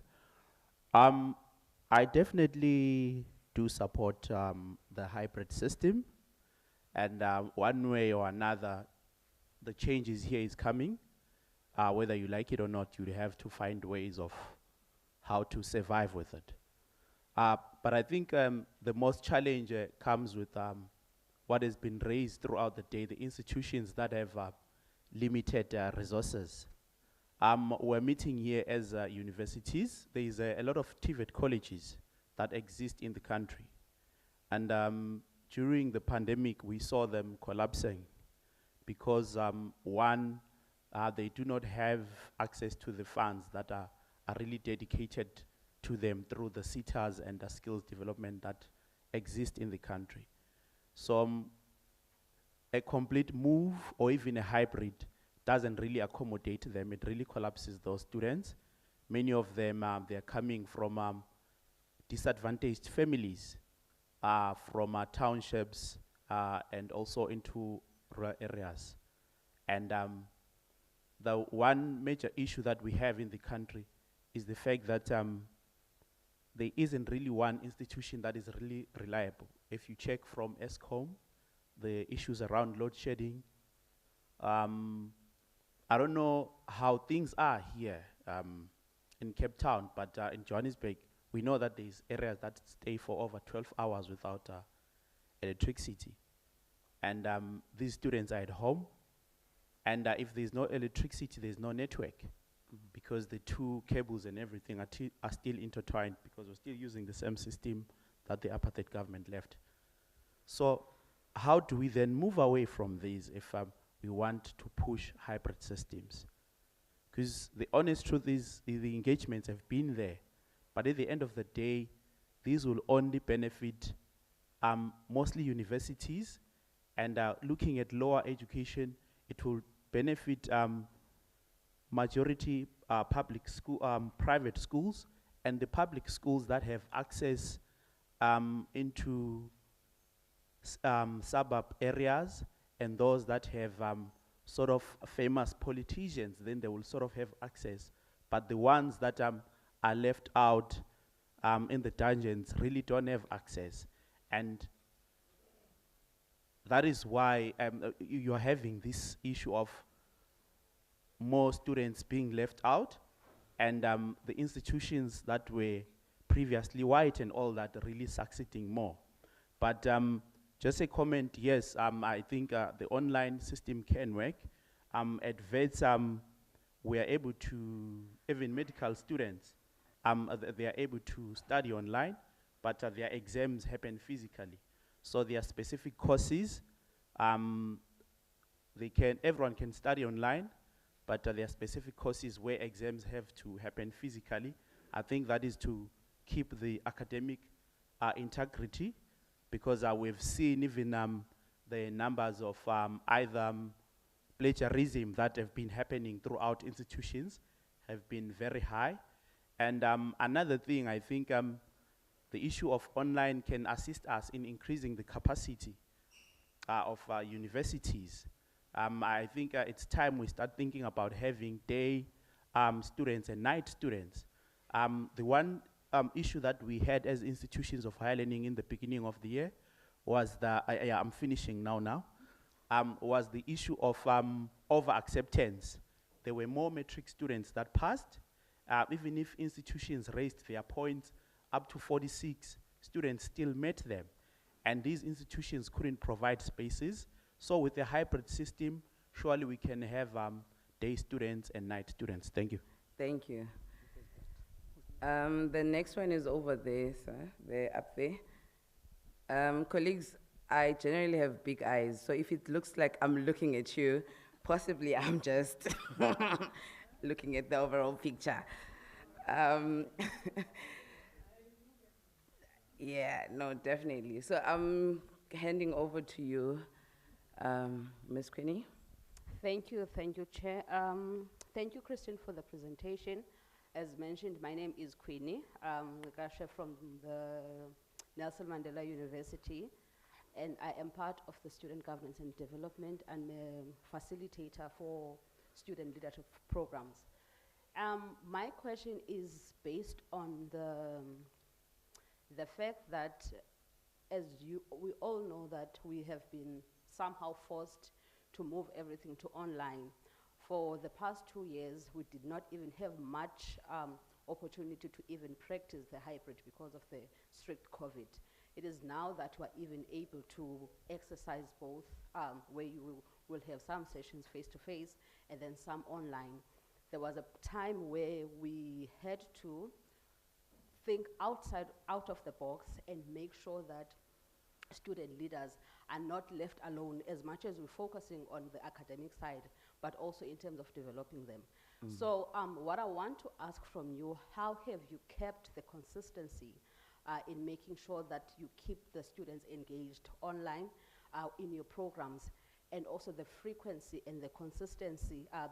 Have you seen it, like, how often would you have your sessions? Because you mentioned that we had about 400 and something students, and then that were elected student assistants, class reps, yes, and then you had 200. So by the end of the program, how many students were there? What was your measuring tool? Did it have any impact, or are you still struggling to get there? Because from our side, I know that the number that we would start with at the beginning of the year, because our programs, they run for a year, like from March until October. So the biggest challenge is to get the students engaged until the end. You find that the majority of the students, for obvious reasons, because there's a lot of things that are happening. So how do we keep them interested? And then also, how do we formulate your content? Because from our side, we would have like student surveys, and then we get the questions that we would ask, and then we formulate our topics and our discussions based on that. So if maybe you can share how you do it, and then at the end of the program, we will run like post-tests to see whether we have covered what they wanted us to cover. And then also, which will also help us to, when we develop the content for the following year, we keep on reviewing our content. So if maybe you can share from your side, how have you found it? Is it working? Is there like room for improvement? Yeah, thank you so much. All right, thank you, Queenie. Over to you, Christine. Thank you so much. Can you hear me? Is that working?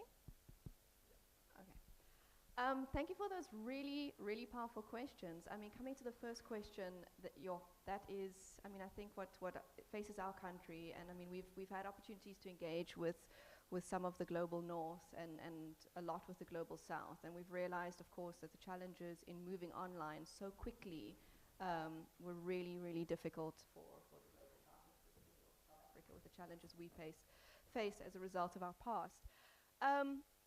I think that we can never move away from face-to-face fully. You know, I think you'll have a lot of academics write about, you know, face-to-face learning is a very powerful tool. I think online must complement face-to-face. I think it must never replace, okay?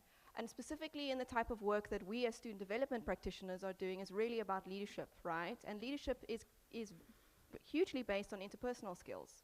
And interpersonal skills you develop through engaging face-to-face with students. So for me, online learning will never replace, it can only complement. First key point. Second key point is, you know, you were talking very much about the challenges that we face as a country, and of course, you know, things like ESCOM and load shedding, and students' access to online resources.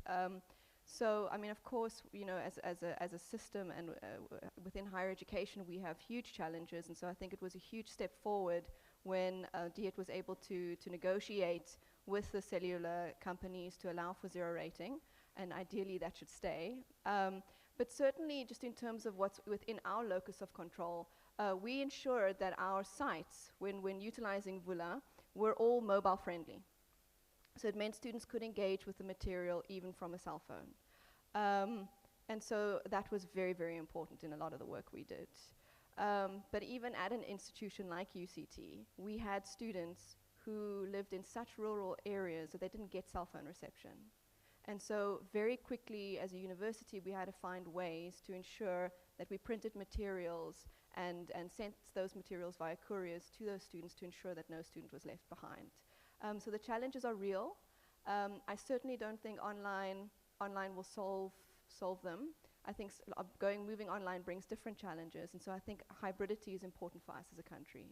so that we can try and be as inclusive as possible. We can move with those who can be face-to-face, and then also utilize the online variant, which allows for students to log in. Because we also have another challenge at UCT that we've had a lot of our programs have to be in the evenings in the past, but then that excludes students who need to travel home, who can't travel home late at night because it becomes dangerous. So there's been lots of different types of challenges. Having noted that, I think as an institution, we would like to see that complementariness. We've also found from experience that the online works quite nicely in attendance. We found our numbers of attendees have increased with our program. So sometimes we'd run lunchtime, like leadership lessons, and you'd have, say, a few, like 15 to 30 students, whereas when we've run them online, we've had hundreds of students. So that also has made a big difference because it's just very convenient for people to attend online, because you can do so from home and bed and all of that. And then, of course, so that hybridity, of course, allows for those things to happen. But of course, hybridity also creates its own challenges, as in that you're dealing with people in the room, but you're also dealing with people online. And so for facilitators, that can become quite tricky. But I must hugely commend NASDEV in moving online this year as well, in the fact that there's a live stream of these sessions. I think that's fantastic, and certainly a huge move in the right direction. So congratulations to NASDEV. Okay, question 2. All right, I think that covers all our questions, and thank you so much, Christine, for answering that. I think I've still got to. Were you not covered? All right. So you asked about evaluations, so how we ensure that we're having an impact. I think that was the second part of your question. So I think one of the key things that ADDI has taught me specifically is this idea of continuous evaluation, right? So not waiting right until the end to evaluate the program. Of course, that evaluation is very important, and that will be key for your input for the next program you put together. But that summative evaluation, that formative evaluation that happens continuously throughout your program. So say evaluating each of your sessions, evaluating whether there's engagements in group work. That ongoing evaluation allows you to reflexively and very quickly, mitigate and design differently as the program is ongoing. So it's tricky because it means you're building an airplane and flying it at the same time, but it does allow you to have very, very iterative and reflective sessions. And then students like to see that they've had an impact. I gave feedback last week, and now there's already an improvement in the program. So I think that is key, is that ongoing evaluation. And then your first question was around keeping students engaged. I think that's the hardest part of the work that we do as student development practitioners, because the work that we do is really voluntary. Students are doing that above, their academic requirements. And certainly, whilst I think a lot of students enjoy the leadership aspects of it, that the inductions and the training are very, very important in enabling them. And so that's why, I spoke a little bit about utilizing students leaders. So we use a lot of student leaders in our programs. We'll look at senior student leaders. We often take an SRC member with us to Straplan for that kind of engagement, that peer-to-peer engagement. So those kind of things really, really help, is having the student voice within our programs. And then, of course, you spoke about needs analysis, partnering with students in creating. So remember at the beginning I spoke about traditionally, the subject matter experts will design the program, right?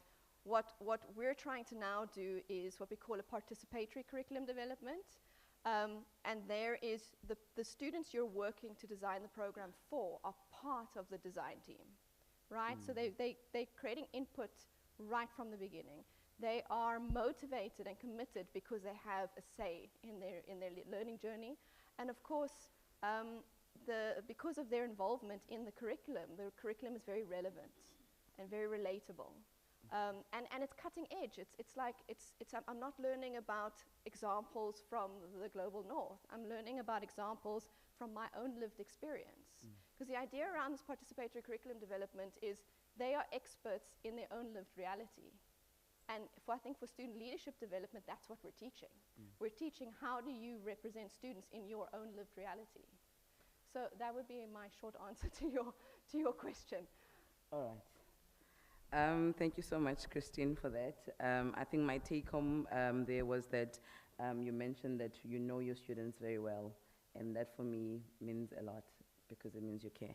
All right, so at this point in time, I shall ask Stabile Ngongo from UKZN to present a gift to Ms. Christina Imanga.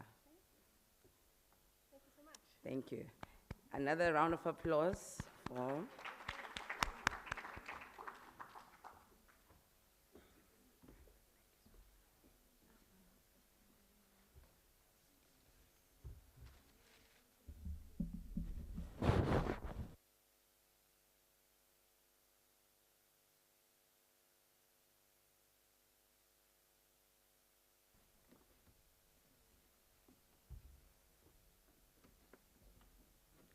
Sanbonani,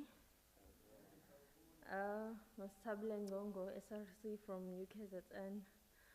Ms. Christine, thank you so much for gracing us with your presence and for sharing all the informative information that you have shared.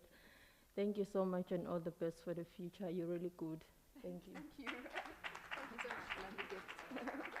Thank you. So kind. Wow. Oh.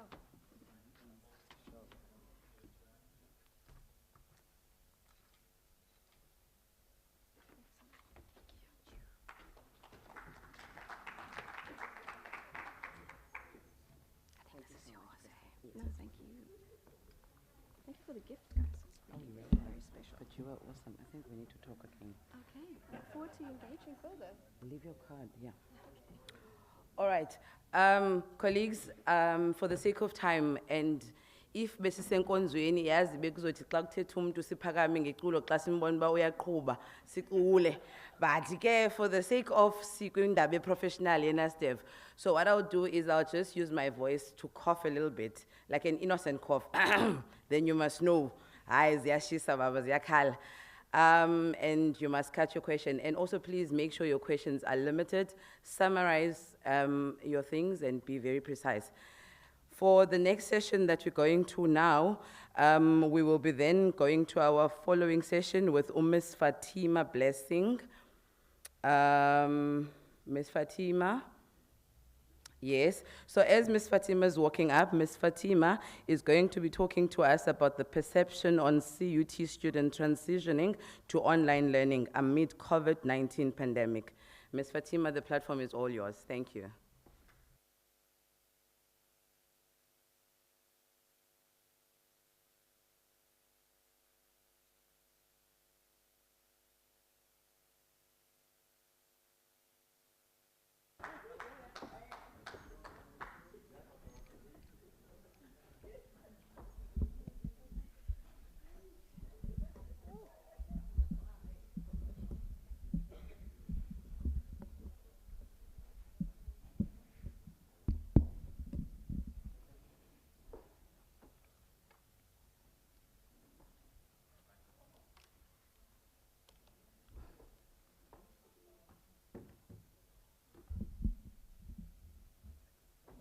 It's okay, like this.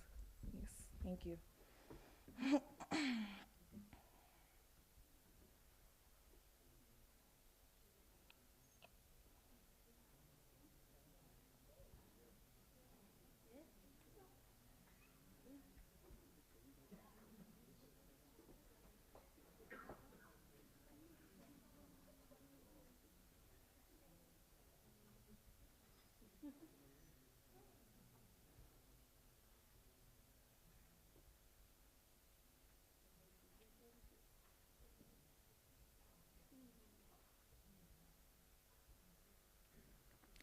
All right, good morning, colleagues. My name is Blessing Ngo, and I will be representing the Central University of Technology.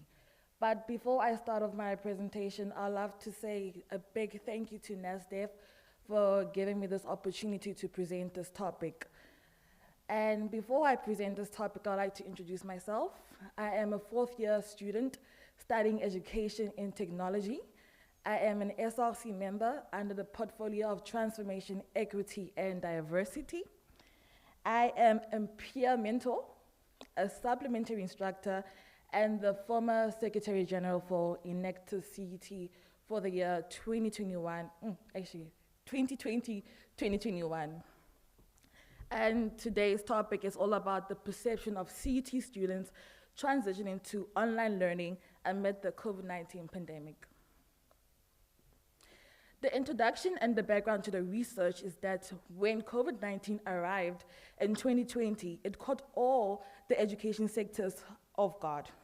Although most higher education institutions already had provisions for online learning activities, the leap to face-to-face to complete online learning was challenging, to say the least. Both education staff and students were thrown into the deep and had to learn how to swim fast. With the lack of correct technologies in place, skills, and challenges with internet connection, this transition was not an easy one for most students.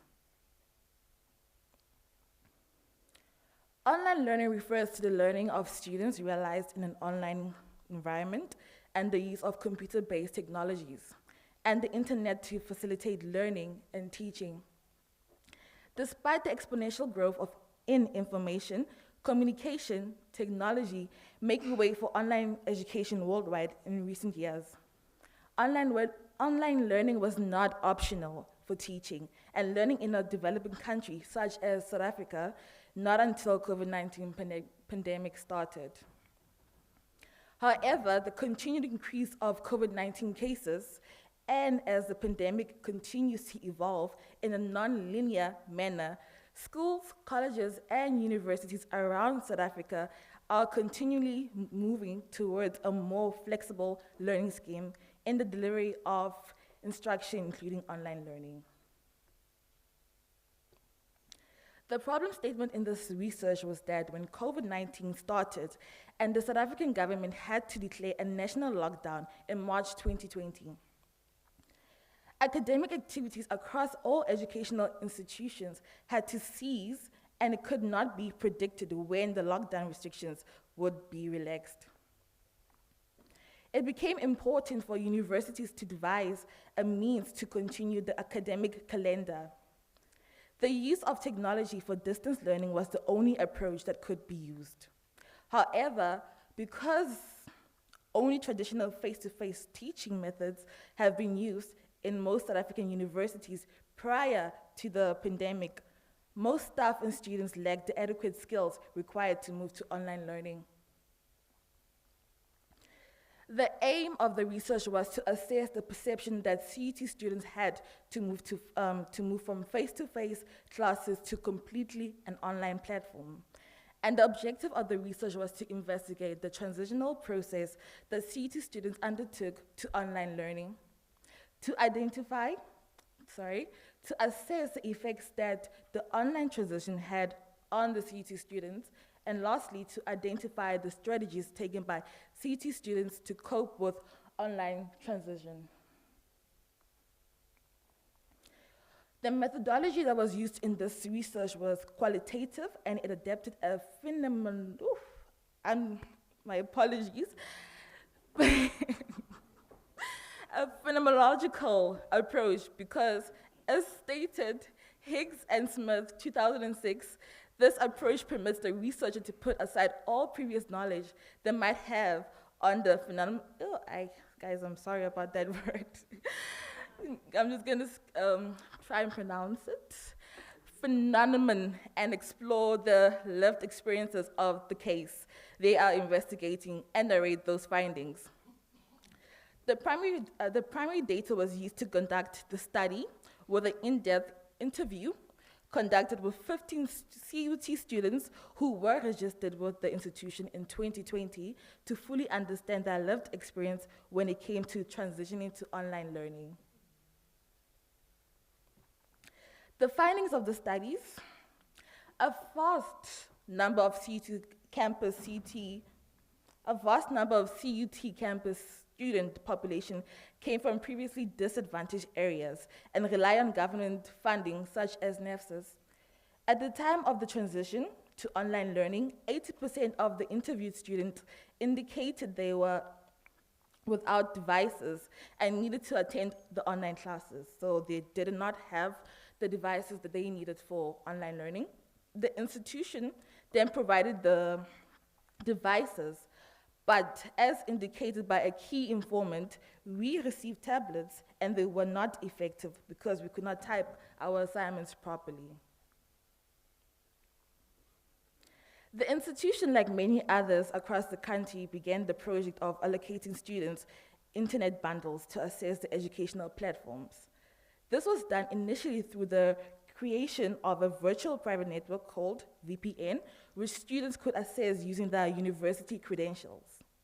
When this posed a challenge, the institution moved to allocate data bundles to students. However, 40% of the interviewed respondents indicated they could not secure a stable internet connection, mainly because of their place of residence, and this hindered their progress in school activities. A key informant indicated, I would often miss assignment deadlines because I would be struggling to connect to the internet and submit my work on time.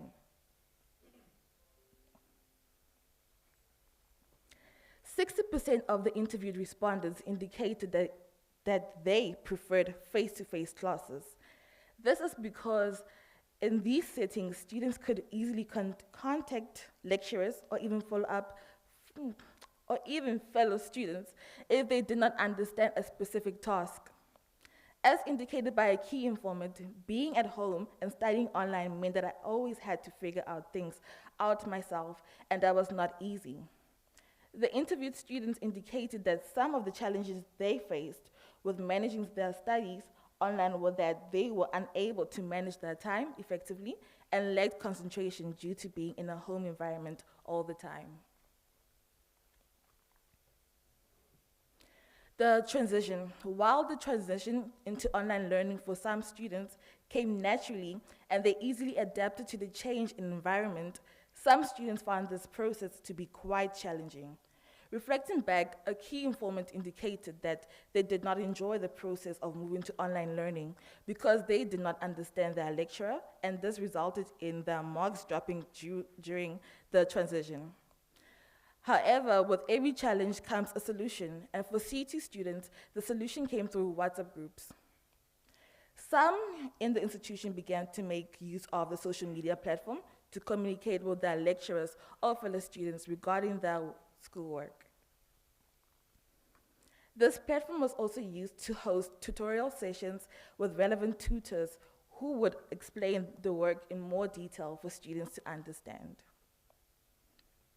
And also the platform required for minimum data and the messages were instant and direct to student phones. The conclusion and the recommendation of the research is that this study sought to find the perception of students about the distance learning during the lockdown. The transition to online learning was a difficult task for most C2 students, and adapting to new learning teaching styles using electronic devices and being in a home environment was very challenging.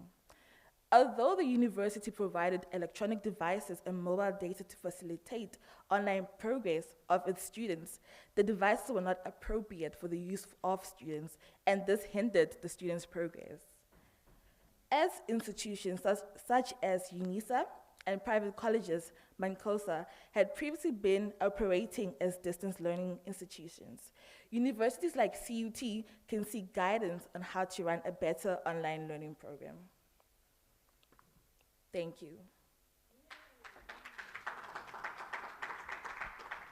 All right, another round of applause for our dedicated speaker.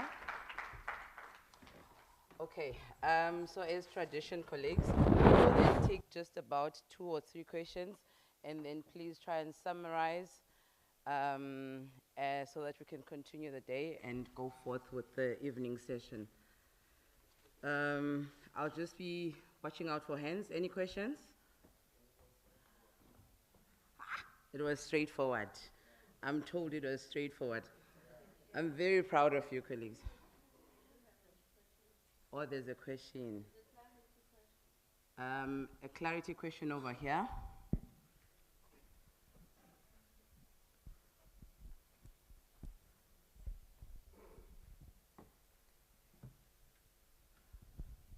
Okay. Thank you so much, Fatima. for your presentation. Mine is just a clarity question. I just want to understand, when you started, you said your data has been administered with 15 students out of all the university students. Yes, you'll answer yes. 15 students out of how many university students in your campus? The reason. Okay. May I answer? No, let me finish then you'll yeah, so my concern is 15, and then it seems as if to me you have generalized, because you talk about 80%, and I don't know how did you select that particular 15 students, because when you do such a research or collect a data, I know that it's whether you have used a snowball, data technique or whatever, but 15 out of the university student, and then conclusion on 80% don't support online. It's a bit challenge to me. So if you can just, maybe clarify or maybe explain that number. How did you go about and get it? Thank you for the question. I thought I indicated in the presentation that the research was based on education students, specifically one faculty. So it was 15 students from the faculty, which is like 2,000 to 4,000 students. As I said, it was a qualitative research as well, and that's where the data came from. Okay. Because colleagues, I also don't want this to be a dialogue. So I think maybe what you can do maybe afterwards is to consult each other, because I think Umama is also asking about the inclusion criteria from assessing from a question. But that's fine, you can connect with her later on. Thank you so much, colleagues. Then for now, I'm going to ask Upalesa Mufukeng from UFS to present a gift to Fatima. Thank you so much, Fatima, for your presentation. A round of applause, please, colleagues.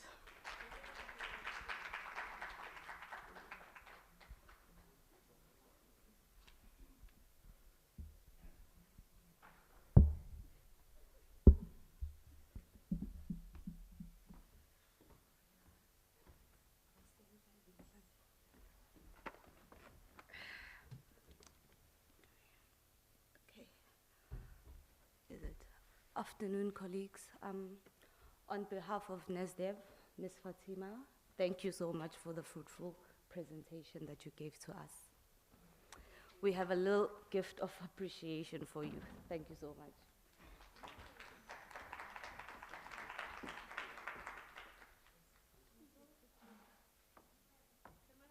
Okay, there's a camera lady there.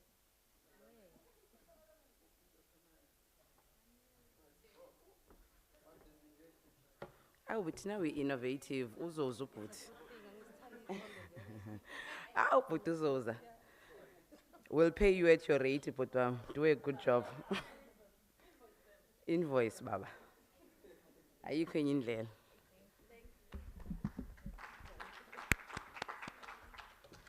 Okay, colleagues, we're doing quite well. So let me just again, thank you so much, Fatima. Because I am short base, I just need to remanage this. Okay. So for now, we're going to be having a session with our 3 panelists. So in the process, 2 panelists. So in the process, I'm going to be asking them to move over in the meantime so that they can be seated. The first one, Mrs. Nobuhle Mpambane and Mr. Lulamile Mbongo. And I see Ms. Kanyisa might not be here.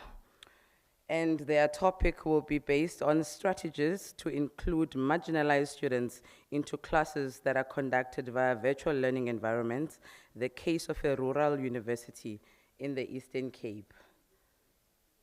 Or Songo Meza. All right.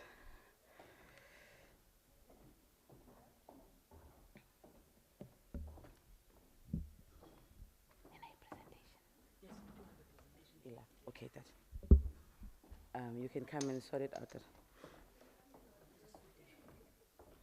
Let's see.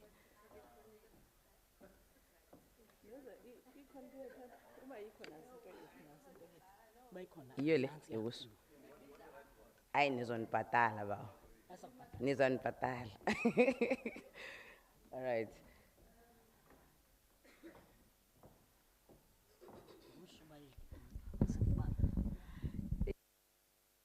Some bad news. Mr. Mbongo uthi ngumshumayeli so uzayibamba iqine isesini. Sanitize.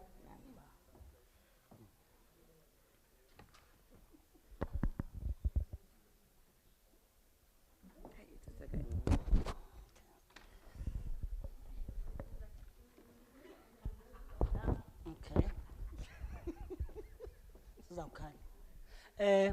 Good afternoon, colleagues. Abasavakali. Good afternoon, colleagues. Colleagues, I'm just being told that we are the only persons that are between you and the gala dinner. So we are going to make sure that we are not going even to spend 10 minutes of your time, but we are going to try and make everything as clearly as possible to you. Yes. Colleagues, my name is Lulamile Mbongo. I am a transformation manager for the Walter Sisulu University. And my office is based on the VC's office. Yes, and thank you. Good afternoon, ladies and gentlemen. My name is Mama, as you can see. It's Mama Unobuhle Mpambani from Walter Sisulu University. Umajola umangwanya mhlamba khona endizalana nabo apha. I am the Deputy Director of Student Affairs in a small campus called Queenstown, but now commonly known as Gomani campus. We are presenting to you guys a case study of the strategies to include the marginalized students into the classes that are conducted via virtual learning. Yay. Uzawufuna ukuqonda why the inclusion? I mean, why the inclusion? Are we talking of inclusion? The reason we are talking of inclusion is because, as you know, that some of the students living with disabilities would not have capabilities that you, as the person with no disabilities, would normally have. So, that is the background of our study. That's what conducted us, that's what prompted us to conduct this study. That those persons that are living with disabilities have and continue to be subject to multiple forms of marginalization, exclusion, and the majority of them, they still live in conditions that are relatively social, culturally, and economically disadvantaging. And in pursuit of excellence, you would see slogan said to phezulu ububuqaphele city in pursuit city in pursuit of excellence. We are pursuing excellence as Thabo Mbeki, the then president Thabo Mbeki alluded to, that as Africans, we are forever pursuing excellence. So Walter Sisulu University aspires to the non-sexist, the non-discriminatory, equitable and inclusive institution that protects and develops a human potential of both the staff members and the students that are living with disabilities. You will know, Uguti, most of the time, change phases time and again. You would find them, they are students with disabilities or they are people with disabilities, but must change. They are living with disabilities. They don't have disabilities as if they own them. So the university, though, even though it is so inclusive, even though it is so considerate, it's a historically disadvantaged university, as you know it. And then, as a result, it lacks resources Kaloku ndingu-BBT madoda, ndimane ndibetheka zezinto zokumuva. Born before technology. WUSU is a rural university as you know it. It's in the Eastern Cape, and most of our university students, they come from peri-urban and from rural areas, and most of them, they are very disadvantaged. They come from very disadvantaged backgrounds. And it was for this reason that University of Walter Sisulu was the only university, I'm not boasting, guys, that set aside funding for all its students, whether funded or not funded, to get e-gadgets. All our students, they were given e-laptops during COVID-19, and there was data that was provided for them by a unit called Learning and Teaching Development, Tepage from the UCDG grant. Some of you will be familiar with that grant. So, because this was done because during COVID-19 lockdown period, all institutions of higher learning, they moved towards e-contact sessions to virtual learning environments. Nayoge Iwusu was part of this. However, this new norm, even though it was extended to all students, it excluded, most unfortunately, unganayo into, but ungakwazi ukuyisebenzisa because of disadvantage onayo. It excluded those students who are visually impaired and those that are hard of hearing. You will imagine a situation where a lecturer is out. Students, please connect. We are going to meet each other on Teams at such and such a time, and then class. When this class starts, this poor little lady or gentleman, yes, if fortunately for him, he can hear. He can hear lecturer city. Look at the drawing I've just sent you. And then he goes, uh-oh, how am I going to look at it? And then the other one who is hard of hearing is not even aware that class ikalile. Because Yena, even though she or he might have opened up a laptop here, because somebody sent her, the lecturer sent her a message to say this class will start at such and such a time. The introductory part of the lecturer, that hard to hear student, will not be in a position to hear what are the instructions that are given by the lecturer. So, this university, though, had this exclusion because the institution, as we have already alluded to, is a historically disadvantaged university, so it still lacks some of the resources that are designed to accommodate the students living with disabilities. And these include e-laptops that are compatible to them, like e-braille kwabanye, or those who cannot even see, and etc. Lulu. Yeah, we get to research methodology. For this study, we embarked on using questionnaires, and the type of questions that we used were open-ended questions so as to maximize responses that we would get from these students. And they would give us a deeper meaning of the new insights into the world of students living with disability at the time of online learning. And since the study involved working with humans, it was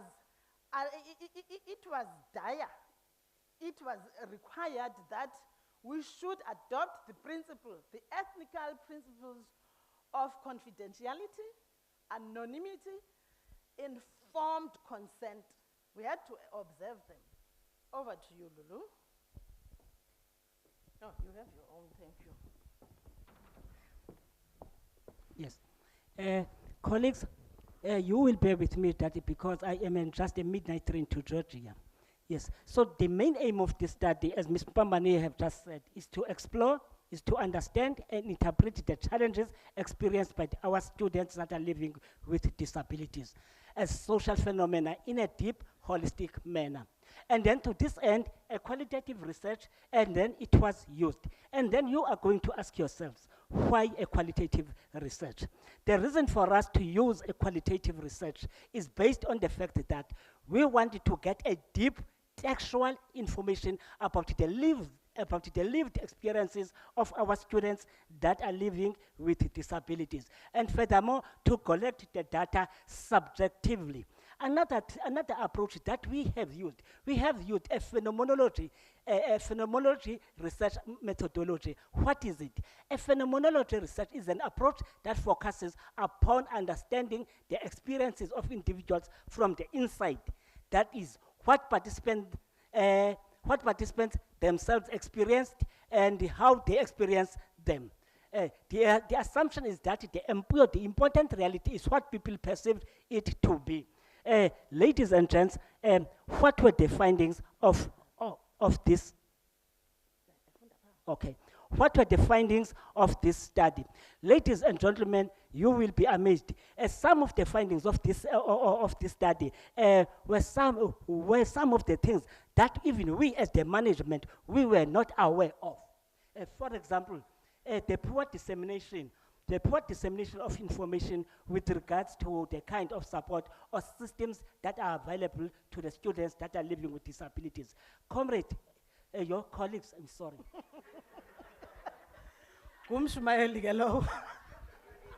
I was once a student leadership.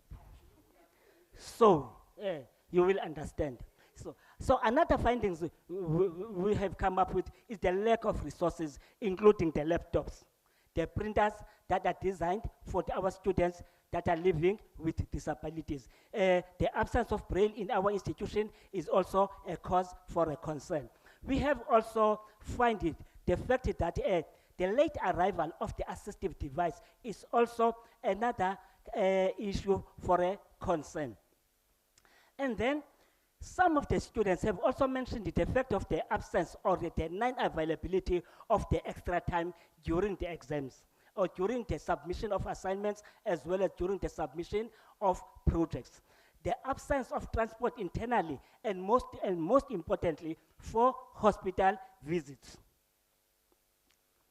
Another findings, we have also come to understand that the lecturer's lack of understanding of the needs of students that are living with disabilities is also a cause for a concern.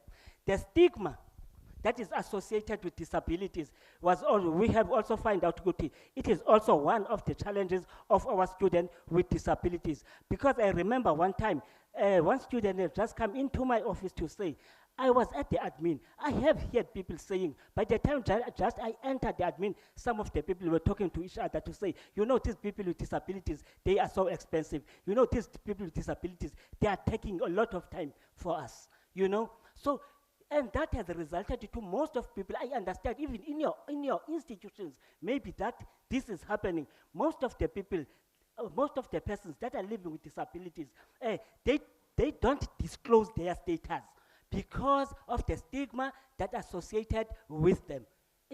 I call on? Yeah. And then another thing, we've got this thing of the slow conversion of a normal bursary to the disability bursary.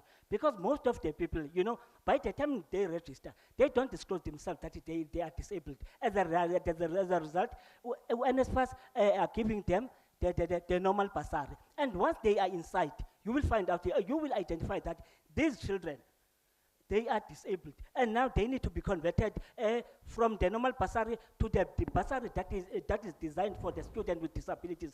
And that is taking a lot of time. And then we also need to understand the conversion of the bursary from the normal bursary to the one that is designed for them. It is not the task of an institution, it is the task of the NSFAS. And as far as NSFAS is concerned, they have reported to us that they are having a backlog with regard to that. Yes, another thing, we have also stated that, I think Dr. Sebaka have also said about it, the poor representation of our students that are living with disabilities in all the governance structures. We are having our own executive committee. In our institution, we call it an IMC. That is the Institutional Management Committee. Yes. They are poorly represented in the IMC. They are poorly represented in the IF, that is the Institutional Forum. They are also poorly represented in the SRC. SRC is an student with disabilities. And so, yes. Above all, in our institution, we are also in our institution. I'm not talking about your institution. Yes, maybe I understand that in some of other institutions, they do have a disability unit. But in our institution, we don't have a disability unit that coordinates and facilitates all issues pertaining to disability. And that also is a cause of a concern. In conclusion, we have concluded that as much as the institution is trying her level best to cater for our students with disabilities, but students that are living with disabilities are being excluded by support systems of the institution. Ms. Mbambani, Kobezela. Yeah, the recommendations that we came up with for our institution, which might also be needed by your institution as well, we don't know where you stand, is that the inclusion of students living with disability within the governance structures of the university is of dire or immediate need. You will remember that ESAB structures, most of our constitutions, SRC constitutions, they are almost the same because we are culture from one party to the other. You will find that when they want ESAB structures to register for consideration by Ilando ESRC, they will say your structure must have 50 people or maybe 150 people so that we can consider you as a living structure and as an organization that is viable within the institution. So Mona, they are not represented because you will find that 53 is the total number out of the whole institution, out of the 4 campuses of the university. And then more awareness campaigns about the lives of students living with disabilities should be conducted institutionally so that everybody knows and puts themselves in the shoes and have empathy about the life of students living with disability so that there are not those stigmas and those complaining questions that, oh, you know, they delay us, they want much of our time. And then again, student disability unit should be established within an immediate effect. Again, prioritization of assistive devices be given to these students at opportune time, because from the research that we made, we found out that they will only receive those devices maybe in the 3rd term, or maybe when they have already left for the year, for that study year. When they are at home, they will be phoned by in the institution, come and get your hearing aids, come and get your whatever, those assistive devices that they would have needed to transverse during the academic year. So we want them, I mean, we recommend that they get them from the time they register. And again, we want a plan to be put in place, a disability plan that will take care of these students living with disability right from the time they register through to graduation, and even beyond graduation. They should be assisted with putting them into the marketplace, because you will find that they will study, and go and stay at home. But if there is a system that is put in place for them to join the corporate world, it will make life easier for the students living with disabilities. We thank you. Siyabonga, siyabulela. All right.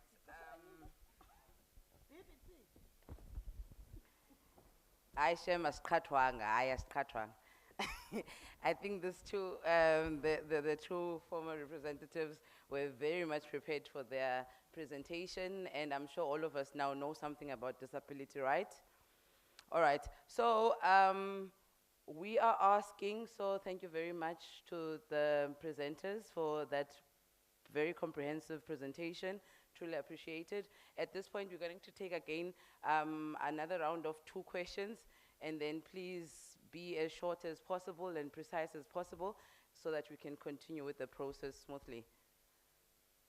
Okay, Sesinazo, there's 1, there's 2, and then I'm seeing a 3rd one. Please be very precise.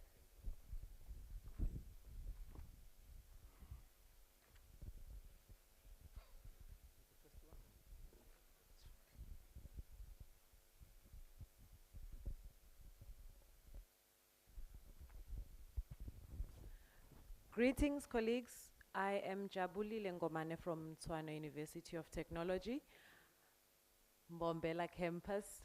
I just want to find out, colleagues, since you indicated that some of these students get their assistive devices at the end of the year, how do they get by during the course of the year, and does that not affect their results? Thank you.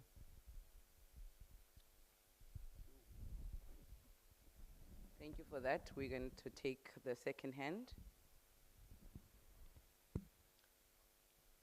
Thank you very much, presenters. My name is Matere Musandisani. I'm from University of Venda. I've listened to your presentation, and I've picked up that in your presentation, all the issues that we are raising there, they are not national crises. They are institutional based. Most of them are operational.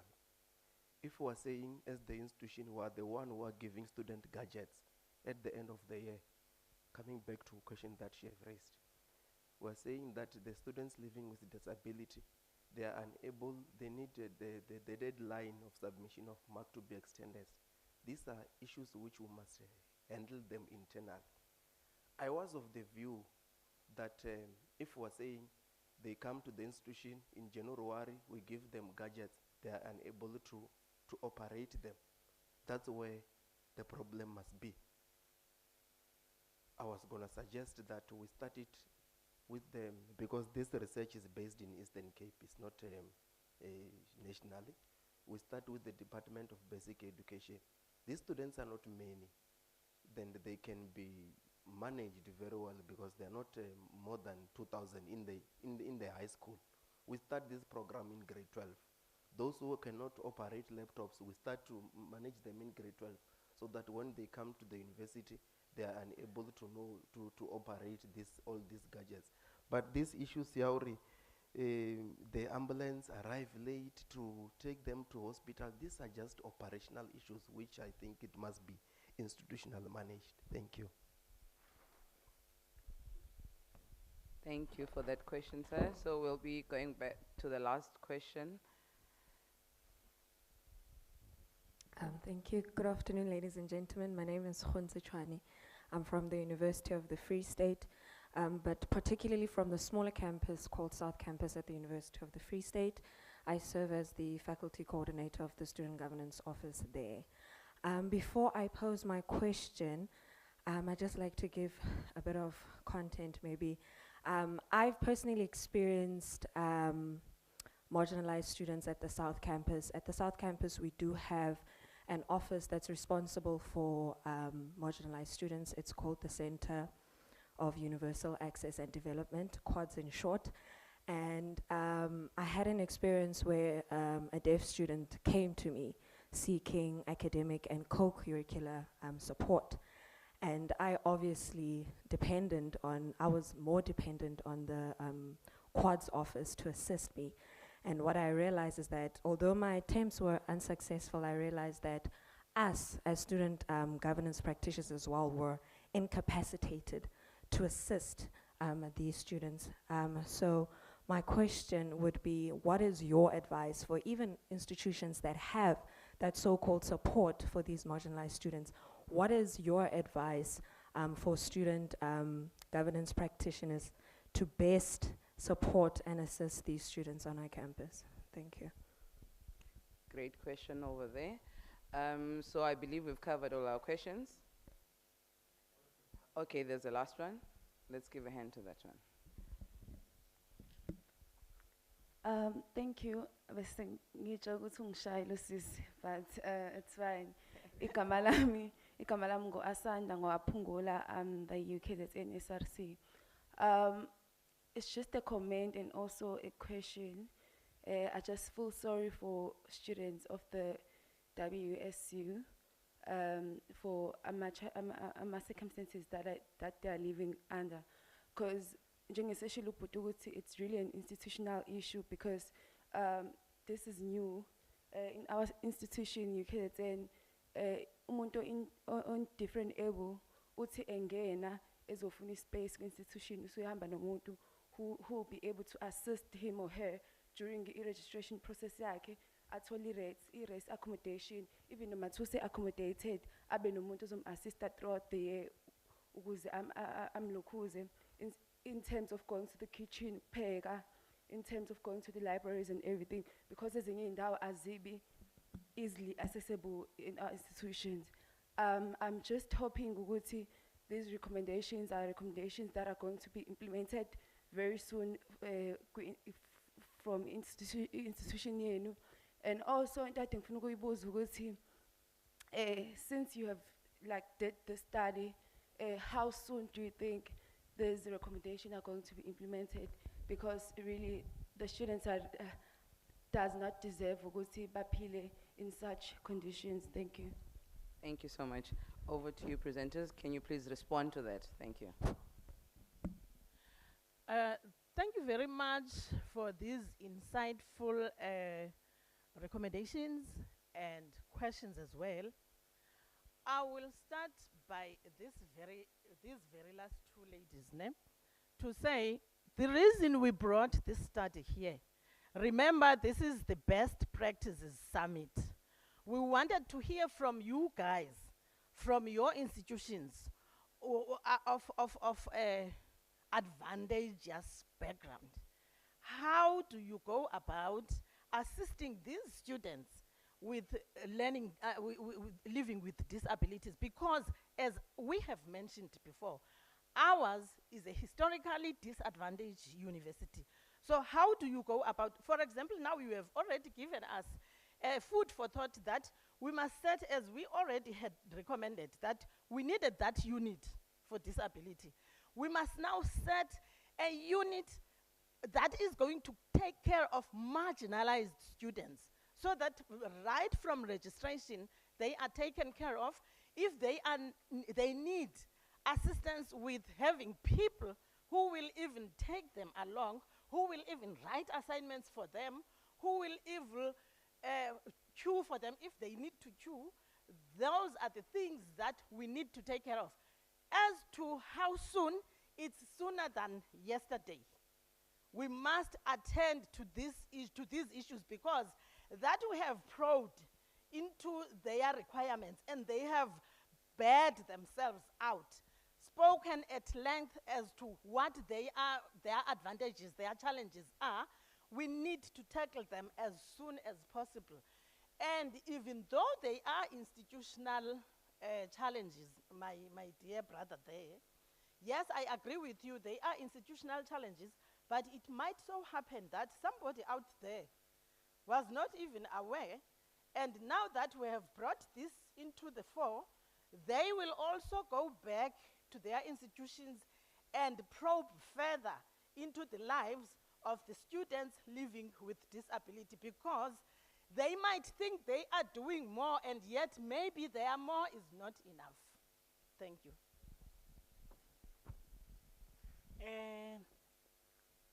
Let me provide an answer to the question by Jabulile. Jabulile is said, but I need to tell you, for the student, to cope with their challenges, let's say that they do not have the assistive devices as of January until June. How do they cope with their studies? Some, it's sad, but let me be honest with you. Some of them, they requested their friends to assist them. and some of them, they requested their relatives to assist them, and some of them, they do develop the relationship with their lecturers, with their lecturers concerned to come and assist them. Thank you. And colleagues, the reason for us to come with this paper to this workshop, we want you to assist us. And we also understand that there are also some institutions who I believe they also do have challenges like us. Thank you. Thank you so much, colleagues. I see there's a pressing hand, and it won't let me not see. So, Baba, over to you. Can you please hand over the mic over there? Do you want to sum it up, or? Okay, we will come over to you. Cannot address. 30 seconds each, ne? Oh, Lord. I'm using my big eyes now. Madam Chair, I think the first speaker, the second one who asked a question, and the lady from, I think it's Pumula from UKZN, to a certain degree, they did give you a solution, especially as far as the operational issues are concerned, because sometimes it's a matter of the other environment to provide, to make it sure that the facilities are up in place to address the challenges that are faced with disability, with students with disabilities. But again, equally, I agree with you that you came here to, so that you can learn what other institutions are doing. Most probably, we require another session to deal with it, because the cases vary from one institution to another institution. And again, the issue of disabled students is not something that you really predict that this year I'm going to have 10, next year I'm going to have 15. I'll give you a practical example. There are years, I'm from Harangwa campus, there are years whereby we never had challenges with students with disabilities. But this year, 2022, we have challenges because we have more students and the facilities are limited. But we try by all means either to allow them to share a room, and if they go and write, they don't write with any other students, because you find that others, they need a big screen. And in case of they need to write for a paper for 3 hours, they will be given more 4 hours so that their needs are attended to. But I can tell operational issues, the institution must just set up mechanisms to address operational challenges. Thank you. The nice thing about this session and yesterday's session is that it's well recorded, so Mama Notata can still listen to it afterwards, ne? So I see you panicking because you want to write, ne? So don't worry about that. So we'll hand over there. I know, okay, 30 seconds, yeah, fine, 30 minutes. Thank you so much, colleagues, for your presentation, and you are really correct that this platform is the best practice where you have to learn how other institutions are doing. At the University of Free State, we do have QUADS, Center for Universal Access and Disability Support. I think my contribution is to you guys benchmark with our institution. I'm telling you, they have a very setup of a unit which they have operated, and the person who's actually leading that, Ms. Marty, Miranda, she's been attending all these conferences and everything about students with disabilities. So if I can actually mention that we have visual impairment students, we have mobility instruments, we have hearing inspirational instruments, we have learning disabilities, lots of things, and she is well versatile with the disability, and you'll learn a lot. Documents, even during the registration, there is a form, our form has been changed to accommodate those disabled students. And also, once the student has been identified, the student will be allocated a mentor, something like that, for induction throughout residents, going through, making sure that going to the classes, making sure that those devices which they gave them, the students are able to just utilize that. It's not like they give the student devices and then that's it. So please, if you can benchmark with us, I'm telling you, you learn a lot. Processes, transformations, lots of things which you can actually learn from University of Free State. Thank you so much. Thank you. So that's transformation right there. We're implementing right now as NASDEV. Thank you so much, colleagues. So I'll hand over there and then I'll let Utata here summarize up that session. Yeah, thank you, facilitator. My name is Zandile Jacobs. I'm just disappointed that sometimes we benchmark and we don't implement. Why I'm saying so, I know that a delegate from WUSU came to CPUT. For CPUT, we have a unit and all the assistive devices and the resources are there. They came and I wanted to find out when are they implementing.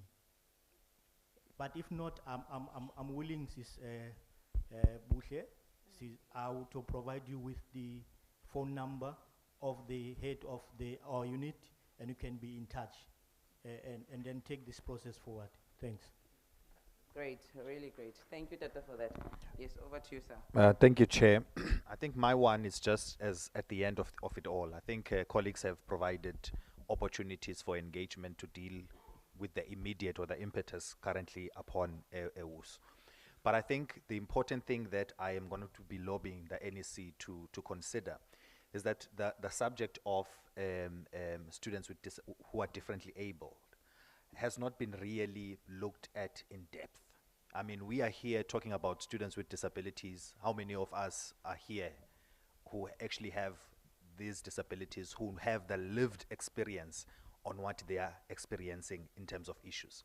So I think in conference, we will have this particular topic where we look at it in depth. And I want to challenge colleagues from WUSU that at that conference, I think we will provide that platform, because I mean, we are recording this. We've made input. You've highlighted the challenges. We want to know now as NASDEV, as a sector, how we can support, how far you have gone, and if there's needs for national intervention in terms of how the institution actually takes this matter more seriously. We need to then step into that. But I think at conference, colleagues, we're going to have this particular section where we're going to look into that, and in particular, looking at the progress at the institution. Siyabulela, Tata kakhulu. All right, Tata. You want to just quickly respond to that? All right. Thank you very much, colleagues. Thank you very much. Much appreciated by everything that you have just suggested to us. With regard to Sis Apapam, with regard to the issue of Sis Martine, yes, I understand Martine, she is one of the members of HITSA, and WSU is also the affiliate of HITSA. So I'm going to talk to Sis Martine. And then with regard to the issue of CPUT that we have visited your city some time ago, and then we have never implemented what we have taken up of. My comrade over there, we need to be honest with ourselves. Whether we like it or not, our institutions, sometimes we are working in silos. Maybe somebody has just come here, we don't know about that. Somebody has come here, maybe has just come here in Cape Town, when this does a copy, but but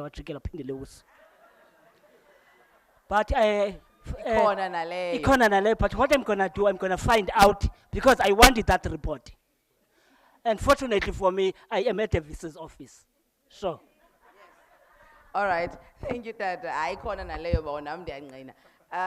Maybe you need minutes of that session. All right. So I think I'm speaking on behalf of everybody else to say that we are longing to see the outcome of this session, maybe in the next NASDEV and more also in the conference where you guys give us feedback of what you have implemented, so that this session does not only become a listening campaign and a talk show, but an implementation. So Ndiabulela kakhulu, thank you so much to the colleagues, and thank you so much for the comments and recommendations as well. So at this point in time, I will hand over to our two dedicated people to hand over the gifts. So I have here Ukuhle Memela, the UKZN secretary. Kuhle will be handing over the gift to Ms. Mpambane. And then also I have Ucebolenkosi Khumalo, our best SRC president, Uzobe Esnikela, to Mr. Mbongo, our gift. Che uncumile che. Not bad. All right. Molweni. Bullies. I zininzi mistakes esezitshiwo apha. Qala wathiwa ndingu-SG, now kuthiwa ndingu-chair.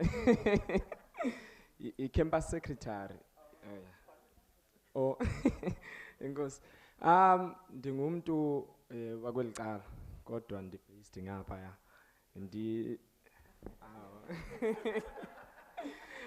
Xa ndilapha nje ndisekhaya nami ndivuya kakhulu ukuba kanti ndim okunikeza elwonga. Siyabulela kakhulu ngokusirhabulisa. Enkosi.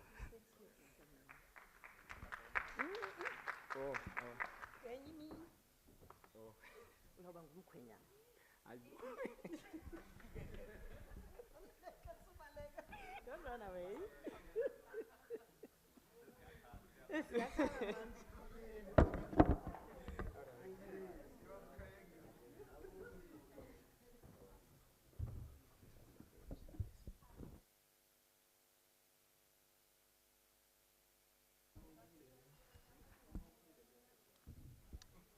Sanibona. Bengingabingelela kodwa ngizobingelela futhi. Njengoba bengishilo igama ucebo lenkosi wakwaKhumalo, ngilapha eVets. I have so much to say, but also because there's limited time, I'm going to be very short. I think as institutions, and because we must also acknowledge the privilege we might be sitting on. I know that where I'm coming from, I'm coming from an institution that is very privileged, because like other speakers have said, some of the issues that are alluded here, we do not face them at all, because there is already specific laws that are put in place that make it mandatory that students are provided with assistance. I've also taken a privilege to visit majority of the institutions around 2018. I've visited almost all universities that exist in the country. We will be privileged as Wits University to come into your institution and, if possible, to donate funds where we can donate.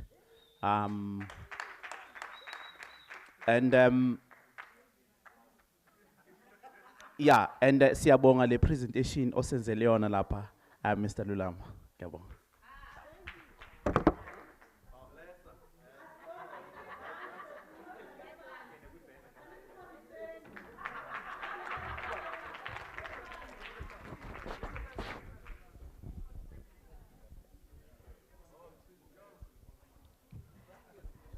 Siyabulela, President. Luckily, I had said here that everything that is being done is also minuted. So, President, brah. Sizokukhumbuza. Sizamkhumbuza, sizolibala. Yeah, and imali yaseGoli hayi right. All right. Colleagues, at this point in time, I just want to appreciate all of you for your patience and standing in and sitting in the cold and concentrating and giving recommendations fully. I think this is one of the first conferences or rather summits that have been where people are fully engaged and wanting to help one another. So a round of applause to all of you for that. All right, so I was asked now and tasked with a big task for us to make a decision.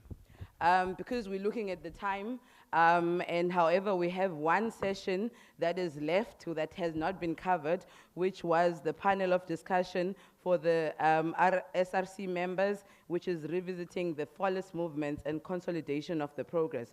So, show of hands, should we continue, or do you guys want us to summarize and perhaps try and push the session for tomorrow morning? One, two, Biki, go.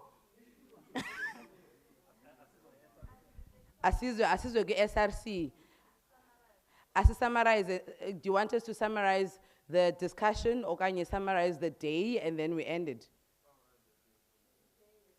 Okay, show of hands, summarize the day and we go. Show of hands. And then show of hands, Abati, let's just do it quickly and then we get it done. Aye. The comrades have spoken. All right.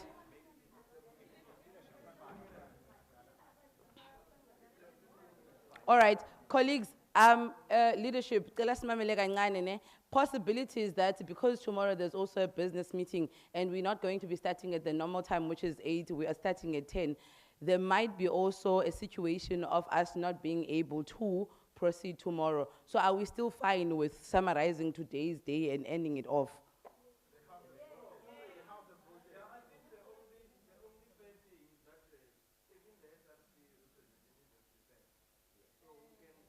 Yeah, yeah.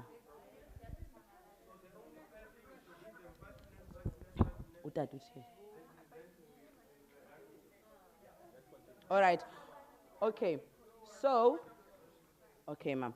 All right. So, colleagues, thank you so much for engaging with us. So, again, we have managed to engage in this platform, which is another good thing. Telemeeting ibenye that nguwe All right.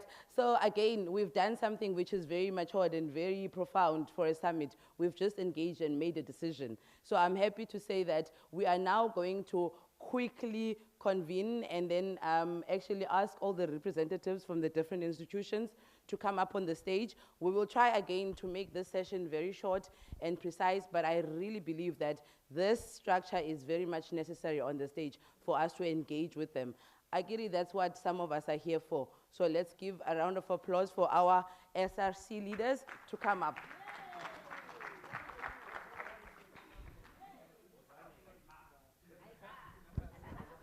Hayi zani guys, singade siniculele yini. Umuntu makaze nengoma yakhe maqabana. President khashaye baba. Ewe. Maqabane. Shaya ingoma maqabane.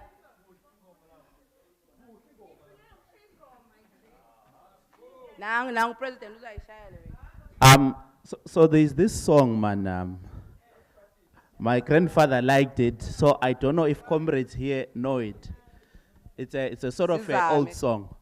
Umzabalazo umdala mdana waqalwa ngokho khobetu umzabalazo umdala mdana waqalwa ngokho khobetu Azish.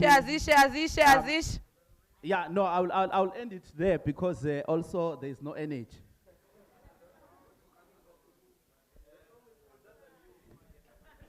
All right. So, colleagues, I'm going to be giving you this other mic.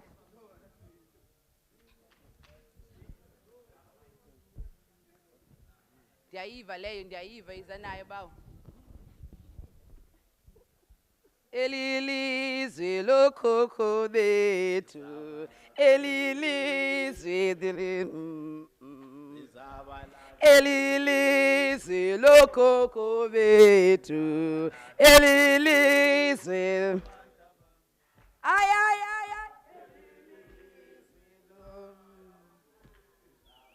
Elilizwe.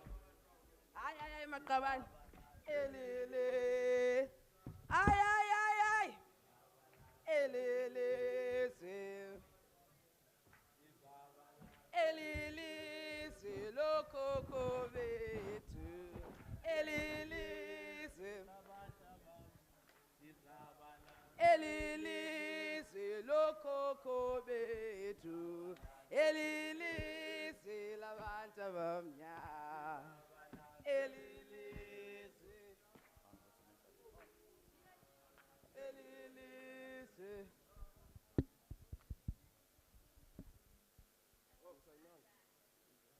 All right. Leadership, uyacela ukuthi abangasayinanga i-register ngale.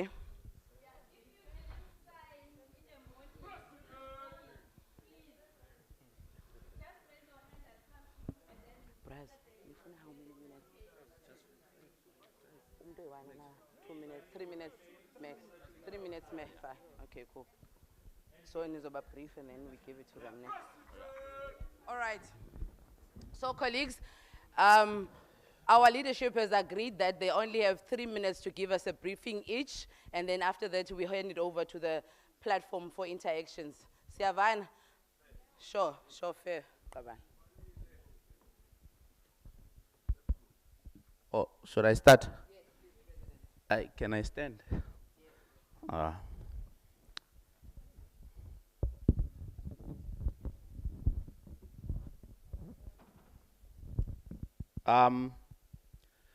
I think the most difficult thing about the Follies movement is that all of us here are aware of the history of what happened during the so-called Fees Must Fall. But I think the Follies movement can be traced to as back as in the early 60s, right?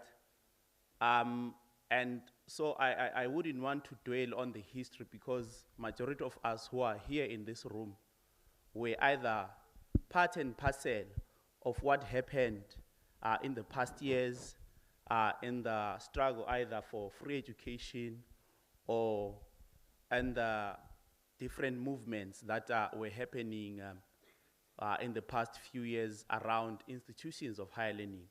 But what I would want to touch on is our current state and a possible way forward going forward.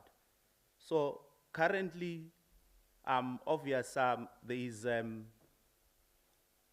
lot of institutions that are trying to move away from the culture of having the physical protest, right?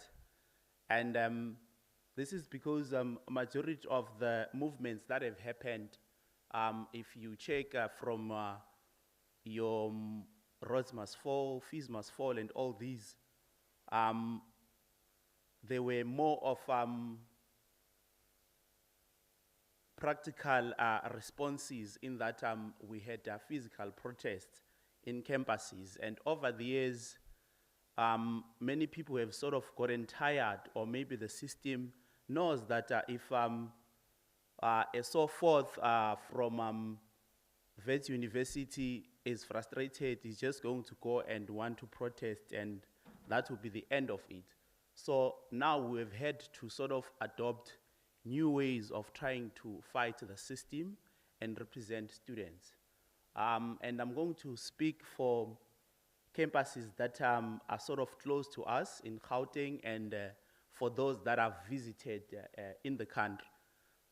What I've seen is that the SRCs are very vibrant, but they are using non-violent means to sort of represent students. We've seen more programs being launched by SRCs. We've seen movements that are started by students becoming more. There's a lot of movements that are being launched, particularly in Johannesburg. And this is because some of us here can agree that as time comes, it's becoming questionable as whether political parties are going to bring about total liberation of our people. Yes, they did take us out of the apartheid system, but currently, as it stands, they are hindering a lot of success. And we acknowledge that the so-called leaders we have now, yes, they were once young at some point, but at this point, it looks like they have reached a ceiling. They have nothing to give. And because we cannot speak just as institutions. I mean, we exist in societies. If we look into many things that are happening in the country, we are starting to resemble what you call a failed state. It starts with these small things. Cutting of cables. We never used to have such issues in the country. The issues around railway lines are being cut also. They are not working in many parts of the country. As I had mentioned earlier on, the issues around ESCOM, that is really affecting many institutions of higher learning, even affecting residencies, to a point that now, even if NASFAS was able to pay amounts that can cater for student accommodation, but because now majority of private accommodations have to buy generators, have to source their own systems to pump water, prices are becoming very high. And I think that's the shape that the Follis movement is taking. We're becoming more involved in issues of running the country more than the institutions. And as a way forward for us, where we are standing, I think we have people that are well experienced in terms of both being present in institutions of higher learning, people who have seen many protests throughout their institutions, and people who have written many papers, and they've also read on a lot of schoral in terms of what should be the way forward. So the most thing, I think we must be able to exist beyond political parties. We see how it's hindering progress in institutions of higher learning. The whole idea behind the Follis movement was that we exist beyond a so-called a yellow t-shirt, a red t-shirt, a green t-shirt, because at the end of the day, our main concern is to ensure that, can we please lower it down there so that it doesn't disturb us? At the end of the day, our main concern is to ensure that there is economic freedom for our people. Our people have access to basic needs. Yes, we understand that not everyone can be a millionaire, not everyone can be a billionaire, but each and every person does deserve access to basic rights that are guaranteed in the Constitution. Access to water, access to housing, basic education. More than anything, as young people starting our own organizations will allow us to move into this mood of us wanting jobs. It's clear the country is failing, they cannot provide jobs. And so we must be able to enter the market and actually create the jobs. And because I would want to touch on uncomfortable topics that many people like avoiding. If you were to properly read the politics and the climate of the country currently, because of the failure of government to regulate foreign nationals from Chinese to Europeans and Africans, that's why you are having issues around xenophobic attacks.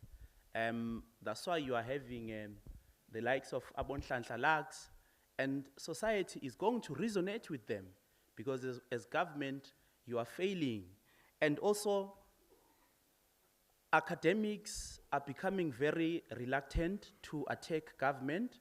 I don't know, maybe when they were speaking about academic freedom, they were touching on that. But academics are becoming darlings of the government and darlings of institutions of higher learning. They no longer, yes, they do write many meaningful papers, but none of them are really patriotic in terms of having papers that will bring about meaningful contribution as to, in the next coming 10 years, where is the country supposed to go? If many of us were to be asked right now to say, where do we see the country in the next coming 10 years, we're going to struggle. And the last time the country sort of had a national plan around development, the honest truth is that it was the time of Thabo Mbeki under the GEAR. Under the leadership of Zuma and the current president, we haven't really seen a stable current plan as to how are we going to grow the economy, how are we going to ensure that our people are catered for first because more than anything, charity begins at home. The honest truth is that many of us here, you won't be allowed to even go to China or go to Europe if you do not possess a scarce skill. But when you come here in our country, Chinese do as they please, Europeans do as they please. So we need scholars, particularly those that exist in the humanities, to shape policies, reshape policies around managing this whole thing of foreign nationals, because the government is failing. And if the government is failing, people are going to lead themselves. Very soon there's going to be serious violence. Foreign nationals are going to defend themselves. Our people are also going to attack. So that's the one comfortable topic I'd wanted to raise. But more than anything, let's be practical in our solutions. Our private sector is willing to give out money there. I can tell you that as vets currently we're sitting on a 17.8 million that we've raised on our own as the SRC. In July, we're going to be opening 3 residencies. As the SRC, they are going to cost us approximately around 67 million. And I think throughout the country, we get the lowest budget. Our budget is 400K, and then the rest we do it ourselves. So I want to implore my fellow SRC comrades to be practical in their solutions. You have seen it all. You have been in the institutions of higher learning. Our parents did their part, but I think they are tired. Majority of the people that are in government, their children are not here in the country. They are studying in US, they are studying in China.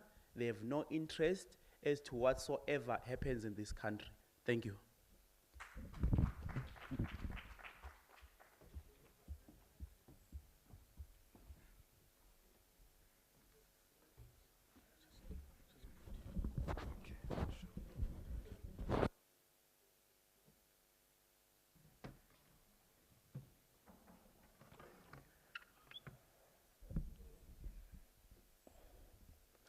Good afternoon, everyone. My name is Konti Musiani, the SRC president of Salt Lake University. I'm just going to be brief and very short, as we know we have a limited time, so that I don't want to be between you and the Galatina, like other speakers has been saying. No, thank you very much. I would just like you, to take you back into what happened back in the days of the Fees Must Fall. So now, starting in October 2015, South African public universities experienced a wave of student protest initially over proposed fees increase for the 2016 academic year. The protest started at VETS and they soon spread all over the government-funded universities. However, student disgruntlement with a number of issues in South African higher education had been boiling under the surface for a long time. For example, the country had also witnessed the Rhodes Must Fall protest, which were triggered by students' unhappiness over the continued presence of the statue of Cecil John Rhodes and the other symbols of colonialism at the University of Cape Town. By January 2016, the Fees Must Fall protest had broadened in scope to unhappiness with student accommodation and language of instruction policy at mainly the historical white universities, as well as the outsourcing of support staff such as cleaners, gardeners, and security guards. At some universities, the protests were very violent and led to suspension of lectures and examinations, damage to property, as well as injury and arrests of some students, like about the likes of Nomngeba Tlamini and many more of the fellows of which we don't know.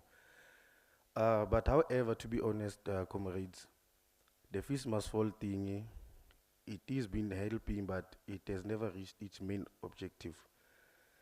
Because currently as the SRCs, when it comes to that time of registrations in our institutions, will be faced with issues whereby students are being blocked financially. And now they will be told that if you owe, in some institutions, I don't know, in my institution they will be like, if a student owes more than 50,000, they must pay at least 5,000. And then if they owe more than 100,000, they must pay at least 10,000. So what was the reason of these people being arrested and had protests over such? And now if you try to advocate for students as SRCs, you'll be caught interdicted by the management, of which now that also limits us as the SRC, because now we are limited in advocating for students, and we are supposed to advocate for students. And by the Higher Education Act 101 of 1997 as amended, the only structure that has been recognized is the SRC. So now, how will you advocate for students while else the management has interdicted you? To them, it's more like a silencing tool for us. And that thing is also killing us and killing the movement of students in such a way of they are supposed to build us so that we become proper leaders, so that after leading the structures of the university, we should go out to communities and lead, but instead they're killing us. So I would just like to say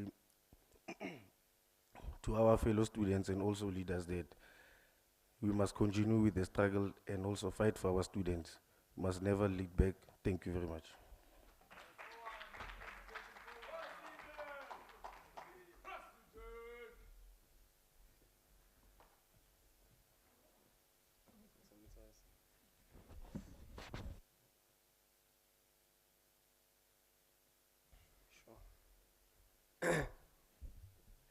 No, greetings everyone. Ikama Ulungano Rashes, the Deputy President of the University of KwaZulu-Natal. I think Abo President here before me have covered me a lot, so I'm very brief. I'll start by saying, the first statement, I always say, the legacy of the Fees Must Fall movement is bigger than the progress made by any political party towards decolonization in our country. Let me repeat. The legacy of the Fees Must Fall movement is bigger than the progress made by any political party towards decolonizing our country. What do I mean? Political parties in our country have been making promises and having debates, but they've been afraid to take things from the hands of white people. We always have webinars, seminars, summits, speaking about the changes we're going to make in South Africa, how we're going to bring back the land. But there's one thing that we lack: implementation. There's no implementation in this country. Let's just look at COVID-19. It took COVID-19 for us to be able to implement digital transformation. Was there going to be digital transformation if it wasn't for COVID-19? Ask yourself that question. So now, the Fees Must Fall movement basically had domains that ran across the universities, especially the universities of Wits, UCT, Rhodes, Stellenbosch, UP, and other universities. Sorry, I'm having flu here. So the first thing, it called for the removal of apartheid and colonial symbols through the Rhodes Must Fall movement, where students gathered in numbers to say that these symbols carry them with the historic violence of colonial rule, and that we need symbols that reflect our own vision and ideal, our own vision and oppression-free society. What do I mean? Let's go back to UKZN. Of course, it's the University of KwaZulu-Natal, Zulu Nation. But in all when you look across the 5 campuses, we do not even have one statue of one of our Zulu kings. It means that we are not celebrating our own indigenous prestige, but we are still stuck on the apartheid regime. Because if you look around the campuses or universities around South Africa, you still find statues of Jan van Riebeeck, whoever. And we don't care about those people. We should be having statues of our own people. You look back at the curriculum. The curriculum is still not decolonized. You find that in history, in social sciences, grade 9. I was just speaking to my brother who's doing grade 9. They're still being taught about Jan van Riebeeck. They are being taught about the Nazi Party, Adolf Hitler. Yes. So what does that have to do with us, really? We should be taught about the likes of Steve Biko.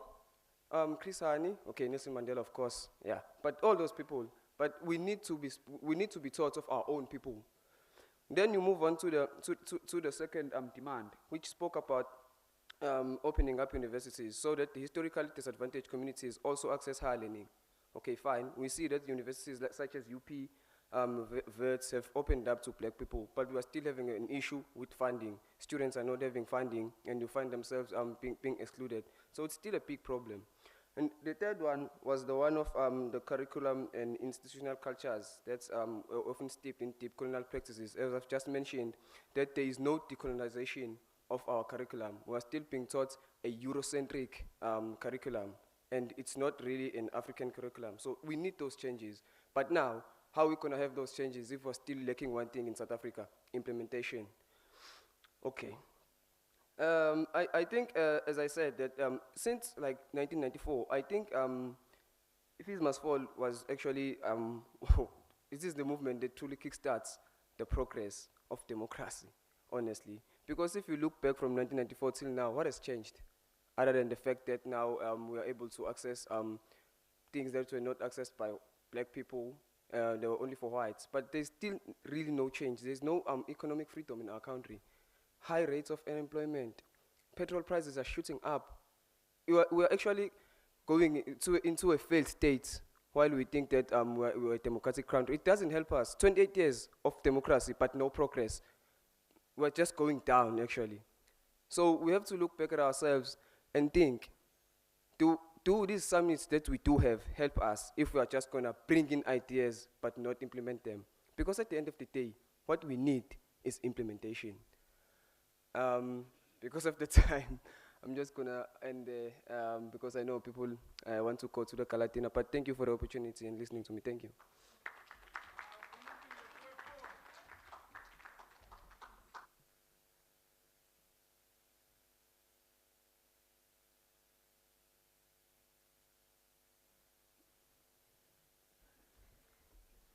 I know it's an honor to actually be on stage with just one president, and now I have three. Hi, Braz. Yes.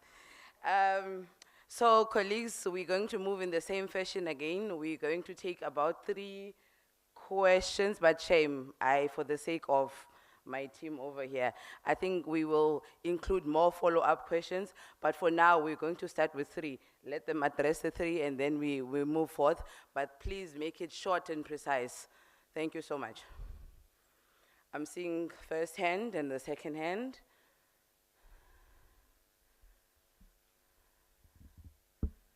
A third hand.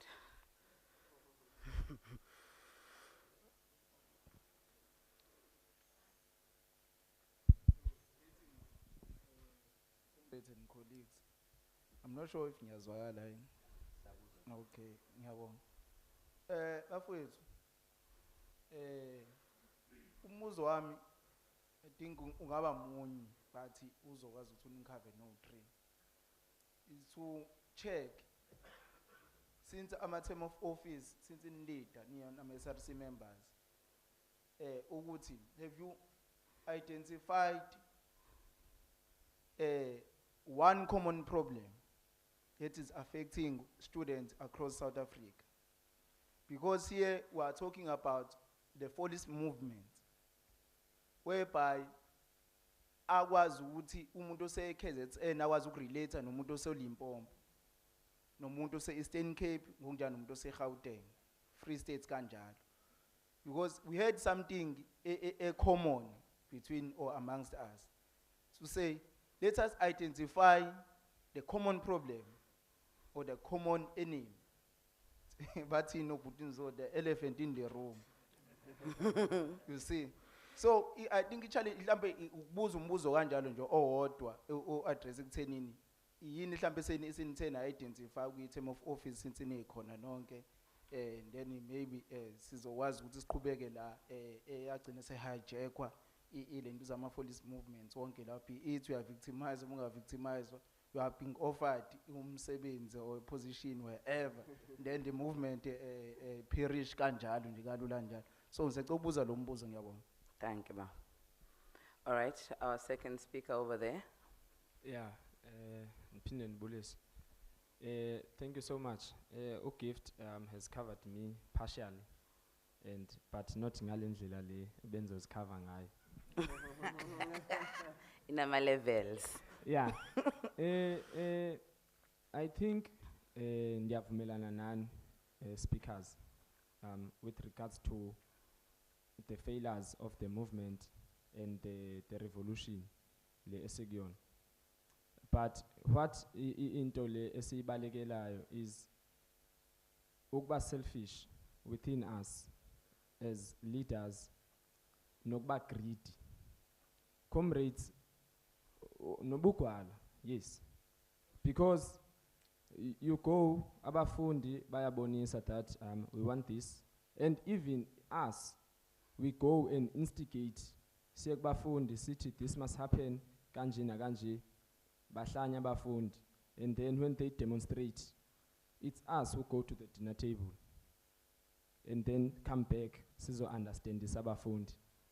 So nathi we play a role in delaying umzabalazo, and it's for various reasons and obvious reasons.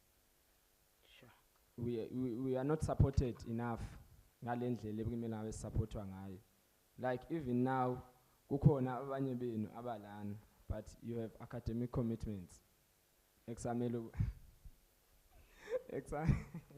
examele ubuyele kona mawuphinde move. But there's not really any compensation for leyo nto leyo. There's no compensation for your contributions. But you are expected to excel and to lead le nto le. We are here, comrades, sibolile ngamacala enyuvesi. But that's not a ayikho into ekhulunywayo ngaleyo nto leyo, and we are still expected to give these contributions. And the comrades of the Fees Must Fall era, I regard them as the biggest sellouts. Yeah, they are employed now. Abanye babo, they are in parliament. But still, sisalana kule position le. Why? Thank you. All right. Thank you so much, comrade. That was powerful. Then we're handing over to our last question for this particular session. Thank you, Chair. I think mine is more of a comment than a question. Firstly, I'd like to thank all the SRCs for your presentation. I think the common theme that I picked up from all your presentations was implementation, execution, right?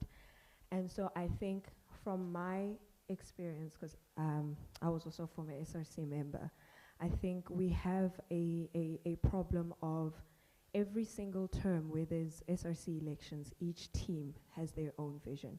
We cannot move, we cannot implement and execute our objectives when every single term the president and their team have a different vision for the institution or for their constituents. So you did say that 2015 was the start of the advocacy for financial freedom for students, right?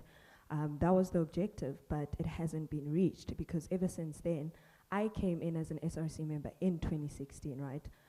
So our mandate was to follow through what the previous term was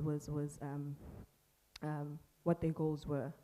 So ever since then, there's just been inconsistencies, there's just been different visions. We don't even know where we want to go as student leaders in particular. So I think now we need to go back to the drawing board and see if we can have a five-year plan or goal for our institution. Where can that lead us? Instead of having each and every term, each SRC member have their own visions and goals. Thank you. Thank you, Mama. So we'll just allow our presenters to respond. Then after that, we'll take another round. All right. Over to you, my president.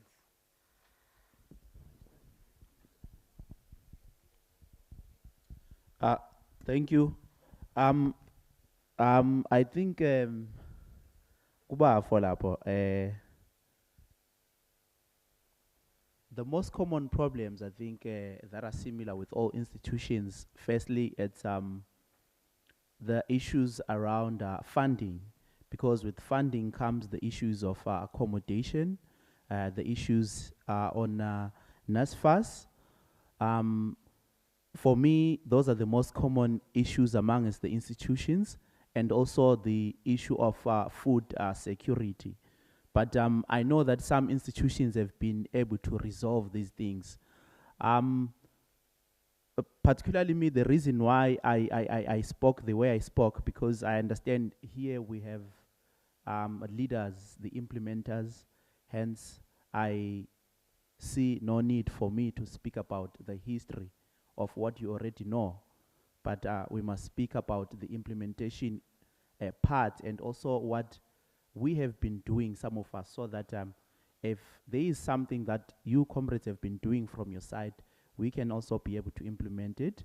And that's why I was sharing some of our experiences, because one thing I know is that the issue on really either being a sellout or not, you need to be able to be strategic, look at the material conditions, look at the students, look at the types of lectures that are there, and then take a decision as to whether you are going to go to the streets, how much is it going to cost students, because at the end of the day, it's bodies in the line, and if it's possible that you, as a chairperson or as a president of a specific institution, and your team can devise a strategy that can prevent students from suffering the traumas of having to fight police, of having to be chased out of institutions, of having to miss out on academics, of having to explain to parents why they are taking 10 years to get a 3-year degree. If it's possible, then why not? Let's do it. Let's only go to the streets when it's necessary. And on the issue of food security, we've seen many campuses actually establishing, I'm going to use VETS because that's where I am. At VETS, you have what you call a VETS food bank. So as the SRC, we give them 3 million to sort of buy food, parcels for students, and toiletries, while NASFAS is still busy trying to consolidate their views. And I think if all institutions are able to raise funds and implement such projects, definitely you resolving the issue of food security on campuses. If all SRCs take some of the money that is given to them, or even they go into raising funds, because it is possible, I can share so many ideas and so many names that would want to give into different institutions, but we have to ask and ask properly. They are willing to give money, and we can then start to build our own residencies, which is resolving the issue of accommodation. Then of course, each and every year we have the issue of registrations, which affects almost each and every university across the country. There is always people that are willing to evade paying money for tax to government. They will rather give institutions. We just have to approach them. Thank you. Thank you, President. I see a lot of people wanting to cross over to VEDS. No. All right, handing over to the next one. No, thanks. I think it's Yeah, yes, Rogal. I think it's leadership to be covered, because the president has said a lot and he has covered most of the questions. So I think and say and repeat one and the same thing is going to be a waste of time. So thank you, sir. Yeah. Thank you, Sabong. No, thank you very much. Like the president has highlighted there, we all say face the same difficulties with funding. That's the only issue that we have in our institutions, because now you get that NSFAS also, they take their time on releasing lists. So that is the main cause whereby you get that our institutions, you get that students are protesting and all those things. But however, I believe like all the people have, the deputy president has said here, the president has covered everything. So thank you very much. All right, thank you. Then from now on, we are really pressed with time. So if there's just pressing matters, Suzoninigeza like 2 seconds and 1 second, 1 second, 1 second. Ne? All right. Can we have a roaming mic around and then we just hand over? I'll take that hand and I'll take that hand.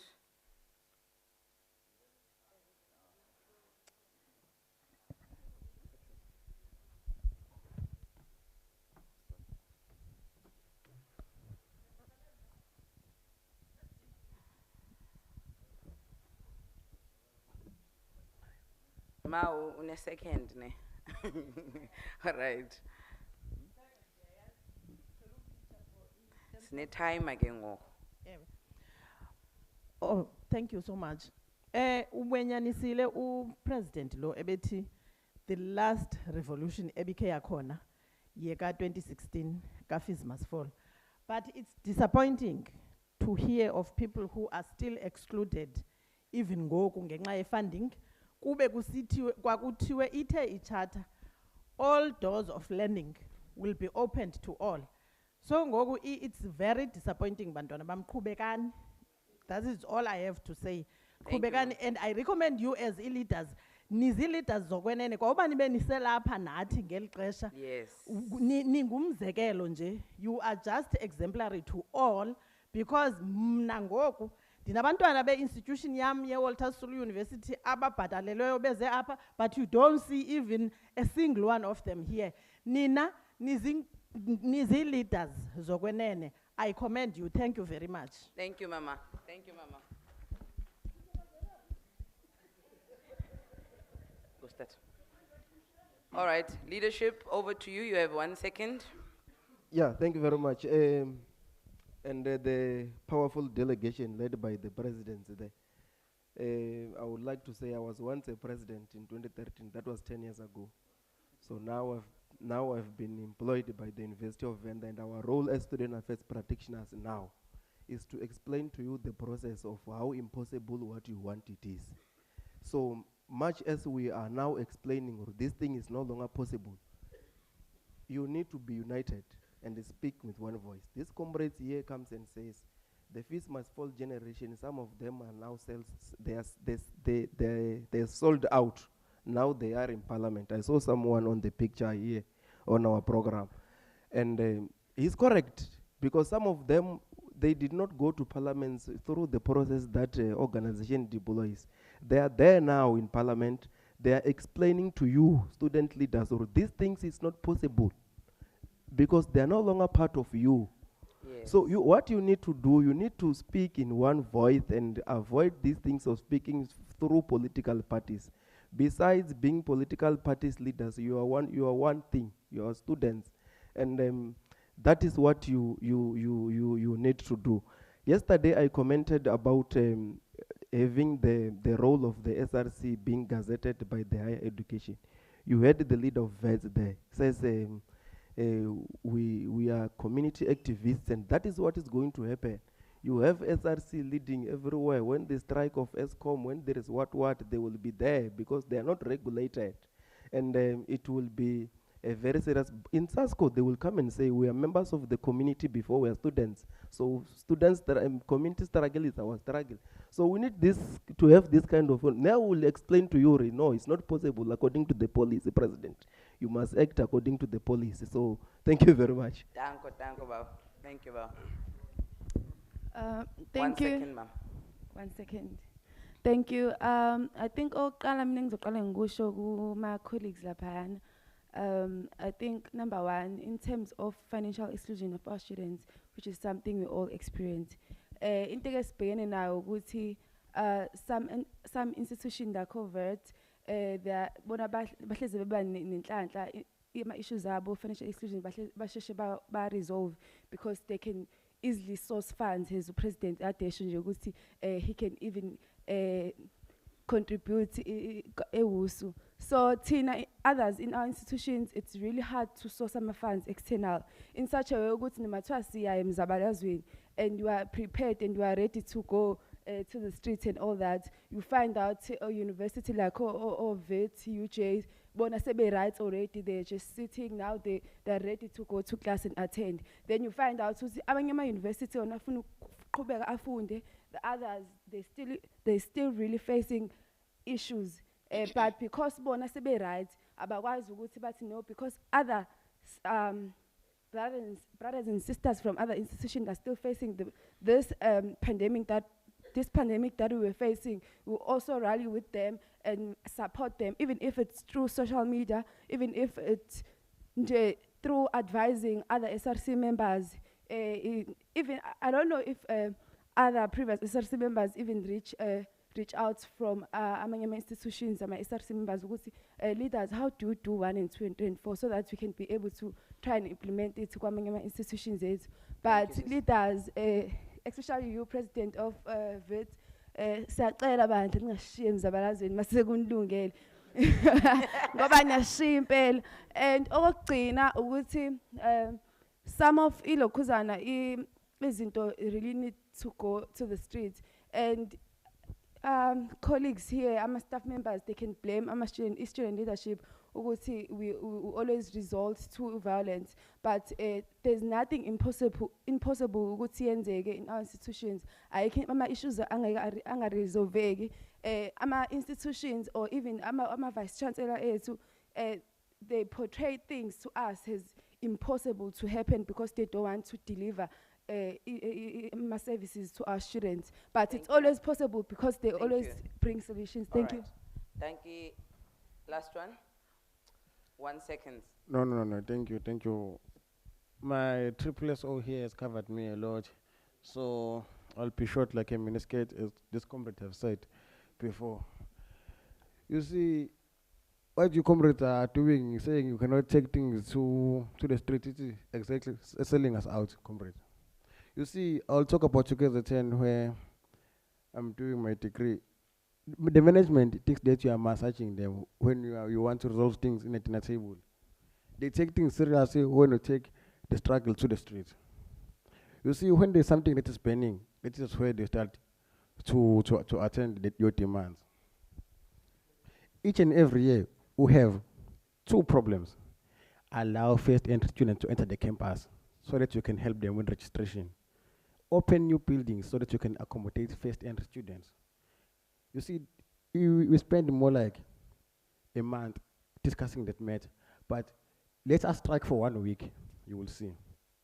I studied UK, and I know it very well. You strike for 1 week, pen 1 building, they will write us emails. They will write emails to us. They will be providing the accommodation, they will be allowing first-entry students to enter the campus so that we can help them with registration. No, thank you, I'm covered. Thank you, Last one. Good afternoon, colleagues. I'm also covered by my colleagues. This is directed to the VET's president. Your presentation was very insightful and worth listening to, but I think we need you to know that all animals are equal, but some are more equal than others. Please keep that in mind, because we are not all the same, and so as vets, and I think you guys are the most privileged, because in South Africa, if you go into let's say any other institution, so when you do a presentation, we are really inspired, but we don't relate because you guys are privileged. All right.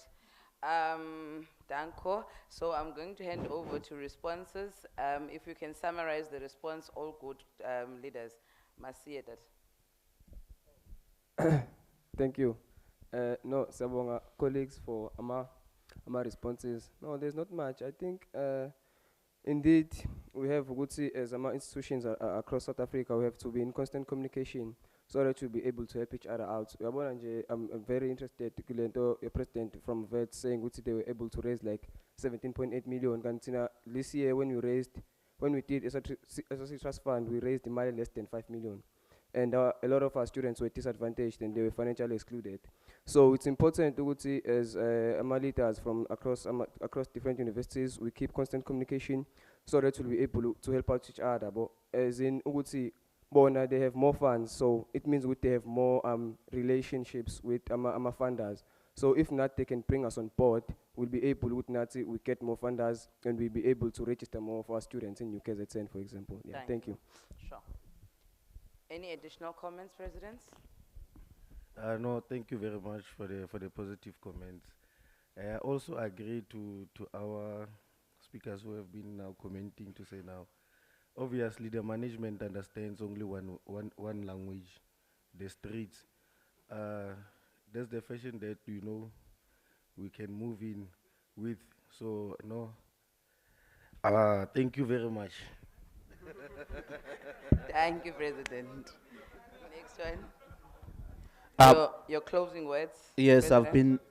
I've been largely covered, but like I did say when I came on stage here, I said I recognize the privilege that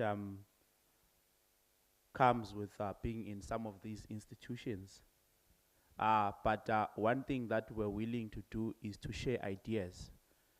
If it means that there should be a conference where I host all SRCs at Wits University and bring in the funders, that can be done. Another thing when we're approaching many funders, because they are alumni of other universities, they will tell you that, look, I would want to fund an SRC maybe from Limpopo or somewhere, because we connected them with the University of Limpopo. And these are millionaires. These are people that are willing to spend 6 million in the clubs and everything. So I think we can all get money if we tap into the human capital we have from our alumni from different universities. And if you were to look in the country, universities like Abo UKZN, Abo UNIS and Abo UJ, they have more human capital, they have more alumni than any other university you can think of in the country. So I'm willing to organize something where we can bring in these different funders across the country, and they can definitely give something to each and every university for the beginning of the year. And I'm resolute on saying we only protest when it's necessary. If I can avoid the issue by stepping into the street alone, that must be done. And when you have tried and with your comrades you have failed, then we go to the students, we go to the streets, so that society understands as to why we want to protest. Thank you. Thank you so much, President. I think let's give them a round of applause, audience. Now this comes to the end of our session, and I believe that we've been given more reasons to now attend the gala dinner, because then you can connect and network with our presidents, and you find out other solutions that maybe you have not implemented yet.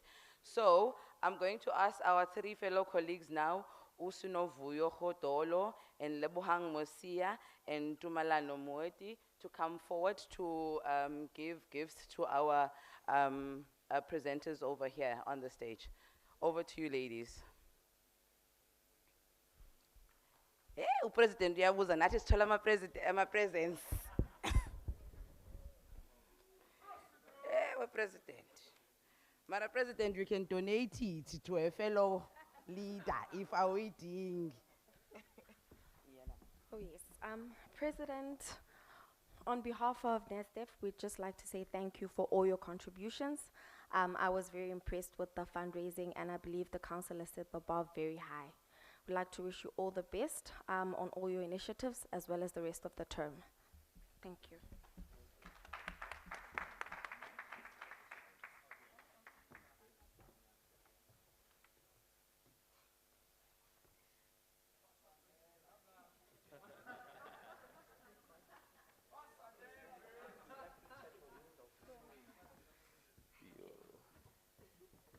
Good afternoon, colleagues. My name is Novia Khodolo from the University of Forte.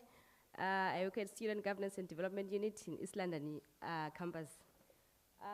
Deputy President UKZN, on behalf of NASDEV, I would like to thank you for your time. It is not easy to be an SRC member.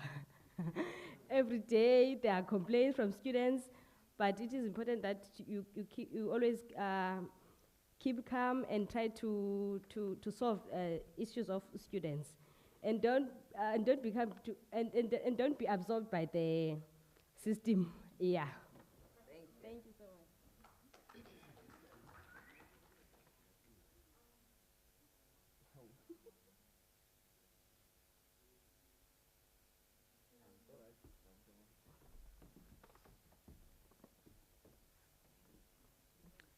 Good afternoon, colleagues. My name is Lebaha Musia. I am from the University of the Free State, Qwaqwa campus.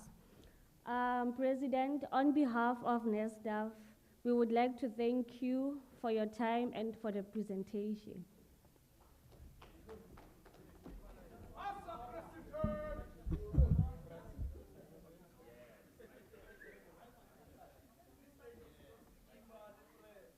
Bayafaniselana, but until itopo ziyafana, but until Lord. I'm not suggesting. All right, colleagues, that ends our day for the day. And initially, when I came on stage, I did ask you to pledge and vouch that you did not go and paint the town red yesterday. I want you not to feel guilty, because that was part of the implementation, because NASDEV colors are also red. So we were just implementing what we were taught. So rightfully so, thank you very much for your participation and patience. My name is Ayanda Mlacha. I was your short base and host for the day. Nkosini kakhulu. We're now going to hand over to Utatu Mhlongo to come quickly and give us announcements and closure. Thank you so much.